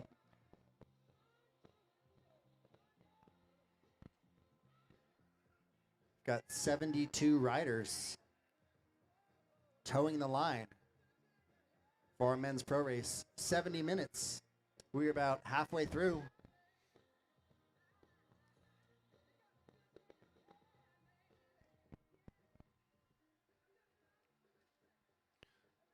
Oh, look at this. Here they come, strung out once again like a street poet in Amsterdam. Look at this, folding off to the right. That's the protected side. The sprint will come on the right side of the boulevard. SoCalCycling.com on point at the tip of the spear. That's Aiden Wardrop. Once again, one of my favorite riders. Why do I love him so much? Well, in part because he's a climber that's not afraid to race criteriums. There's no reason to typecast yourself, right? Yes, he's a climber. Identify yourself as a climber. Embrace your specialty and your strengths. But do not take the criteriums off the table if you're racing domestically in the U.S. Yeah, it's part of what we're about. It's our style of racing here in the States, and you still can benefit. A climber can take today's effort and translate them to the road with the mountains. It does work. They're not incongruent, and I love seeing Aiden Wardrop not taking off the criteriums off his schedule. Like, why not? Why would I avoid criteriums? I'm not afraid. Certainly. And in the World Tour, a lot of times the finish isn't at the summit of a mountain. You've got to get over the top of the climb, hopefully with a little bit of a gap. Risk it for the biscuit on the downhill and maintain maybe a 10-kilometer, 20-kilometer, 5 to 10-mile time trial solo to the finish on flat ground. So the flat crits here are going to give our international riders some of the strength and the depth of fitness to be able to kiss the stem, drop a gear, disappear, and ride fast and arrow solo. We saw Tadej Pogačar win in California in a massive, ugly finish on a downhill at Rose Bowl. You know, that won't art. He doesn't take some races off. You race the calendar. And once again, SoCalCycling.com at the point. Warden just took a full lap. Aiden Wardrop just took a full lap, stomping out the pace. Good on Aiden Wardrop. You know, I found you can essentially measure the difficulty of the race by reading Jason Paez's face. Essentially the main domestique of Legion of Los Angeles. Take a look at Jason Paez, see how much he is in the box or how little is much more likely. It gives you an indicator for how difficult the race has been. So when we see Jason nose breathing, lets you know that a bunch sprint is likely in order, as he has not had to burn his legs in order to bring back enough threats for his sprinters, Justin and Corey.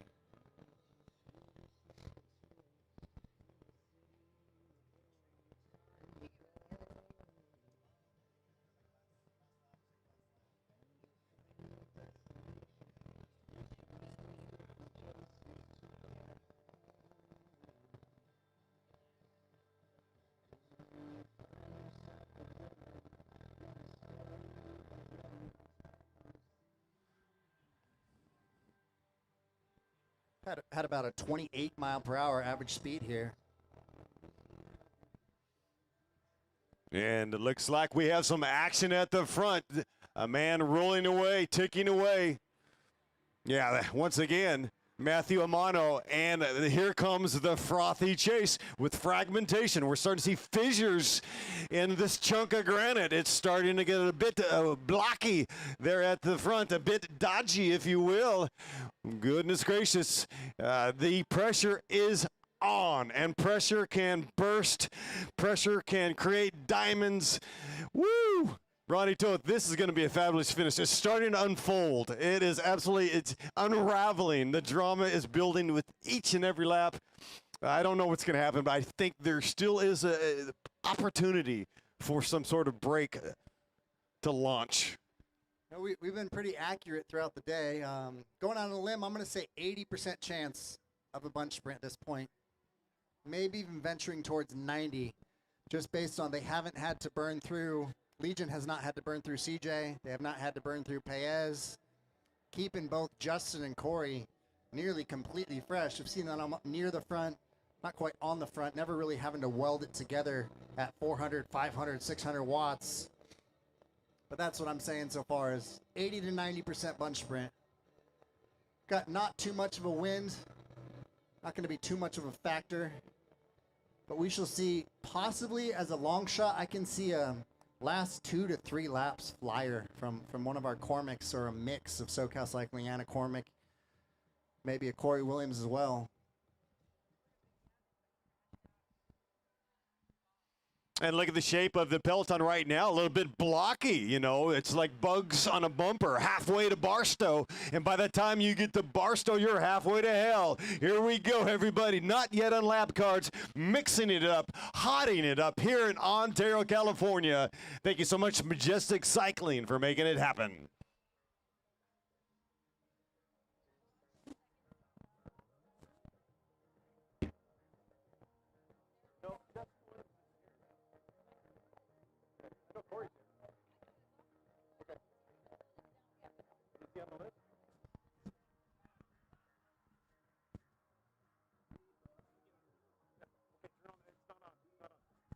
Hey, Alfie Sanchez, pick up the mic. It's such a great race happening right now. And I always want to thank you and Mr. Ronnie for doing your thing on the announcing. Great job again, guys. We are out here at Majestic Crit #1. So we'll be out next weekend at Rosanna Ranch, March 4th, and then we'll be back here in Ontario doing this counterclockwise. That's the big thing right there, huh, Mr. Dave?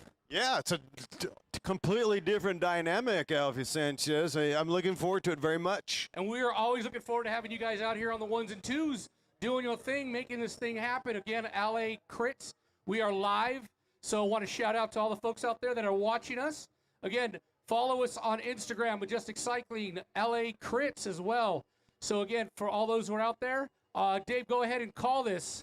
Well, here we go right now as we're getting strung out. Look again. You see those fractures in the front and the savage face of pain up in here. It is going off in Ontario, California. The speed just keeps building lap after lap after lap. It's becoming exponential. The heat is on. This is the way we do it here in California. I know whoever's watching back east, we are actually crazy winter this year. But however, normally we're like, what, 70, 80 degrees right here in February? This is nuts, isn't it? This doesn't happen. I mean, you can look at the backdrop, the beautiful snow, though, that came down probably to, what, about 1,000 feet, 500 feet off the mountains. It is gorgeous out here. But, again, I'm going to leave it back to the pros that do this right, and I'm going to give it back to Mr. Ronnie. Thanks again, Dave. Thanks again, Ronnie, for all that you guys do. Well, thank you, Alfie Sanchez, also known as the Foundation. That's right, Alfie Sanchez and the entire family, Catherine, Lisa, we appreciate all of you. And by the way, for those of you who think that these races go on without human intervention, you would be sadly wrong. It takes a team, and I'll tell you what, the Sanchez family is really bringing it, and we are so proud to be part of this team. We are getting down to the nitty-gritty, as we like to say. This is where the wick gets sticky. And one more thing about the mountains. Right here, Baldy is 12,000 above mean sea level. We have the snow of, well, we've got 10,000 vertical feet of snow. And again, look at the front. Is that Justin Williams? There he is, 777, wheel number 2. And now he is coming to the front. As we say, all boats rise. With the rising tide. You get fast living in SoCal. You show up to some of these midweek practice crits, race on the weekend, get you in the best shape of your life. You know, my bread and butter when I was going for it was Tuesday, Thursday Rose Bowl practice criterium at the Pasadena world famous Rose Bowl Stadium, 5 kilometer, 3.1 mile loop. Do that Tuesday, Thursday, go off the front, get caught, lather, rinse, repeat. Do that over and over. Show up on Saturday or Sunday, game day, race, empty the tank, go home tired. Get you in fantastic shape. But it is so nice to have racing year-round. Southern California is unusually cold, 48 degrees. The rest of the country is probably laughing at us. They're like, that's summertime. We're shirtless tanning in New York City at 48 degrees. But it definitely encourages a vibrant race, an animated race, as 8 of our 9 races today have ended in a breakaway. Absolute anomaly. It is usually the complete opposite. Yeah, we embrace the action. It's been absolutely electric out there today. And, you know, we talked about championships of different countries. Justin Williams is the champion. And there goes Cormac Magogo once again, interrupting. Look at him, rock and roll on the right side, taking that barricade line and saying, can you squeeze through? Not today. Cormac Magogo, if nothing else, burning the watts today. Wow, he can go. But I was talking about Belize. Justin Williams is the national champion in the country of Belize. And for me, I want to go down there, and it's a bucket list destination for me. And on the logo, the coat of arms for Belize, there's an axe and a paddle. And the motto of the country is, it's all about the rich force. So the artwork depicts the tools of the trade, an axe and a paddle. These are tools used to export the trees down the river for export. So, you know, Belize is a thriving country. Started with the Mayan civilization from 1500 BC. It's absolutely a destination. It was a British colony in 1840 and then assumed self-government in 1964. And believe it or not, we've got a few Belize riders in here, in addition to Justin and Corey. That's right. We all have strong ties to the Caribbean regions, right? Yeah, man, let's go. Let's go. That's the bottom line. It's a family fun day. I'll tell you what, we are seeing colors out here like none other. It has been a special day. Can't wait for the women to go Pro 1, 2, 3. We'll be going for 50 minutes at 3:50 p.m. schedule. And it's been on schedule today. Look at this once again. SoCalCycling.com up the road. There goes Theodore Abolze. We're putting Jason Paez to work here. Cleanup, aisle number 14, asking for specialists. Jason Paez to mop up this mess that SoCal Cycling is creating. You know there's trouble when you see Paez go to the front. He's still nose breathing though. I'm 80%, 90% calling that bunch sprint still. Absolutely phenomenal day of training and racing for Jack Watson on his 3rd race of the day. Don't you judge this young man. He is slaying it, emptying the tank, going home tired. A cumulative 5,000 watts on the day. Yeah, because Bros Ride Bikes. Got to check out Instagram. Bros Ride Bikes. They are a sensation, and they are about enthusiasm. That's what they're all about.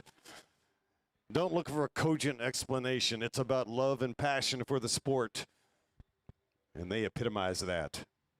Talking about the Watson brothers, age 14 and 16. I'm concerned how mean of men those boys are going to be in another 2 years or so here. You start your kids young, build up some massive watts. They will be something to be feared in 2 or 3 years. SoCal Cycling still off the front. Maybe a 5-second gap. Bolze, he is absolutely rolling. Look at that young man. He has the sticks and a little bit of lull. Now, Corey Williams having a conversation with Project 6. It looks like Kyle Cooper is talking to his guys. A bit of a conference there at the front, getting a little bit blocky, a little bit grippy at the front right here, right now. Teddy with SoCal Cycling rolling the dice. Hopefully he can get some help up there. Somebody to bridge across. But when you see Corey on the front, Corey or Justin on the front, it means they're a little bit concerned. can't let anything too dangerous go up the road and spoil the bunch sprint. SoCal Cycling making Frank Serrate proud. Several decades in the business, mentoring and building riders. If you're looking for the schedule of all the group rides around SoCal, SoCalCycling.com. From Bud's Ride to Fiasco Island down in San Diego, Pasadena Rose Bowl, Stoptros, aka Montrose, out of Pasadena. We call it Stoptros because there's a lot of stop signs. Got to watch out for the fuzz hidden near the finish. Sometimes they nab riders. We shall see if some of our Cormacs can put it together for a late game breakaway. Maybe join Teddy, Theodore, Obholes. He's been off the front for 2 to 3 laps, putting in work. Looking at 17 minutes left on the clock. And Teddy has been reabsorbed. And here we go. That's right. It's time for a reset, a reboot, and a relaunch. Here comes a counterattack. Again, gaps starting to form. Faces of pain at the front. It's fun seeing the wheels turn on the Domestiques. Looking at Jason Pez there, seeing the thought cross his mind. Think, okay, I can close that 10-meter gap. Put out 600, 700, 800 watts for a few seconds. That saves me. If I wait, it's going to take him maybe 30 seconds to close down a larger gap. It's kind of a good metaphor for life. It's just get it done now. Do not procrastinate. When you see a gap opening up and you are a domestique, best close it down quickly, as opposed to letting it go and leaving more work for yourself later on. But sometimes you just need that break. Another 10 seconds of catching your breath. But so far, it does not seem like Legion has really been up against the ropes. Been minimal attacks as far as pro races go. We're looking at high chance of a bunch sprint. Well, yeah, we've seen intrepid, bold moves, but yeah, they're getting reeled back. Basically, everything's on a short leash right here, right now. And the course is pretty manageable, but the corners do come quick and sharp, it being a 0.8 mile circuit, so 0.8 per lap, and the laps tick by very quickly. And here they come again, SoCalCycling.com at the front. Repeat and rinse. The cumulative effect of these efforts are really starting to hurt this pack. Aiden Wardrop, once again, the climber that can race a criterium at the front with a bit of a gap. Aiden Wardrop doing the work.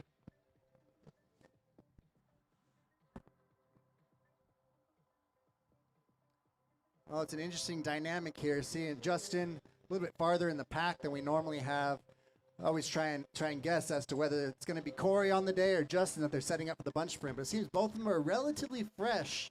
So we could see a 1-2 by Legion. Should be quite telling with the next few laps here. We should be seeing lap cards momentarily. And both the Williams brothers are coming in with an early victory, coming in early season with winning legs already. But Justin is the first to win 2 races thus far, winning at Valley of Sun in the Criterium, Justin Williams, and also taking it at Roger Milliken Criterium. And second place on that day at Roger Milliken, Cormac McGogo. We saw Gavin Halady, who took third on that day, a 3-person breakaway. Justin Williams, Cormac McGeo, and Gavin Halady. Gavin Halady had an unfortunate accident at Valley of the Sun last weekend, a little bit of a fluke accident. He passed out while using the restroom on the caboose of the race and broke his collarbone, so he will be out and on Zwift for a bit, recovering. But he's a young hitter with Mike's Bikes out of Northern California. Absolutely. A job well done. And once again, so Justin has 2 wins this year. Corey has 1. And again, lap after lap, we see these little individual efforts. Not enough. We are still together with 8 laps to go. We are officially on the lap count card right here, right now with 8 to go.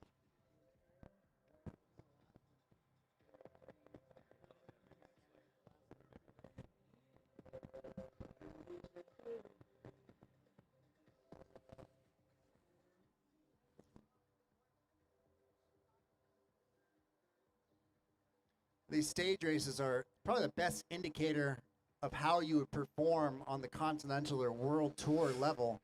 Be able to recover several days back to back. Gives you a nice glimpse of what your fitness looks like, and as to whether you have the depth of fitness and heart, bike handling, grit, and tenacity to be able to race on the next level. If you're looking for a great opportunity to test your resilience, we have the Victorville stage race coming up March 24th, 25th, and 26th, opening up with a 5.5 mile prologue of a time trial. You need to be warmed up and sweaty, dripping wet on the starting line, because 5.5 miles is you versus the clock, full gas, the race of truth. On the skis, aka aero bars, tucking your head, kissing that stem, making it hurt. Speaking of, SoCal Cycling on the front. Wow, that's their chunk of real estate, SoCalCycling.com at the tip, and they are just cranking out the watts. We have 7 laps to go. 7 to go. We are clearly inside the red zone. It is decision time. This is where, again, every little motion is ultimate, and it's exponential. And if somebody hiccups, there's going to be some sort of situation where, like, we have no time for pause right now. It is all about fierce focus and determination. If you feather, you are out. If you hit your brakes, it's goodbye now. So hold on to your shirt, Southern California, inside of 7 to go, and we are live. Brilliant effort by Georgetta of Romania, hanging in there with the men right until the final lap's pretty incredible. Not many women have the courage to go out there and rip legs off with the boys. Well, Kendall Ryan is out there sporting the stars and bars, your current U.S. national champion. Yeah, I'm interested to see how her legs hold up having to double dip. Imagine she's going to do the women's pro race as well. That'll get you fit, is getting beat up by the men for 70 minutes and hopping right back in, trying to take the W with the ladies. She's up against the in-cycle mommies. Hey, girl, hey. And the mommies are looking very strong. Priscilla Savort came by and said hello. And the mommies, always great to see them support the sport coming out. And it's fabulous to have them here in mass. John Janik on the front. 6 foot, God knows what tall. He's pushing wind, great draft, a lot of power. That's the sort of guy you do not want to let out of your sight, and he climbs incredibly well for such a big fella. Was a former collegiate runner out of Cal State Fullerton. Running teaches you to suffer well. Running is essentially like climbing out of the saddle. There's very little respite, but that rhythm bodes well to creating cyclists. Cycling is a game of how much pain can you take and how well of chess can you play at 180 beats per minute. And that's right. Janik coming over from SoCalCycling.com. Now he is with Team 6 Project, and he got 3rd place at the Tour de Big Bear. And Big Bear it's amazing that he actually crested the summit of Onyx, 8,400 in that top 3 group, 8,400 above mean sea level. Yeah, and he's got sticks. He's a diesel that can climb, a special rider that is willing to go all in.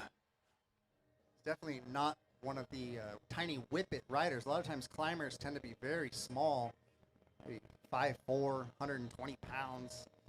But Janik is a perfect testament that you can climb as a bigger rider. We're going to go ahead and animate this race, give out our final premium of the day. They've got an entry to the Victorville Stage Race. Victorville Stage Race free entry by Majestic Cycling. Stage Race Preem, Victorville Stage Race free entry. Free entry to the Victorville Stage Race. 3 days of racing. That's right. Up for grabs. A free entry to the Victorville Stage Race. Up for grabs. A huge value. It's going to be going off March 24th, 25th, and 26th in Victorville. And the winner of this next lap, as we are inside of 5 to go, will be getting a free entry to that race. A stage race in Victorville, it's going to be fun. 5.5 miles on Friday. A road race on Saturday, and a downtown criterium finishing in front of City Hall, Victorville, on Sunday, March 26. Register today. Got an unfortunate slipping of the saddle. One of the riders here, saddle is slipped. It looks like it might be a little late to get the free lap. Less than 5 laps to go, just so it doesn't change the outcome of the race. No free laps allowed. But I've learned to be thankful for the mishaps in life. Maybe it keeps you out of trouble. Be thankful for the flat tires. Maybe you'll meet someone that you would have otherwise met on the side of the freeway. You got to be thankful sometimes for the light negative things that happen. And I kind of get excited at the various flat tires of life because it gives you an opportunity to test your mettle, your grit, your tenacity, find out what you're made of, to adapt and overcome. Overcome they shall. Looks like Cormac getting off the front, stringing it out of Ireland, putting the hurt on him. Canels Pro Cycling, Mexican Candy Company. He had his sugar today. Absolutely, he did indeed, and we're looking at 4 laps to go. 4 laps to go in this bike race. It's getting a bit ragged at the back. Riders popping off. It's a race of attrition with 4 to go. Looks like Cormac taking home our entry to the Victorville stage race, $150 value. Keeping the dream alive there. Hey, anything helps. Phil Guyman has his book, Pro Cycling, on $10 a day. A free entry to a 3-day stage race definitely keeps the stoke and the dream alive.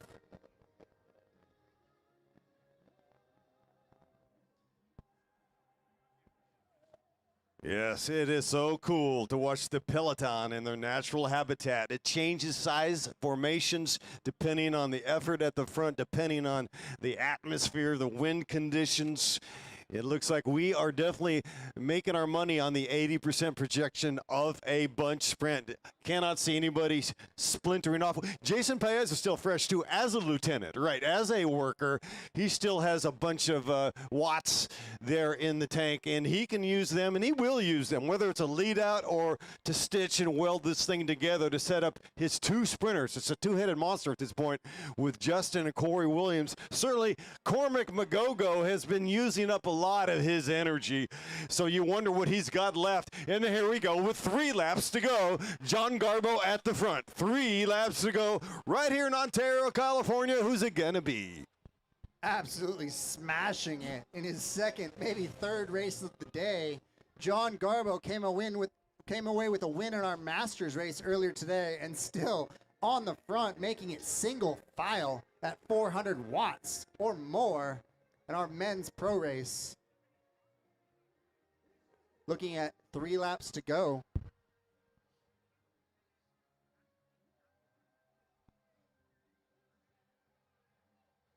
You know, a bit of a trying to predict the future here, but as David mentioned, Jason Paez, CJ Williams, Corey and Justin still relatively fresh. I think we're going to see Jason Paez come to the front here the next lap or two and give us 5 for 5, meaning 500 watts for 5 minutes as he serves as the domestique for Legion of Los Angeles.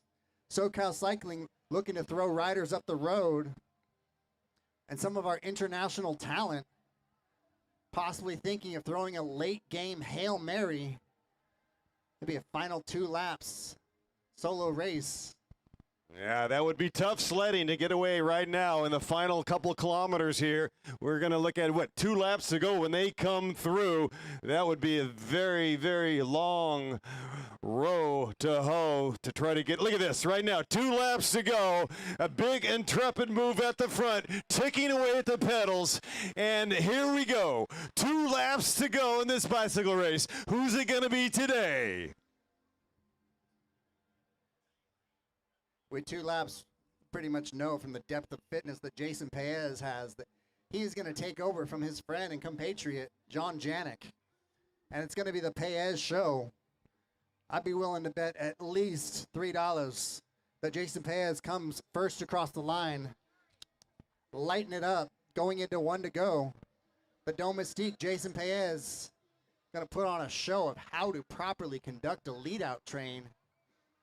Going to have CJ likely on the wheel of the sprinter. So you look for CJ Williams, whoever's wheel he is on, that's likely the designated sprinter for Legion for today. A little spoiler alert for you. It's called the sweeper. His job is to protect the sprinter and even create a gap in the final corner. Just kind of let off the gas, let a gap go, and good luck closing that at 35 miles per hour.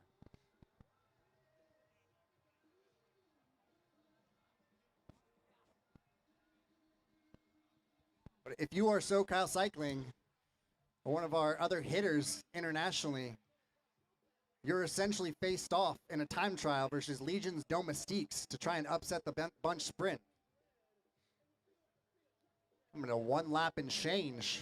Looking at 1 to go, 1 to go, 1 to go, 1 to go, 1 to go, 1 to go. Jason Paez on the front, stringing it out, making it hot. And that's right, with 1 lap to go, running down the boulevard like loose electricity. Who's it gonna be? Welcome everybody. This is the race of the day, presented by Majestic Cycling. Crosstown traffic, the roads are sanctioned, we own it here. Ladies and gentlemen, this is our course. Welcome to high octane bicycle racing. LACrits.com, also available on YouTube, is graciously live broadcasting our race. Tell your mom, tell your grandma, tell your abuelita, Mom, I'm famous, I'm a pro cyclist. We are live and getting comments on the interwebs. Momentarily, we should see how our race, our pro event, is going to pan out. Single file, they will be coming around that corner with gaps. We shall crown our champion of the men's 70-minute pro race, averaging about 20 miles per hour. We see them diagonal slotting across the road, sprinting for that final corner. Looks like Justin Williams going to be first out of the final corner. Corey on his wheel. Give it over to David. Here we go, a mad scramble to the line. It looks like Legions of Los Angeles setting it up. It's going to be Williams. It's going to be Corey. No brakes. Williams. Corey Williams strikes gold. Legions of Los Angeles has done it once again.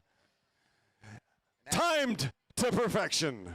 Unofficially, as predicted, looks like Legion going 1-2. Younger brother Corey, older brother Justin, stacking the podium.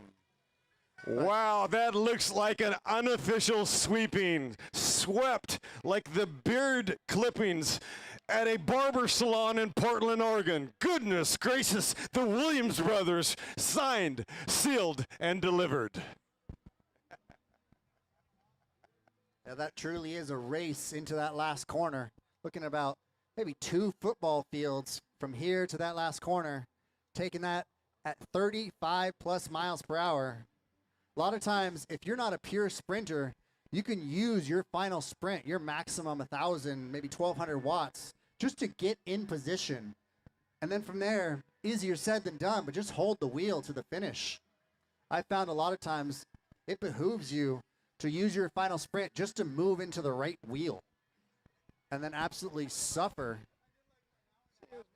on that wheel through the finish. John Garbo, double, triple dipping, earlier champion of the day, breaking away with one other rider, taking a win in a Masters race earlier today, emptying the tank, going home tired, satiated, knowing he left it all out there of Go Fast Cycling. Women's race to the start line. Women's pro race to the start line. In cycle mommies in the fluorescent highlighter pink. Clipping in, heading to the start line. Women's pro race to our start line to get instructions from USAC official Steve.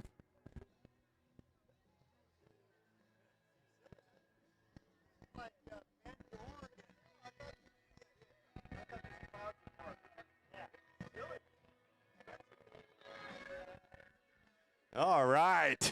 The grand finale. This is what it's all about here right now. Elite Women 1, 2, 3, Collegiate A to the line. From the paddock to the line. Y'all be racing for 50 minutes.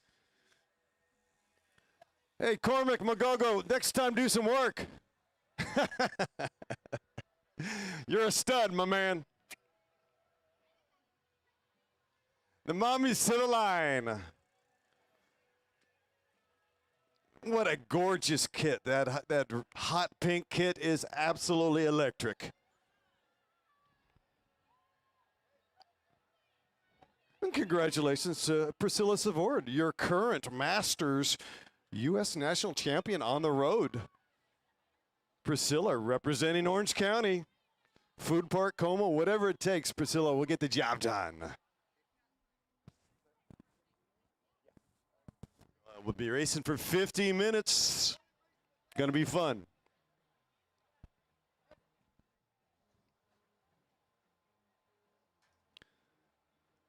A little bit of country, a little bit of rock and roll. Ha!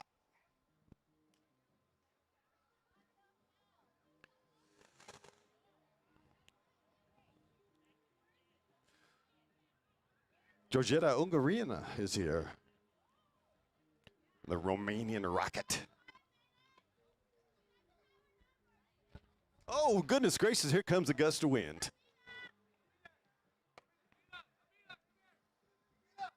Amelia. Feline Andres, congratulations. She's pursuing her PhD. I think she earned the PhD racing for Incycle Mommies.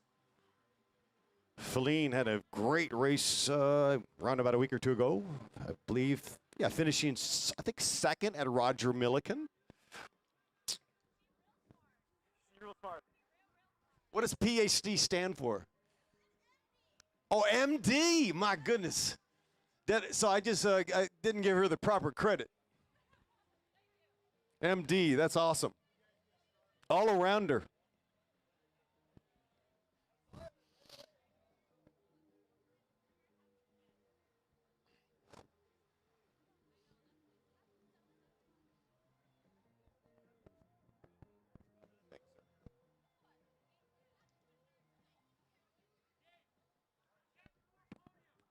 Cat 4 Podium, top three, please report to Podium Plaza, top three, category 4s.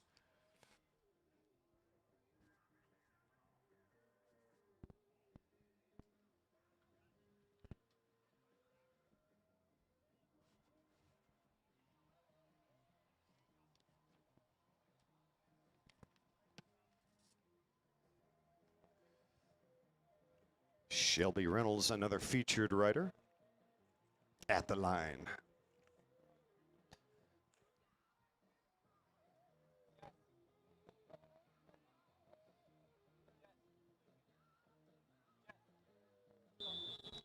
Off and underway, the finale, everybody. This is a 50-minute race. Now let's have some fun. Let's make it electric, make it special. If you're feeling a little bit frigid, a little chilly, throw another stack of lumber on the fire. And that means go hard, go fast. You're not going to get that body temperature raised sitting in the draft, Chris Black.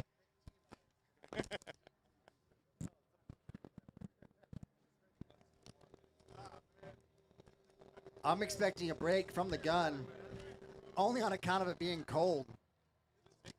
I can relate, clip in, dip out, put on a show.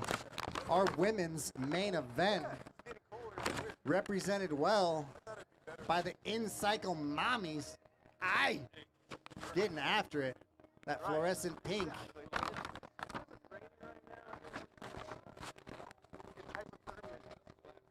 I'm saying we've got a solo rider coming around this corner in about 1 minute from the Incycle Mommies. That's my prediction. With a 3-second gap. Don't hold me to it. These are loose predictions. Hey, we're trying to put on a show for y'all with the help of LACrits.com, live streaming our race to YouTube all day, making you look like a pro cyclist you always dreamed to be. Send your mom, send your dad that link. Teach your grandma how to use YouTube. Because LA Crit's going to make you famous. The internet is forever. At least until the EMP. 1 second, 2 seconds, 3 seconds. Goodness, he is good at this. In cycle mommies. 3 second gap at the corner. Getting after it. Rider 760. We're going to get you a name as soon as possible. Oh, that's Melissa Haley. Melissa Haley at the front. Looking strong, Melissa. When you've got the numbers, just take turns sending girls up the road. Make them chase. Wear them down. Looks like our Romanian national champion, Georgetta, on the front doing her best to weld it together. These early attacks can have a way of slipping up the road if you are not careful. We've got a lost and found that is rather abundant here today. If you lost something of value, there's a decent chance we have it at the start-finish line. We have an international license, Jivan Gonzalez, UCI international license. We're here with Espen Kateris. He was on the front in nearly every race, ripping legs off. You check this man's back left pocket. He's got a satchel full of legs collected throughout the day.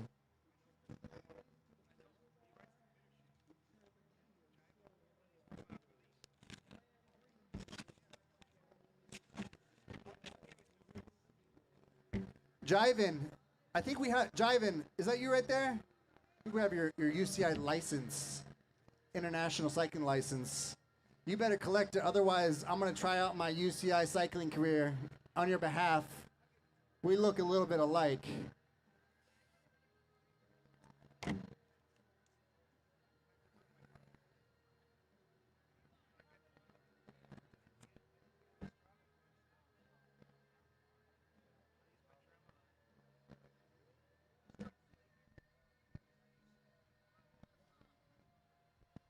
All right, Melissa Haley, you are looking good. Keep the energy. Melissa Haley at the front.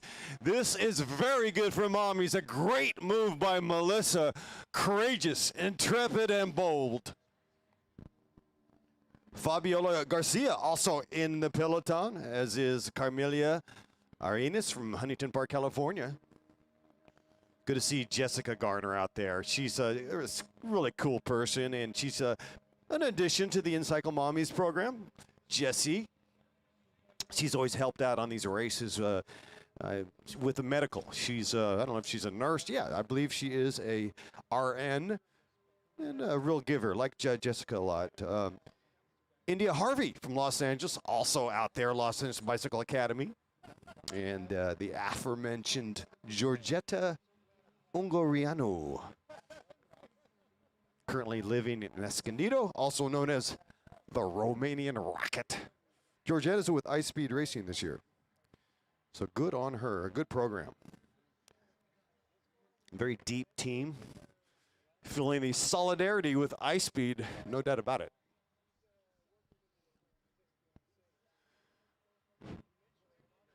Also good to see Rex Roberts out there today. Sexy Rexy, job well done.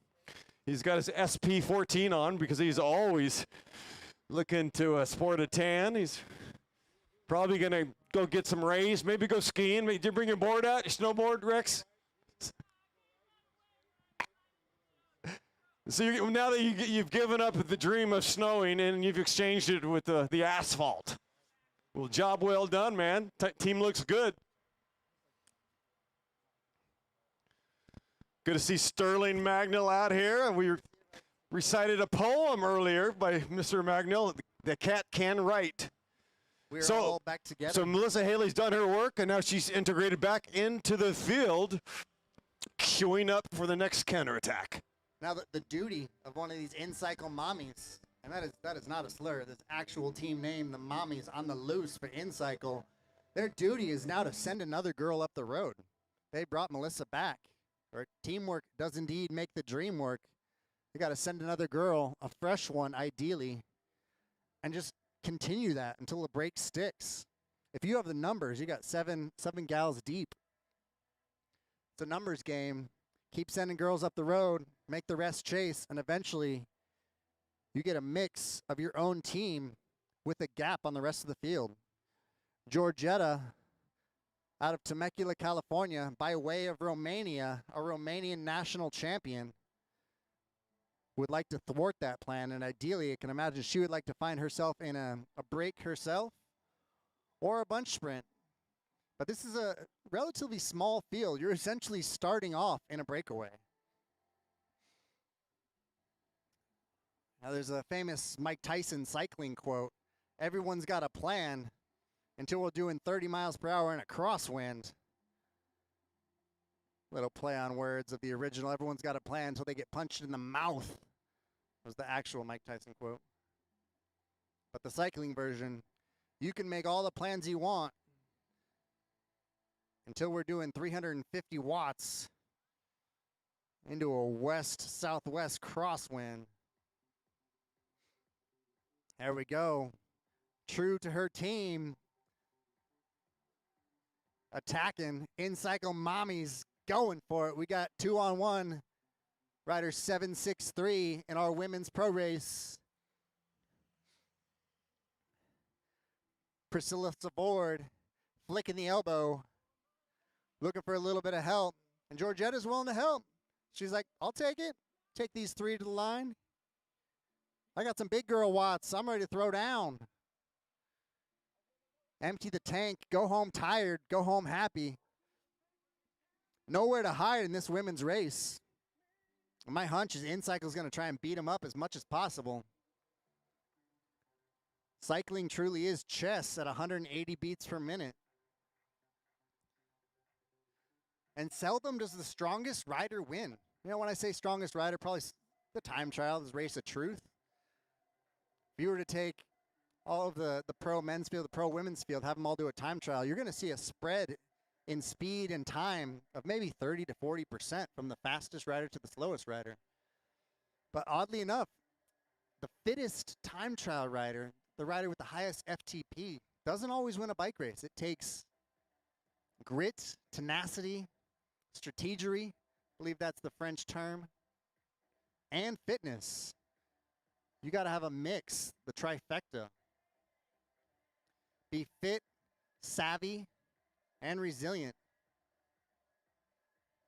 How many times can you be attacked at 500 watts in this women's race here and still bounce back? Keep holding that wheel. Keep going off the front. As predicted, InCycle using their numbers. Got 2 off the front. That's the ideal right there. Georgetta knows what's up. A Romanian national champion bridging across, nose breathing as she comes through like a savage. Phenomenal. Yeah, Savage Bridge right there. Heather O'Brien is at the point right now in that hot pink kit, the mommy's kit. I really like that kit. You can see it from about 2 miles away, and they are lit up. It looks like 3-4 riders now with O'Brien and the Romanian Rocket making turn number 1 with space. Closing gaps and eating snacks. This race is short enough. You could probably do it without a gel. As long as you're fully fed, your body's got about 90 minutes of glycogen. That's a sexy scientific word for fuel. If you want to perform athletically and put out at top rates for more than 90 minutes, you got to eat. Most riders can absorb anywhere from 300 to 400 calories per hour. But as you get into some of these longer stage races and road races, you have to eat if you want to keep performing. My rule was if the race was 90 minutes, I would have calories. Put a little bit of honey, a little bit of cane sugar in your bottles. It's always a nice subtle flex because if you're just drinking out of your bottle, it looks like you're not eating. It's like, I don't need calories. I'm so strong. A few of the riders I grew up as a try-to-be athlete. Went for the combo meal of mediocrity with triathlon. Wasn't good at swim, bike, or run individually, but mix them together and your coworkers will indeed be impressed. You heard it here, folks. Triathlon, the combo meal of mediocrity. But one of the guys wouldn't ever drink. In 10 years riding together, never saw him drink. InCycle mommies making that break stick. We got a 3-on-1 with Georgetta. Oh, this is going to be spicy. Rider 761, 763. That's Priscilla Savard there, wheel number 3. Priscilla looking very strong. So you got 3 out of the 4. That's about 75% satisfaction in that selection right there. And who knows? I mean, Georgetta might be okay with this. I'm just saying, right? I mean, to ride in a break, pick your line choice. We shall see. We shall see. But certainly Priscilla's looking very good. Somebody's going to be designated winner of that 4. They're not going to, unload all their watts. We'll see what happens. It's cool that Georgetta made that move, though, right? Even if it's a reset, she's positioned herself. So it's about seeing that opportunity. When that door opens, you better make a move because there's nothing like having to bridge or chase when you're outnumbered in a reduced field like this. So make the pain short-lived. Make it happen. Be a rocket. Get over there and then resus. Now, she may choose to float through diagonal. Yeah, she's not going to put her head down. But she may kind of float through just to keep it simpatico and then race for a position. Shock the world or at least certainly go for that podium result. Yeah, like you alluded to, she's going to pull through, but she's probably not going to do anything heroic. Meaning, I always teach people, don't go past a 9 out of 10 effort-wise when riding in a break. If you go past a 9, the next rider comes through a little bit hot. You're going to be forced to go all in just to close the gap and get on the back. But they definitely have the numbers. And I would say, having read the race pretty accurately today, I think this is the selection for the day. We could possibly get one more in-cycle rider to jump across, but that gap is growing. They are all in. And look at this, Georgetta poking the bear a little bit here right now on cue, right? She's got that dagger, like here I am, and a little bit of chatter there. Again, friendly political discourse out there on the rotunda. That was cool, and some drama and action. And the chase is actually on here. Perhaps somebody got the memo because I'm not sure how that helps your team to be dragging the mommies across. Here they go into turn number 1. It is quite a frustrating place to be when you have a depth of fitness that's Camila Arenas of LABA, Los Angeles Bicycle Academy. She has incredible fitness, but she probably doesn't have the massive watts to create the separation over the in-cycle mommies. So what she's going to end up doing is just kind of towing them along, which sets them up to be able to jump across and possibly into that break. But what's wild is even with 36 minutes left, we have a little bit of bickering starting early with the in-cycle mommies versus Georgetta. Lets me know that there's a bit of a rivalry or some controversy there. They know that Georgetta can sprint, so they kind of have to use their numbers to attack her and send one by one up the road, force Georgetta to close, and then counter it. The question is, do they have the collective fitness to be able to repeatedly send girls up the road, sit on Georgetta, and then jump across? We shall see. Arenas, I mean, she made that move, and it was like honeybees on the nectar, right? Just folding right in, sliding in, and they're fine with her taking a hard turn. You wonder, now maybe we should check the pictures on the back stretch, brought to you by LA Crits. You can find LA Crits on lacrits.com. Here's a move, Priscilla on the inside. Just got to shake and bake a little bit, trying to put some stress and duress on the Romanian rocket. So they're starting to play games a little bit. They know what they're doing. Savard is, she's going to kind of punch some clocks, punch some tickets. No free ride.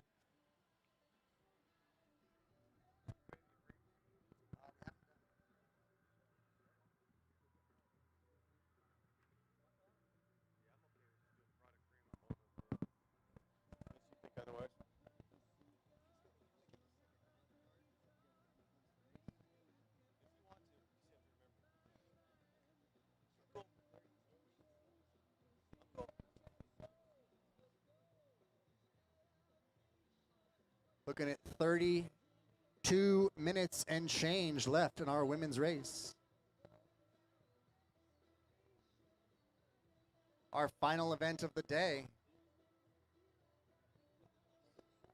If you're listening to us live on YouTube, brought to you by Ray Mars and family. LACrits.com. Show them some love with some online traffic. They are putting on a truly world-class event with their videography. Yeah. Hey, I want to shout out to Dave Wells. If you're watching in Atlanta, Georgia, how you doing, buddy? Hope things are good in Georgia. Dave Wells had a job trend. I know he's with the MD. She earned it. Feline, also a top 3 finisher at Milliken. In fact, it was Feline and Georgetta finishing second and third in that order. Feline now definitely showing that she also has got that foot on the neck, as you described. And game on, Camelia Arenas, she is extremely fit because she is going lap after lap, just ticking away and still keeping that break in check.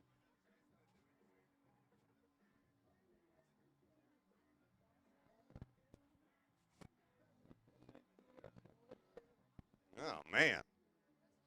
I've seen a few things, man. Death by 1,000 cuts. Killing a mosquito with a sledgehammer. Perfectly sculpted quadriceps tossed in the tree shredder.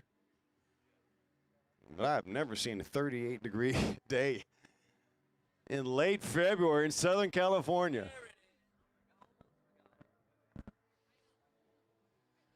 Bart Clifford, we have some laundry here at the front.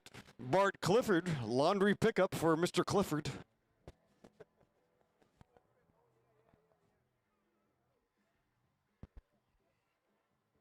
Feeling copacetic, feeling tranquil and sublime. Hasta la victoria siempre.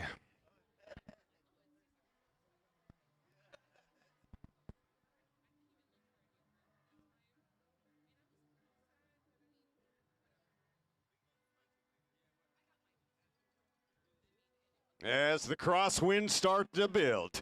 Here's your break. Priscilla Savor's turn now. And now she's at the front. And Georgetta will not back off. She is determined. She is bound and determined to keep it together. She's essentially covering every attack. And once again, Camelia Arenas at the front.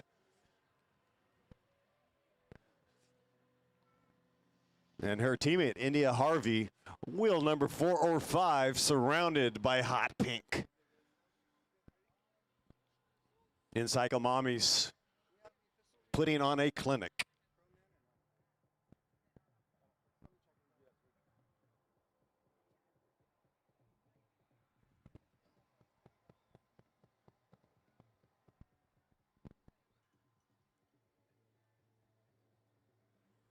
Jessica Garner looking good. Stay on that pedal.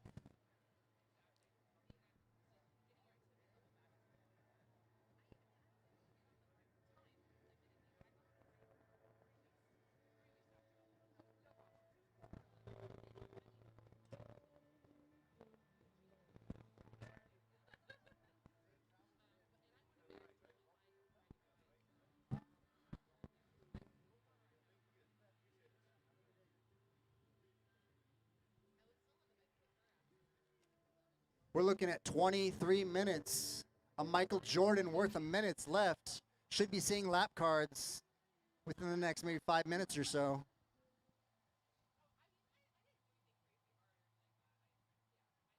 Goodness, I can imagine they're just attacking Georgetta over and over.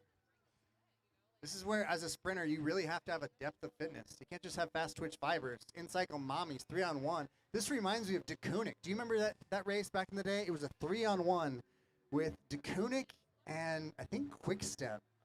And the one ended up winning. Is that Roubaix?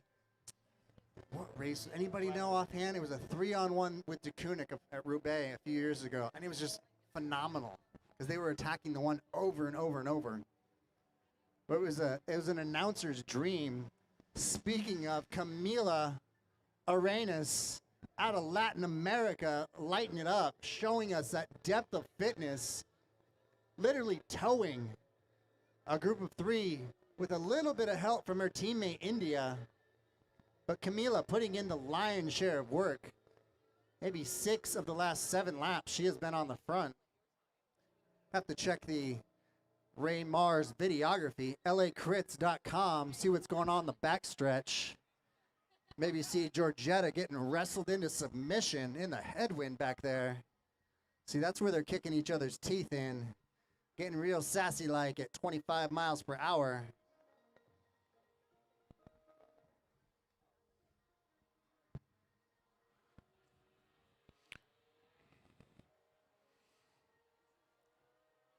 Good to see Justin Williams out here today strong.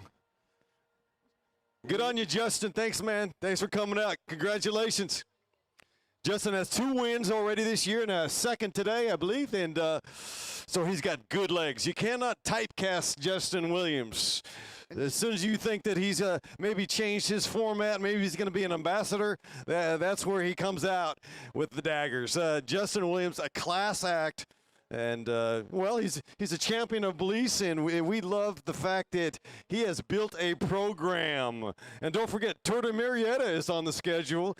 Ernie Sanchez, next year, San Francisco 49ers going the distance. Good to see you, Ernie. Peace. Stage 2 cyclery. Now, Stage 2 cyclery was named. Why? Because in Marietta, the Tour de France had a Stage 2 that started in that area. So Ernie Sanchez and his team says, let's open a bike shop, a pro shop called Stage 2. Hence, Stage 2 cyclery. Again, Camila just on the front, burying herself, doing her best to get across. India taking a little bit more resting of a role. I can't imagine they're content with 4th to set up India for the reduced field sprint. But we shall see if Camila has the gas to close that gap. She's essentially just boiling by herself in no woman's land. Despite having help, they're just sitting on. It does save you about 2% having someone in your slipstream. But I can tell you, I would much rather have help of the 30% that you get from being in the draft than having someone just sitting on me. But that is a fun sprinter's tactic I came up with. If you're just sitting on somebody and they're tired of you not pulling through, just say, hey, I'm saving you 2% just by being here, even though I'm not helping you pull. Has that ever worked, Ronnie Toth? Many a times. I was actually in a breakaway here with 3 Seans. There's a Sean of KHS, a Sean of Jelly Belly, and a Sean of Bike Religion. And I was the only Ronnie in that group. And I just did not have the leg. I bridged up to the move, did not have the legs to contribute much once I got there. But they were yelling at me just like the mommies were yelling at Georgetta earlier. Because they knew, no, that fresh rider can be a threat. 3 Seans and a Ronnie from a decade past on cue. They're attacking. A mommy on the right, making Georgetta close That's it over Priscilla and once over. again. That's Priscilla. And Miss Savard is so explosive. She does the sharp attacks. Again, a professional, a consummate pro. You don't just kind of squirm off the front. It's got to be vicious. And that's what she's showing right there, a good pair of legs. And we have the Goodyear blimp here. We have the eye in the sky doing a drive-by. Alfie Sanchez, congratulations on getting Goodyear to come by. That is not a spy balloon. Stand down. That is not a spy balloon. That is a Goodyear blimp. And that's a sign of American success right there. I am not making it up. Goodyear blimp is overhead right now. Somebody please photograph that so I'm not tagged as completely insane. A funny plot twist would be if it actually was. By the way, hot off the press, I've got this let's go top 7 in our men's pro. We've got in 7th place, I got to call him out, 17 years of age. Alejandra Che in 7th place in our men's pro. In 6th place, making an inspirational comeback representing Team 6 Project. Kyle Cooper taking 6 in the pro men 1, 2, 3. How about in 5th place? This is stellar. CJ Williams, Legions of Los Angeles. The man who works security getting 5th. That's impressive. In 4th place, very impressive, putting out so much work. Cormac McGogo, the Irish flyer with Canals, getting 4th place, finishing today. Another impressive ride in 3rd. Theodore Obolze with SoCalCycling.com. I say that because both Carmack and Theodore were doing so much work. Multiple attacks. Preem lap, in cycle, preem lap. No, it's a little bit confusing. We got in cycle on the break, but is it in cycle preem as well? All right, product on the line, up on offer. Winner of this next lap. Going to get the muck off and a in-cycle gift certificate. Now, it's funny, in-cycle is representing the break there, right? Because the red hot pink mommies are also co-sponsored by in-cycle. Product Preem on the line. Product Preem on the line. To the first rider across the line. You got to catch that break to earn it. A lot of work cut out for Camila. Camila just being put to the test today. Little bit of help from India, but she is doing the lion's share. Suffering in the wind here. Towing 3 mommies of the in-cycle variety. Absolutely. Mixing it up. So once again, our top 3. Theodore Obolze with SoCalCycling.com. What a great ride. In 2nd place, Justin Williams, Legions of Los Angeles, and brother Corey taking top step today. Obolze, Williams, Justin, and Williams Corey. I see Corey is starting to enter his middle name on start. Yes, Corey Lewis Williams.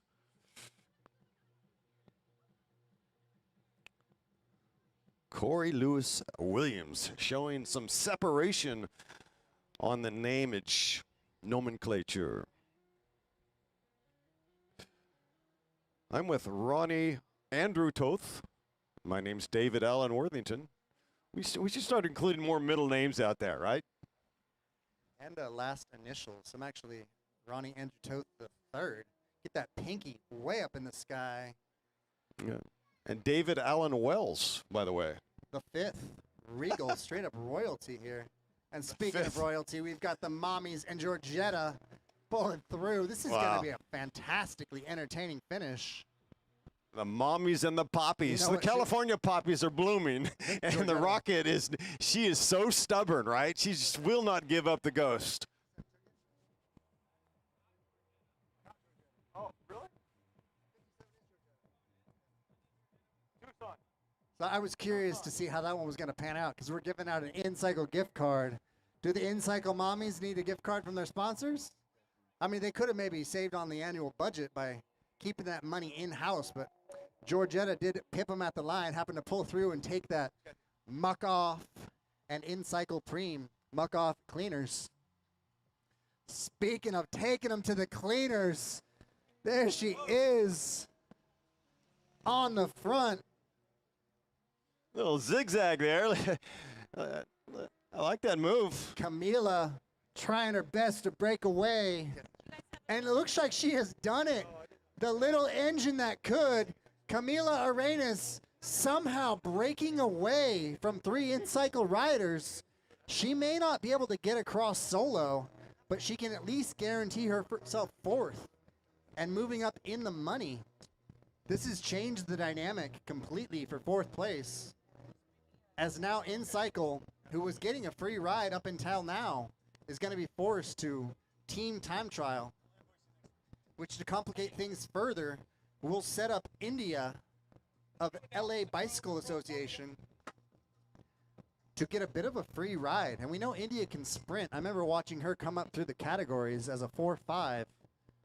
She was absolutely walloping on the 4.5s. One of those riders just passing through because of their great sprint.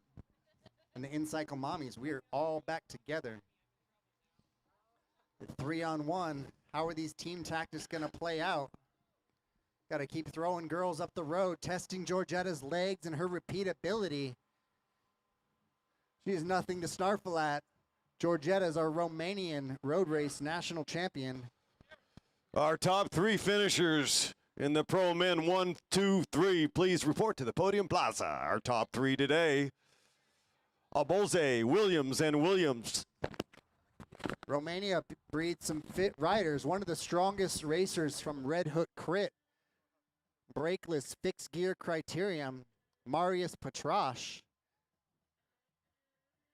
was out of Romania.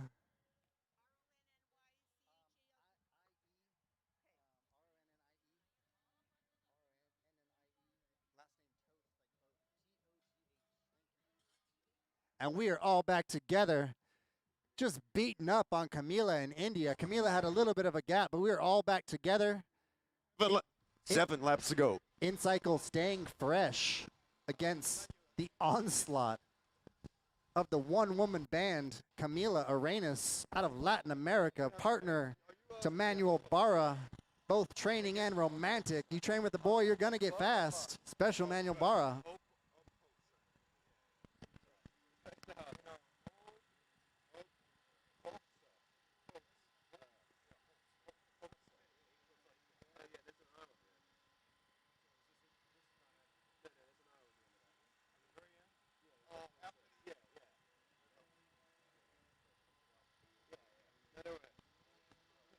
It's a hard one.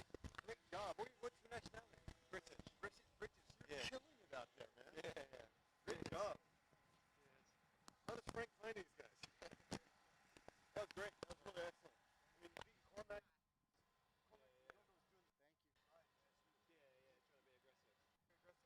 InCycle mommies figuring out how they're going to wrestle Georgia into submission. 3-on-1.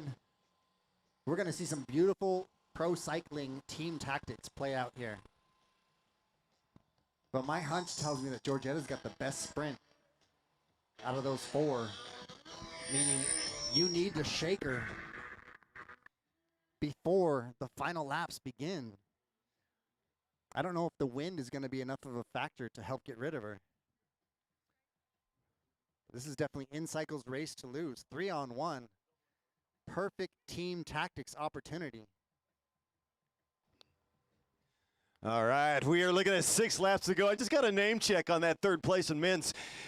It's Theodore Abolzer, and Abolzer is he's from the UK. So we are having more and more international riders here. It's amazing. So Theodore Abolzer from he's racing for SoCalCycling.com. Hey, Frank Serrati, I don't know where you find these guys, but what an amazing talent depth pool here. I mean, Abolzer was similar to Cormac and Magogo. They both had similar rides, extremely aggressive, taking lap after lap. If it was a points race, I promise you, it would have been between Abolzer and Magogo.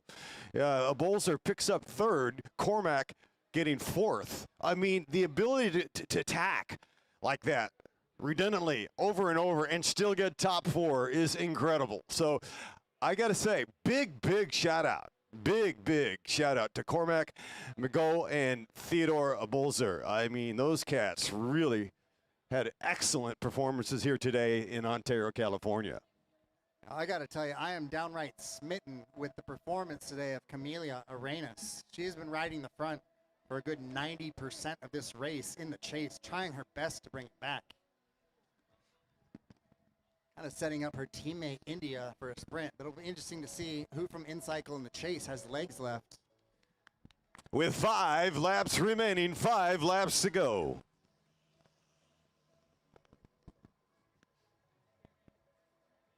So depending on the depth of fitness that InCycle has available, they're going to start hitting Georgetta left and right with attacks. I'm interested to see if they're going to wait till maybe the last lap, last 2 laps. My hunch is they're going to wait until the last lap or 2 to really start throwing girls up the road in an attempt to exhaust Georgetta. Training out of Temecula, California, my hometown. Temecula makes you strong. It's windy there and it's hilly. There's not a ton of flat ground. You definitely get strong training in the Mech. That's what I lovingly call Temecula. Floyd Landis, when he won the Tour de France just after Lance Armstrong, a little bit of help from some whiskey, Tour de France. Floyd Landis, you know that story. Brought back like 18 minutes in a single Tour de France stage. India on the front.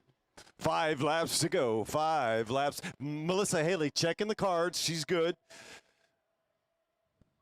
Completely under control. Mommy's looking good, but this race is not over. It's unscripted sport. We all know what's supposed to happen. It's got to happen in reality because the pressure is certainly on mommies. They've got to take this one.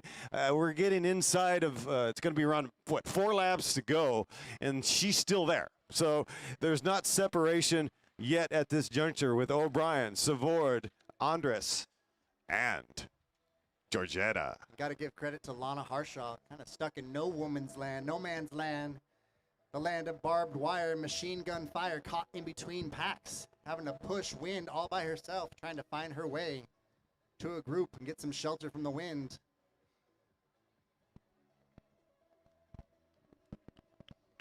And here we go right now, ladies and gentlemen, 4 laps to go. 4 laps to go. Savord, O'Brien, Andres, and Georgetta Ungariano. Some interesting team dynamics are going to come into play here. Because you kind of all have to be on the exact same page. All 3 in-cycle riders have to be completely selfless and willing to stick to the plan to send a girl up the road and make Georgetta chase. My hunch is that Georgetta's got the best sprint of those 3. They really need to start hitting her with team tactics. And I would say sooner as opposed to later. You know, if they start attacking her sooner, it turns it into a longer interval session of full gas, on, attack, respond, lather, rinse, repeat. But it's tricky when you have a rider like Georgetta that can sprint and close gaps over and over and over. Yeah, and you know, there's a bit of a rivalry that's brewing here early season between Georgetta, who got 3rd at Roger Millikan, and 2nd place was Feline Andres. And Feline Andres, she is in this move, of course, and you know, she's a Cat 3, so she's obviously upgraded. She's got excellent legs this year, more time on the bike. She earned her degree, and there's Miss Reynolds at the front. But who won that race at Millikan was Yarly Salazar. She's a Mexican nationalist racing for Legions of Los Angeles. She's racing on the track as well as on the road. She's I believe she's racing south of the border this weekend. But Feline 2nd, Georgetta 3rd at Millikan, and here they are again, the 2 of them together battling for the top position. Going to try and throw a wrench in things and animate this race. We have a free entry to the Victorville stage race. Free entry to the Victorville stage race next lap. That's $150 saved. Free entry to the Victorville 3-day stage race. Preem lap. Winner takes a free entry for the Victorville stage race. That is a big one. March 24th, 25th, and 26th in Victorville, a 3-day stage race. Register today. This is definitely going to animate things, because my hunch is that Georgetta is going to want to try and snag that, but it sets things up for a counterattack to where if somebody follows whoever goes for it and counters it, can offer a launch pad to go up the road and really get this show on the road. It's kind of like having a little bit of a omnipresent God card, spoken as a man of faith and humbly, to kind of influence the race here by throwing these preems at them at strategic moments. I always liked the last lap preem, to where they give a large cash prize on the second to last lap, you know, going into 1 to go, because then it really throws a wrench in the plans of a lead out train. You get guys taking the lap in 1K attacking with maybe a lap and a half, secure an easy victory for the preem, and then you look back, you see you got a gap. You're like, holy smokes, I might as well keep going. I could win the darn thing. We'll try and spice things up with a free entry to the Victorville stage race, March 24th, 25th, and 26th. All right, who's going to pick up the entry? Rider 58.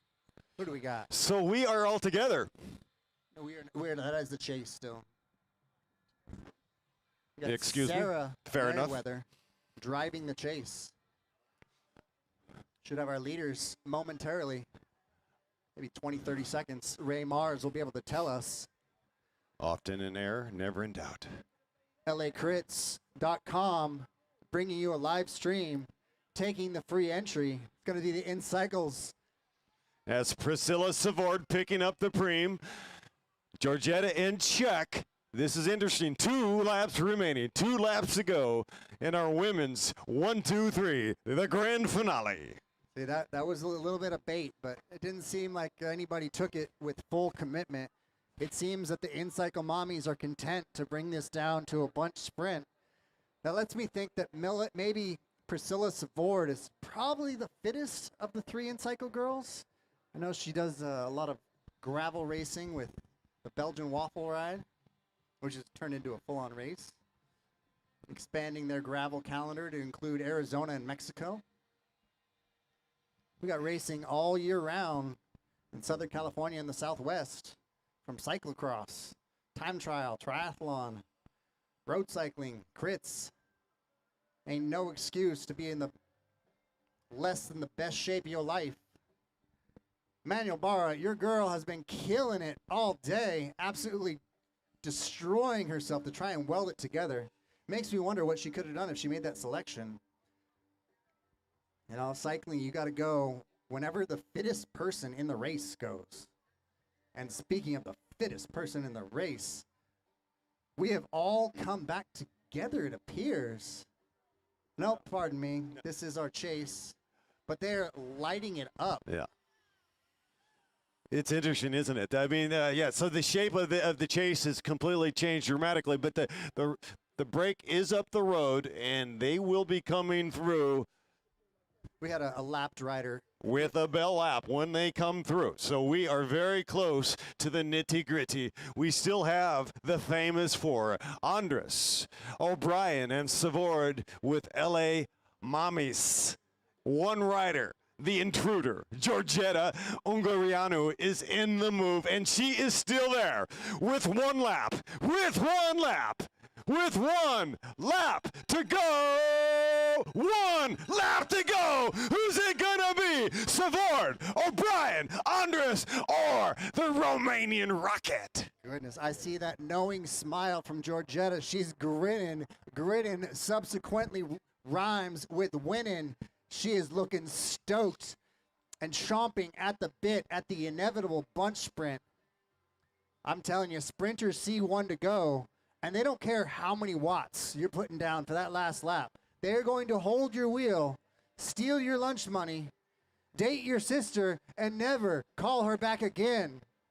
A little bit of a plot twist today. Georgetta's a sweetheart. But my money's on her. We shall see. They're going to light it up on the backstretch right now in our slight headwinds. Well, we've got 4 riders in this break, and they've been out there half a day, and there's only 1 seat left on the top of the podium. There's only 1 position.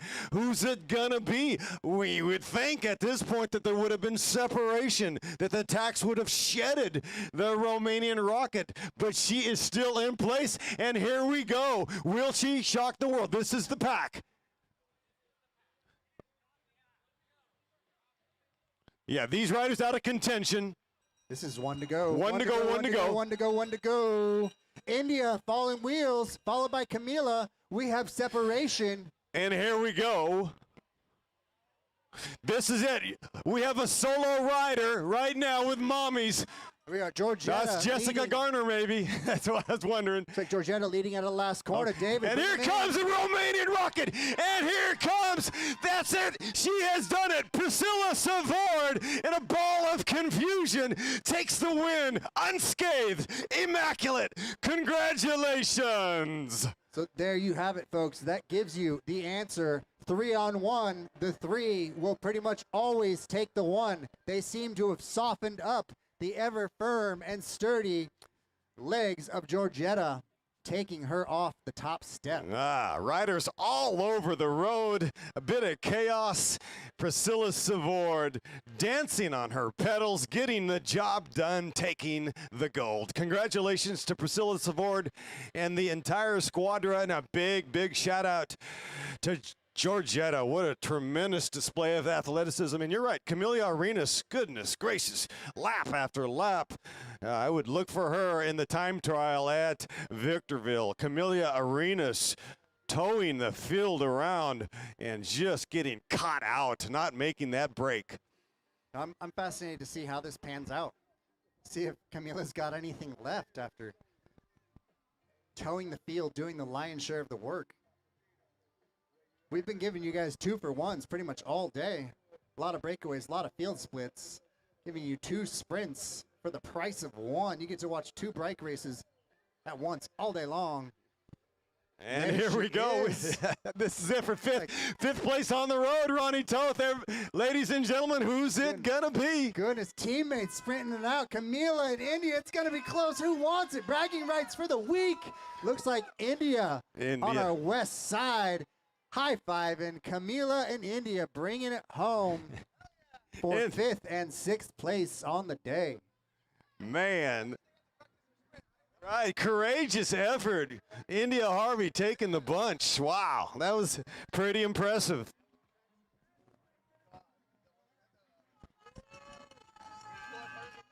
Good job, Lana. Lana Harsha, good job. Congratulations. Another rider that you know has good legs because she also did a kind of an individual time trial out there. Talking about Lana Harshaw. Congratulations to her. And certainly we're looking at Camila Arenas to do great things as well as India Harvey.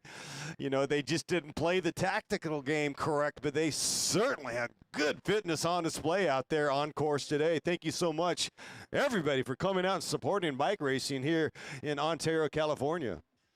We want to thank Alfie Sanchez of Majestic Cycling, season opener here in Ontario. Thank you for creating culture, giving us something to look forward to. Big shout out to Victor Tacos, Tacos Victor, keeping us fed with the Al Pastor all day long. Breakfast tacos, lunch tacos, taking some tacos to go. Bang Energy. And remember, that's right, folks, remember, for every 1 mile of road, there are 2 miles of sharp curb face. That's okay. Together we'll get up the road. Together we'll share the load because we stand on the shoulders of giants. I'm talking about you all today who have proven positively there is certainly unity in the cycling community. I'm Dave Worthington. That's Ronnie Toth over there. Priscilla Savort, congratulations on the win. And we're going to catch y'all on the Flippy Dippy on Saturday. Rosanna Ranch on Sunday, right here. Same place, counterclockwise. Don't miss it. It will be live on LA Crits, lacrits.com, LA Crits Instagram. You'll find them splashing the crazy cool images. And let's not forget Alfie Sanchez and the crew. It's been a tremendous day. This has been David Worthington and Ronnie Toth, your announcers for the day. Thank you for tuning in. Have a great rest of your weekend. Let's see if we can get an interview here with our mommies.